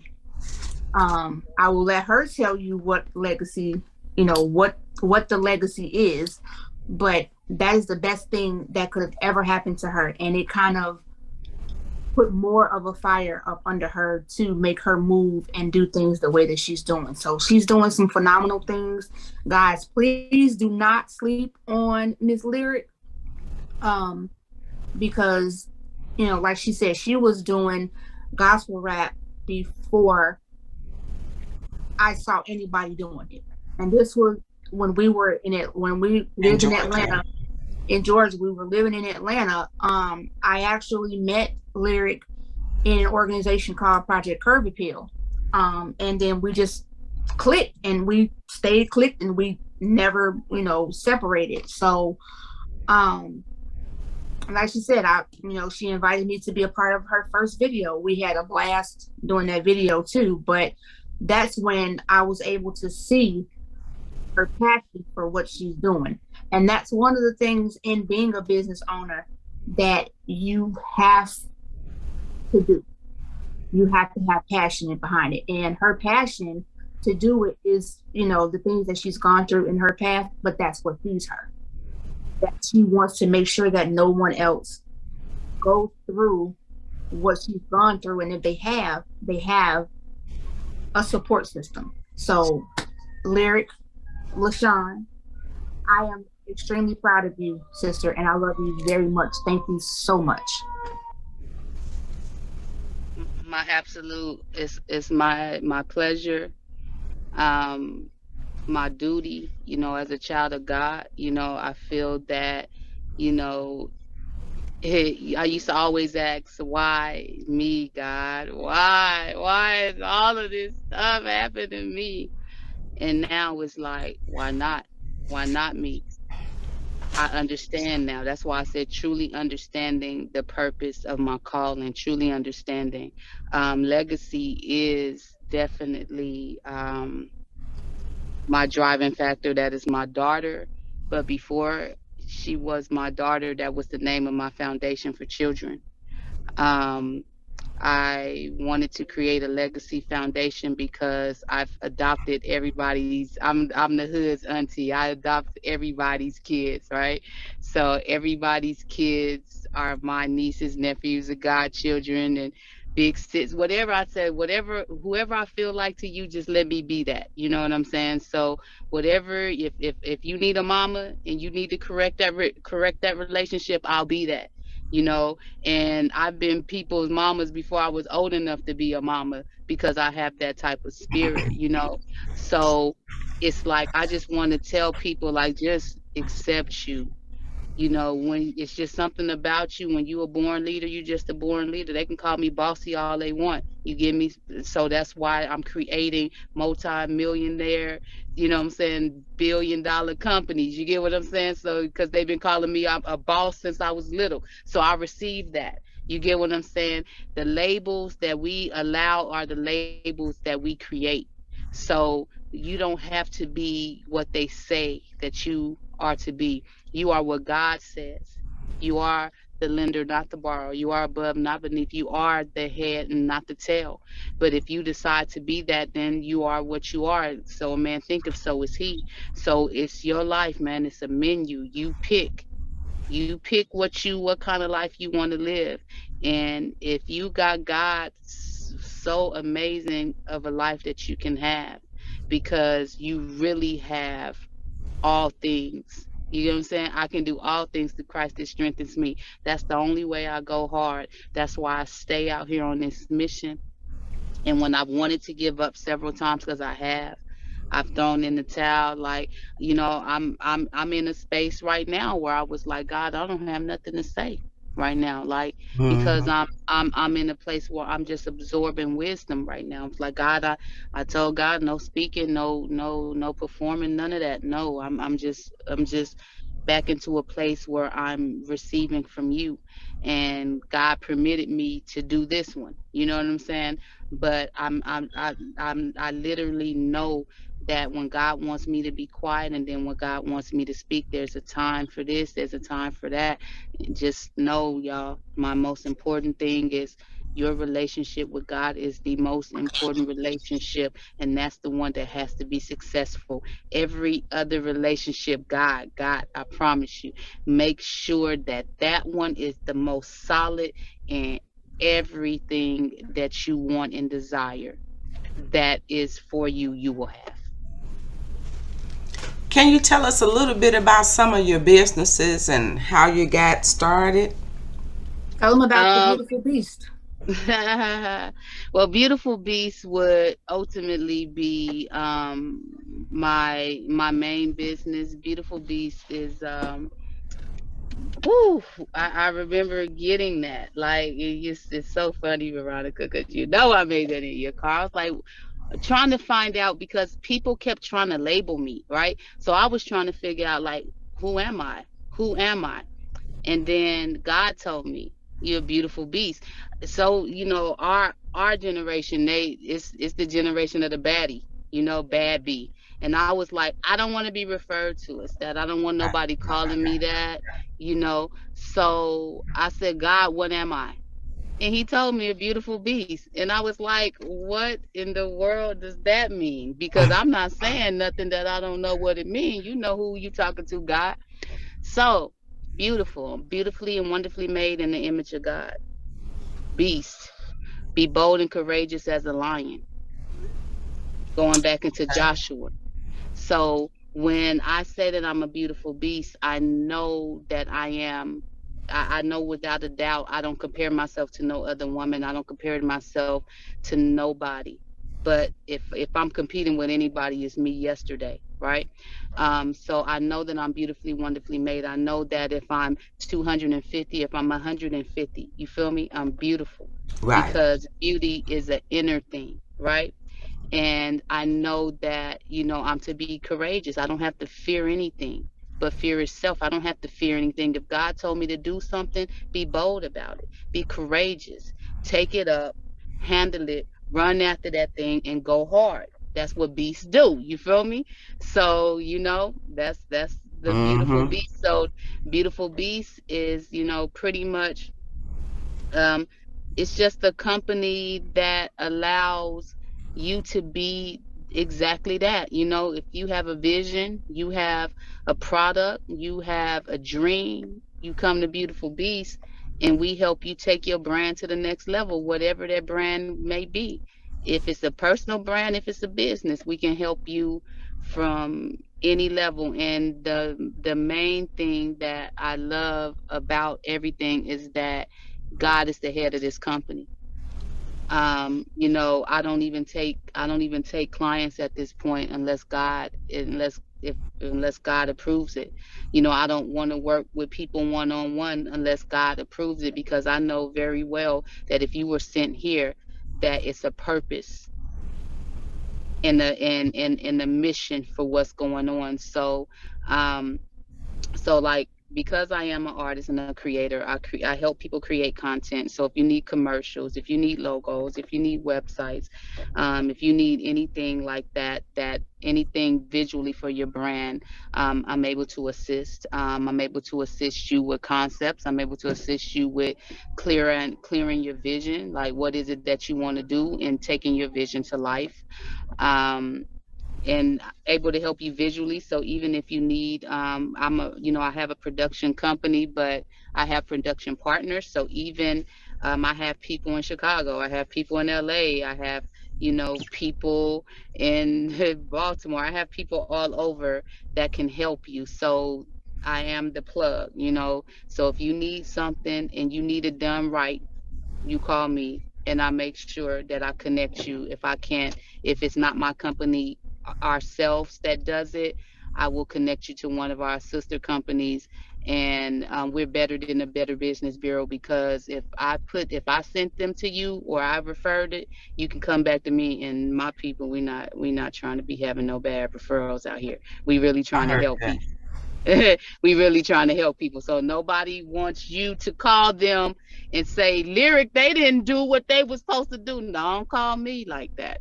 Cause I'm gonna call you, be like, hey, listen, I sent you that customer. We excellence over here, baby. You know, a godly check. That's how I run my company, by the principles, man. That's why we don't need a lot of customers. We need the right customers. Do you have flyers that we could put up on our social media Oh platforms yeah. for the Oh yeah. youth and how they Absolutely. can contact you? Absolutely, absolutely. You can always start with IamMissLyrik.com, and I'll post it in the chat. And then my company is ShePowerment I'll post that website as well. And yeah, and you can reach out to me. We have some other things that's going. So as long as you're following me, you're following all of my companies. Okay. Okay. All right. All right. Lyrik, I just want to thank you so much for taking out the time, because I know you're very busy. And I thank you so much for taking out the time to come and join us today to talk to the youth, to talk about mental health and how it affects you in business. Because things can happen to you as a youth that can definitely stop you from becoming as successful as you would like to be, because mental health is a very huge issue with people today, especially now with COVID and people getting sick, people losing their jobs, their homes, they can't go out. We are a people that likes to touch, and so now we're afraid to touch because we're afraid that someone may have COVID or something like that. So it does put a strain on you, and everyone's trying to get some kind of business going on, whereas something that they can bring some money in, because money is such an issue now. People, like I said, losing their jobs, their homes, their cars, and they're just kind of desperate to find a way to get some kind of income to just help them make it through the day, make it through the week, make it through the month. So I do appreciate you for that. I believe Lyrik may have got Yeah, knocked I think you off. might have not gotten knocked off. Dr. Gatson, I know you saying, look, I wasn't supposed to be on this and a part of this, but I would just like to ask you to say something to our youth, because you're a doctor, you went to school all of these years on career, just I would like for everyone to have something to say to our youth, because our youth is our next presidents, our next congressmen, our next mayors, the heads of all of these departments. And if we don't say something to them and help them, we're gonna be in trouble when we get in our elderly ages. We're gonna be depending on crazy people to take care of us and look out for us. So I want to help them as much as I can, because I don't want them messing up my old age. Had me terrified. So can you please address our youth? And I'm going to ask some of you other ladies to address our youth also. You are muted. You are muted.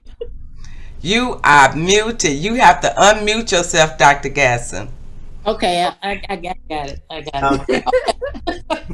No, I was laughing at what you were saying. It is so true, and I feel the same way. They got to take care of us. Yeah, they scaring me.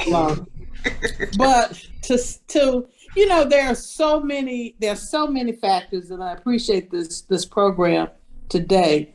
But I would say to the youth to stay the course. I think, and it appears to me that some of what has happened is we have wonderful communications, but with that communication, we're also getting a lot of information, a lot. And sometimes it can be overwhelming. Yes. When every time you turn on this or you turn on that, you're hearing this negative, that negative, that. So it can be somewhat discouraging, but I would say to the youth to stay the course and stay in school. Continue to work as hard as you can, learn as much as you can. And even if you don't go on to secondary college, there's still so many other wonderful things that you can do, apply yourself and learn. There are also a lot of, I think, opportunities that come and we don't often hear about them. So I would say to stay tuned and just take advantage of those positive things that do occur. It is a concern if you look at what is happening, and there's a big concern about gun violence and what is happening, and it's really a sad situation. I didn't know the physician personally that was killed yesterday, a day before, but he was a National Medical Association member. And so he was, well known. It was in Tulsa, and you look at what happened to him and you just say how senseless. Right. You are upset because you got pain after surgery. My thought is, if you're worried about the pain after, then don't have the procedure. Because there ain't nothing that you can have that won't leave pain, whether you get a tooth pulled or what have you. There's some residual pain. So that was a sad commentary to me. But it also spoke to me in terms of still mental illness. Right. If you look at what happened in Buffalo, and you look at that 18-year-old and how there's some mental illness. I know there's hatred, and he had his hatred, but there's also mental illness tied into that. So how is it that we can say, well, you can't get a license, or you can't go here or there at age 18, but you can go buy an AK-16. Yes. And that just doesn't add up. So there are a lot of issues, and I do feel, if you maybe you don't remember, but we used to have mental hospitals in this country. Yeah, Mantina and all of them. Right. There was one in Tinley Park, different places, right? Well, I want to say it was during the time of Reagan. I think it was. A lot of institutions closed. Public health hospitals closed. Those things closed, and they got rid of them. Lord knows you can see the need for them. Yes. You can see the need for them because there's a lot of issues and people that need some mental treatments and they need help. So I'm praying that we will get back to doing that, to having institutions that will be able to afford help to people. And I'm also praying, and I think this is where youth, those that can vote, we have to really look at that and get the people out of office who dare to say, well, it's okay, you just do whatever you want, and I'm not going to have it, no gun control, and just have at it. We need to get them out because they are detrimental to us. And how do you get these folk out is really vote them out. Vote. So I would just say to youth to be aware, to be diligent and forthright, and to work hard in school. And don't get too carried away about all this other stuff, all the latest fashions, which was phenomenal, and spending money on getting things that probably are worthless. And spend more money on, equipping the mind. Right. For work that God has for us to do. So that would be the things that I would say to the youth. And also I would say to youth, reach out to other older people when you have some questions or concern. Sometimes we might seem like we don't want to talk, but no, we can talk. And we can offer some pearls of wisdom. Because sometimes, the things that youth are going through, we've all been through it, ain't we? Yes, At some point of time. So it pays sometimes to just reach out and say, well, Miss So-and-so, what about this or what about that? Or why did this happen this way? I think there's a lot to learn from that. So that's just what I want to share. Thanks for asking me. Thank you. Okay. Thank you. Okay. I'm going to ask my missionary president if she would say something to our youth, give some pearls of wisdom. I don't know if she can hear me.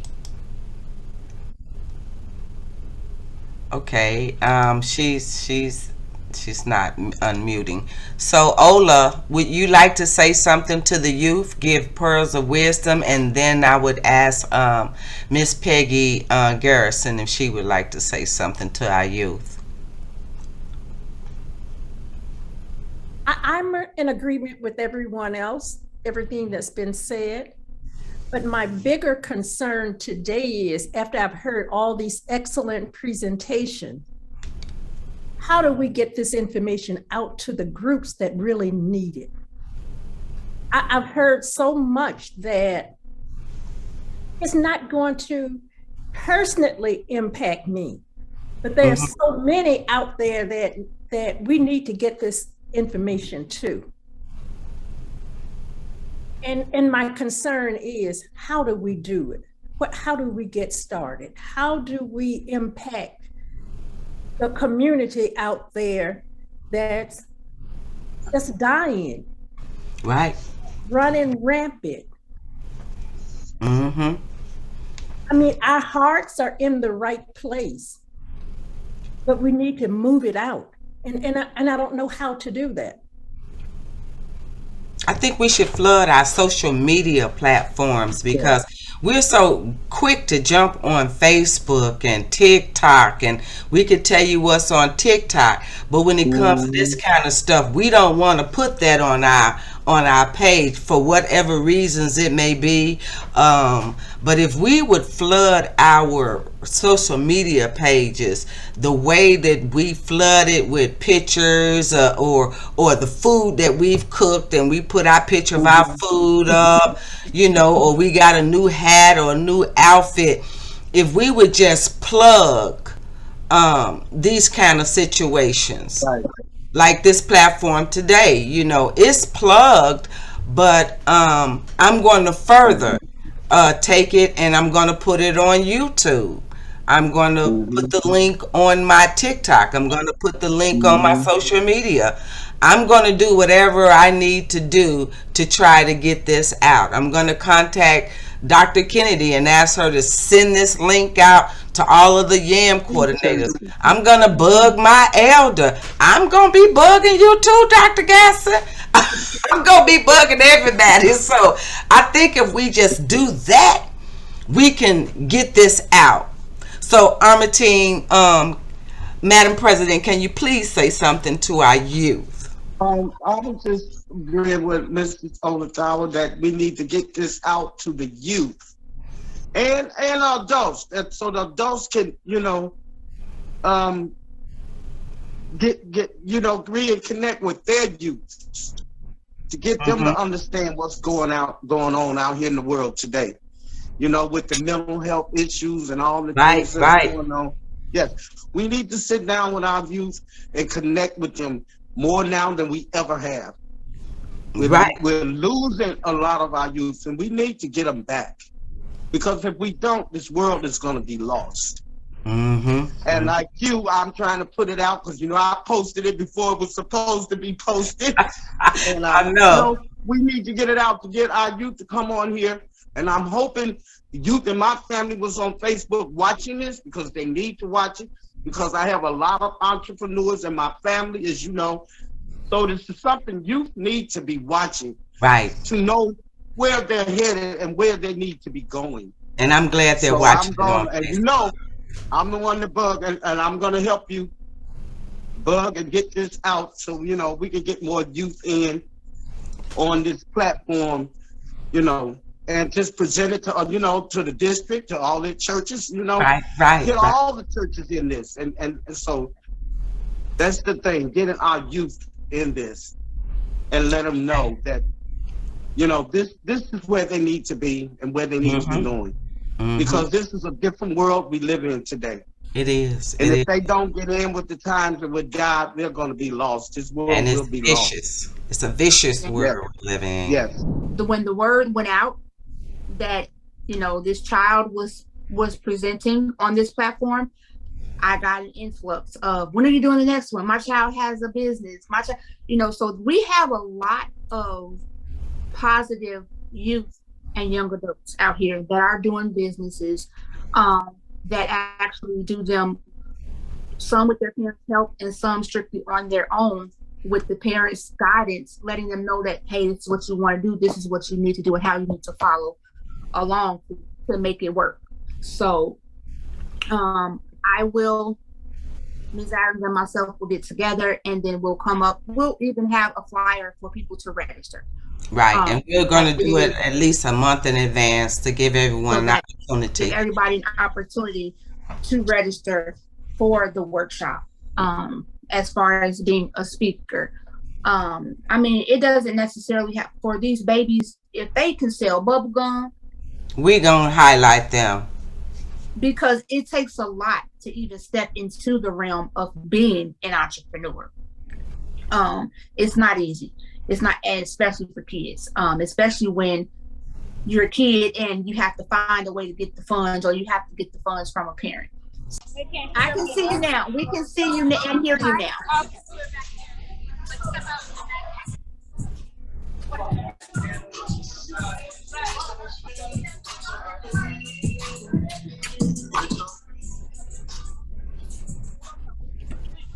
Hi. Can you hear me? Hi. Yes. Hi. Okay, thank God. I'm good. All right. So can you do us a favor and tell us a little bit about yourself? Tell us about your business, how you got started, and what you have to do to stay in business. Okay. So I'm Cavaugn, and I am a movie writer, I am a script writer, and I am an entrepreneur. Right. And I started my business because my mom is an entrepreneur and she helped me start it. First, I went online to see how I could start my business, and I found out lemonade businesses. And I had wanted to start my own business, so I had gotten. Can you hear me? Yes. We can hear you just fine. Okay. So then I had. Cavaugn, stop walking, baby, because We need you to stay still while you talking, because your voice coming in and out. Yeah, so go ahead. Reception in my area. I can't really Okay. hear you. So you started your business.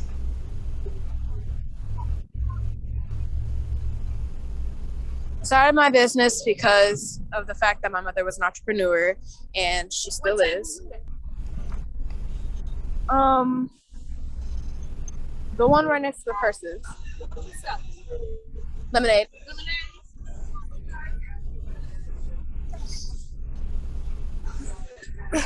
He's still working as he's talking, selling lemonades to people walking in. I love it. Yeah, we're at a pop-up shop right now. And that's fine. It's perfectly fine. That lets us know that you're working and you're all in. So you started your business, you started Lemonade, and what happened after that? Had started a social media to put out my lemonade so everybody could sell it. So not everybody can sell it, so I can sell it. And so everybody will know that I have made it as a person, as an entrepreneur. And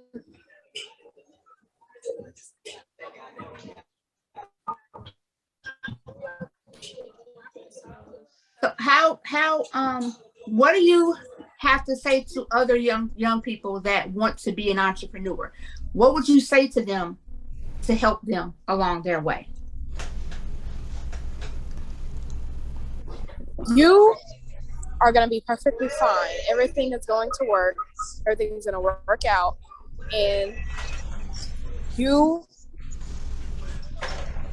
will get what you want in the end. Okay. Good advice.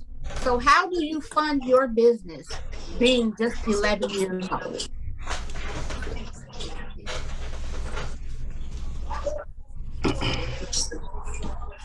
I usually get allowance from my grandparents, so I use that, and I keep on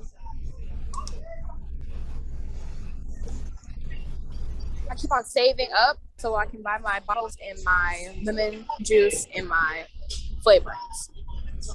Okay. Now, are you selling to anybody outside of the pop-up shops or only at the pop-up shops?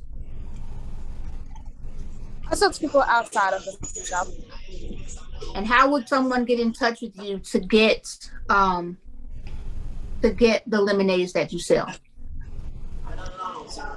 They would first either have to go to my social medias, just message me on there, or they would have to text my mom that if they want the lemonade. Okay, so I will get all of your hashtags and your social media tags from your mom, and then we'll post them up so that people can reach out to you and sample these lemonades that you are selling that you make at home. Okay. Cavaugn, how did you come up with this idea? Okay. So it was kind of like a thing that I had set for fun, and then it actually turned into something that I wanted to do. It was just over the summer. Not the summer, it was inside of school, and I had asked my mom if I could do it at the inside of spring and summer. And then we started this spring. And now where we at. Do you enjoy what you do? I definitely enjoy what I do. And where do you see yourself going from here? Because this is just your beginning. So where do you see yourself going? In about 1-2 years, because I'll probably have enough money to buy my own shop. I'll buy my own shop. Then I'll have my own cafe. I'll be able to sell more than just lemonade. And you better come on. At 13, you go have you a cafe. You go ahead on. You better say that. Speak it into existence. That's right. Speak that. I love it. I love it. So have you had any downfalls? Or has it just all been really good for you? It hasn't all been good. What I can say is that it hasn't all been good, but it's still going great. So what can you tell other young people your age and a little older what to expect when they decide to become an entrepreneur at a young age?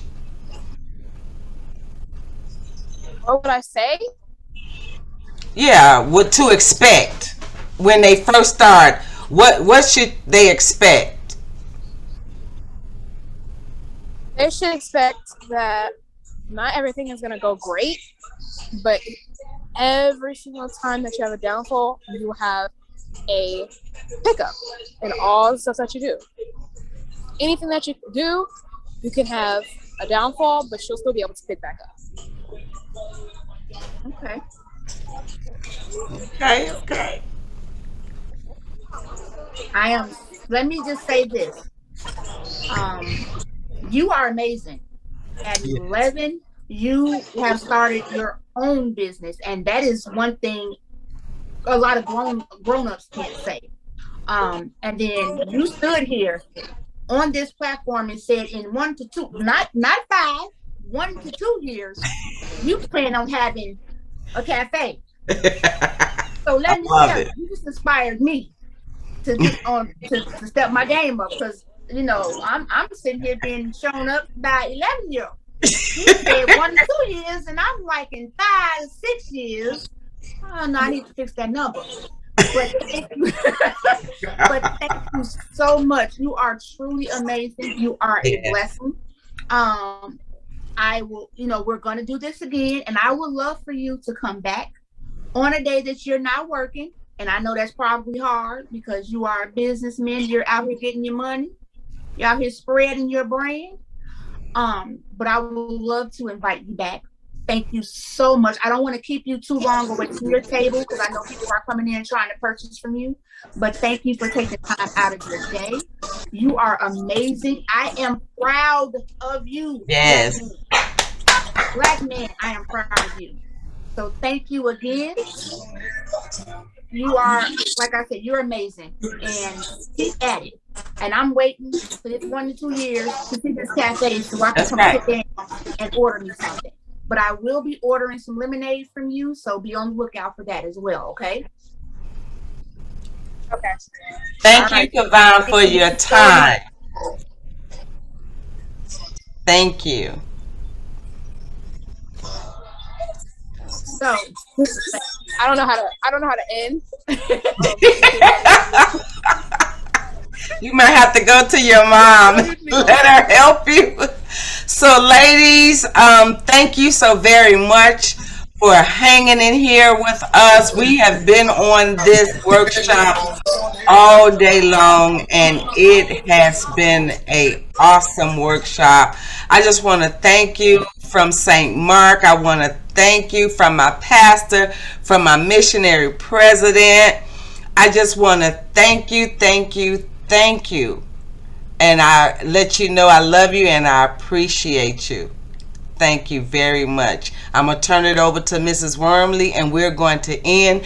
And I am going to ask Dr. Sandra Gasson. No, I'm going to ask my president to end us out in prayer. All right. So thank you guys very much for joining us. Like I said, we plan on doing this again. I am one of those people that is really big on making sure that the information gets there, especially to our young ones, because again, I'm a mother, so I do understand. You're still coaching your kids as they are adults. My mom still coaches me, with some of the things that I'm doing. So it's always a learning experience. And again, the title of this is Breaking Generational Curses. So we're trying to get our young people out of this rut of this is all I got, this is where I came from. That's not all you are, just because that's where you are now. You can definitely, like my husband stated, he didn't grow up in the best of places. Mr. Lee said the same thing. He didn't grow up in the best of places, but the people he had around him made sure, the mothers, the people that they had around them made sure that they were able to come out of that and prosper. So that's what we're doing. We're wrapping our arms around these youth, and we're going to, we're just going to embrace them. We're going to love on them, and help them build and let them know that we have something, you know, that you can do. We're helping you. There, you don't have to stay here. You can definitely grow. You know, this is just, when I say amazing, the speakers that we've had today were simply amazing. And I even in with me being a business owner, I learned some things today. I learned a lot. I'm like, wait a minute, wait, what? So these are things that we want our youth and young people to know. Again, we will be back to it in December. We are going to make sure that it is bigger and better. And you saw that Mr. Shannon Lee wants to come back and give you more gems. So we're going to invite him back with open arms. And with that being said, again, thank you from myself. Thank you from the Yams at St. Mark AME Zion Church in Chicago, for you guys coming on and staying with us for the duration, because I know it was a lot. It was long, but it was worth it. At least I feel that it was, because of the information that was given. And I think it was only appropriate to end the workshop with a child entrepreneur. That was the icing on the cake for me, because that lets us know that he's breaking those generational curses, and you can do it.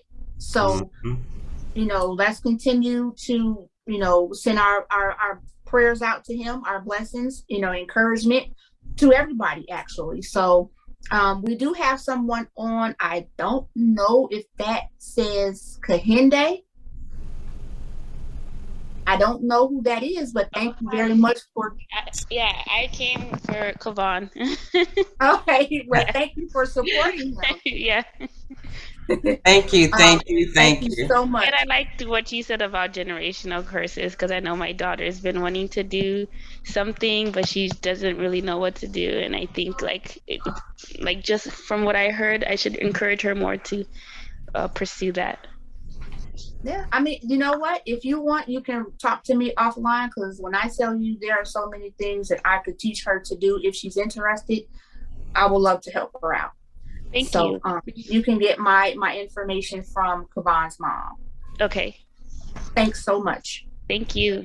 You're welcome. Madam President, can you pray us out?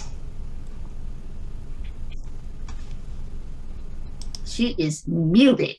Yes, and we prayed in. We need to pray out. Okay, Dr. Gatson, can you please pray us out? Because Armatine can't get through. All right. Thank you. Okay, let us bow our heads. Heavenly Father, we thank you for this day, for all that our eyes have seen, our ears have heard. We thank you for Ms. Adams, Wormley, and all those who have put together a wonderful program and workshop. Help us, oh God, to take what we have gained today and to be able to use it, to process it, and let it be to your glory. We ask now, Lord, to continue to keep us. Bless all the families of those who are assembled. Bless our churches and continue to keep us, oh God, in your care. And we will forever give your name the praise. Amen. Amen. Thank you, everyone, and have a wonderful rest of your day. I love you guys. Thank you so much. All right. Man. You.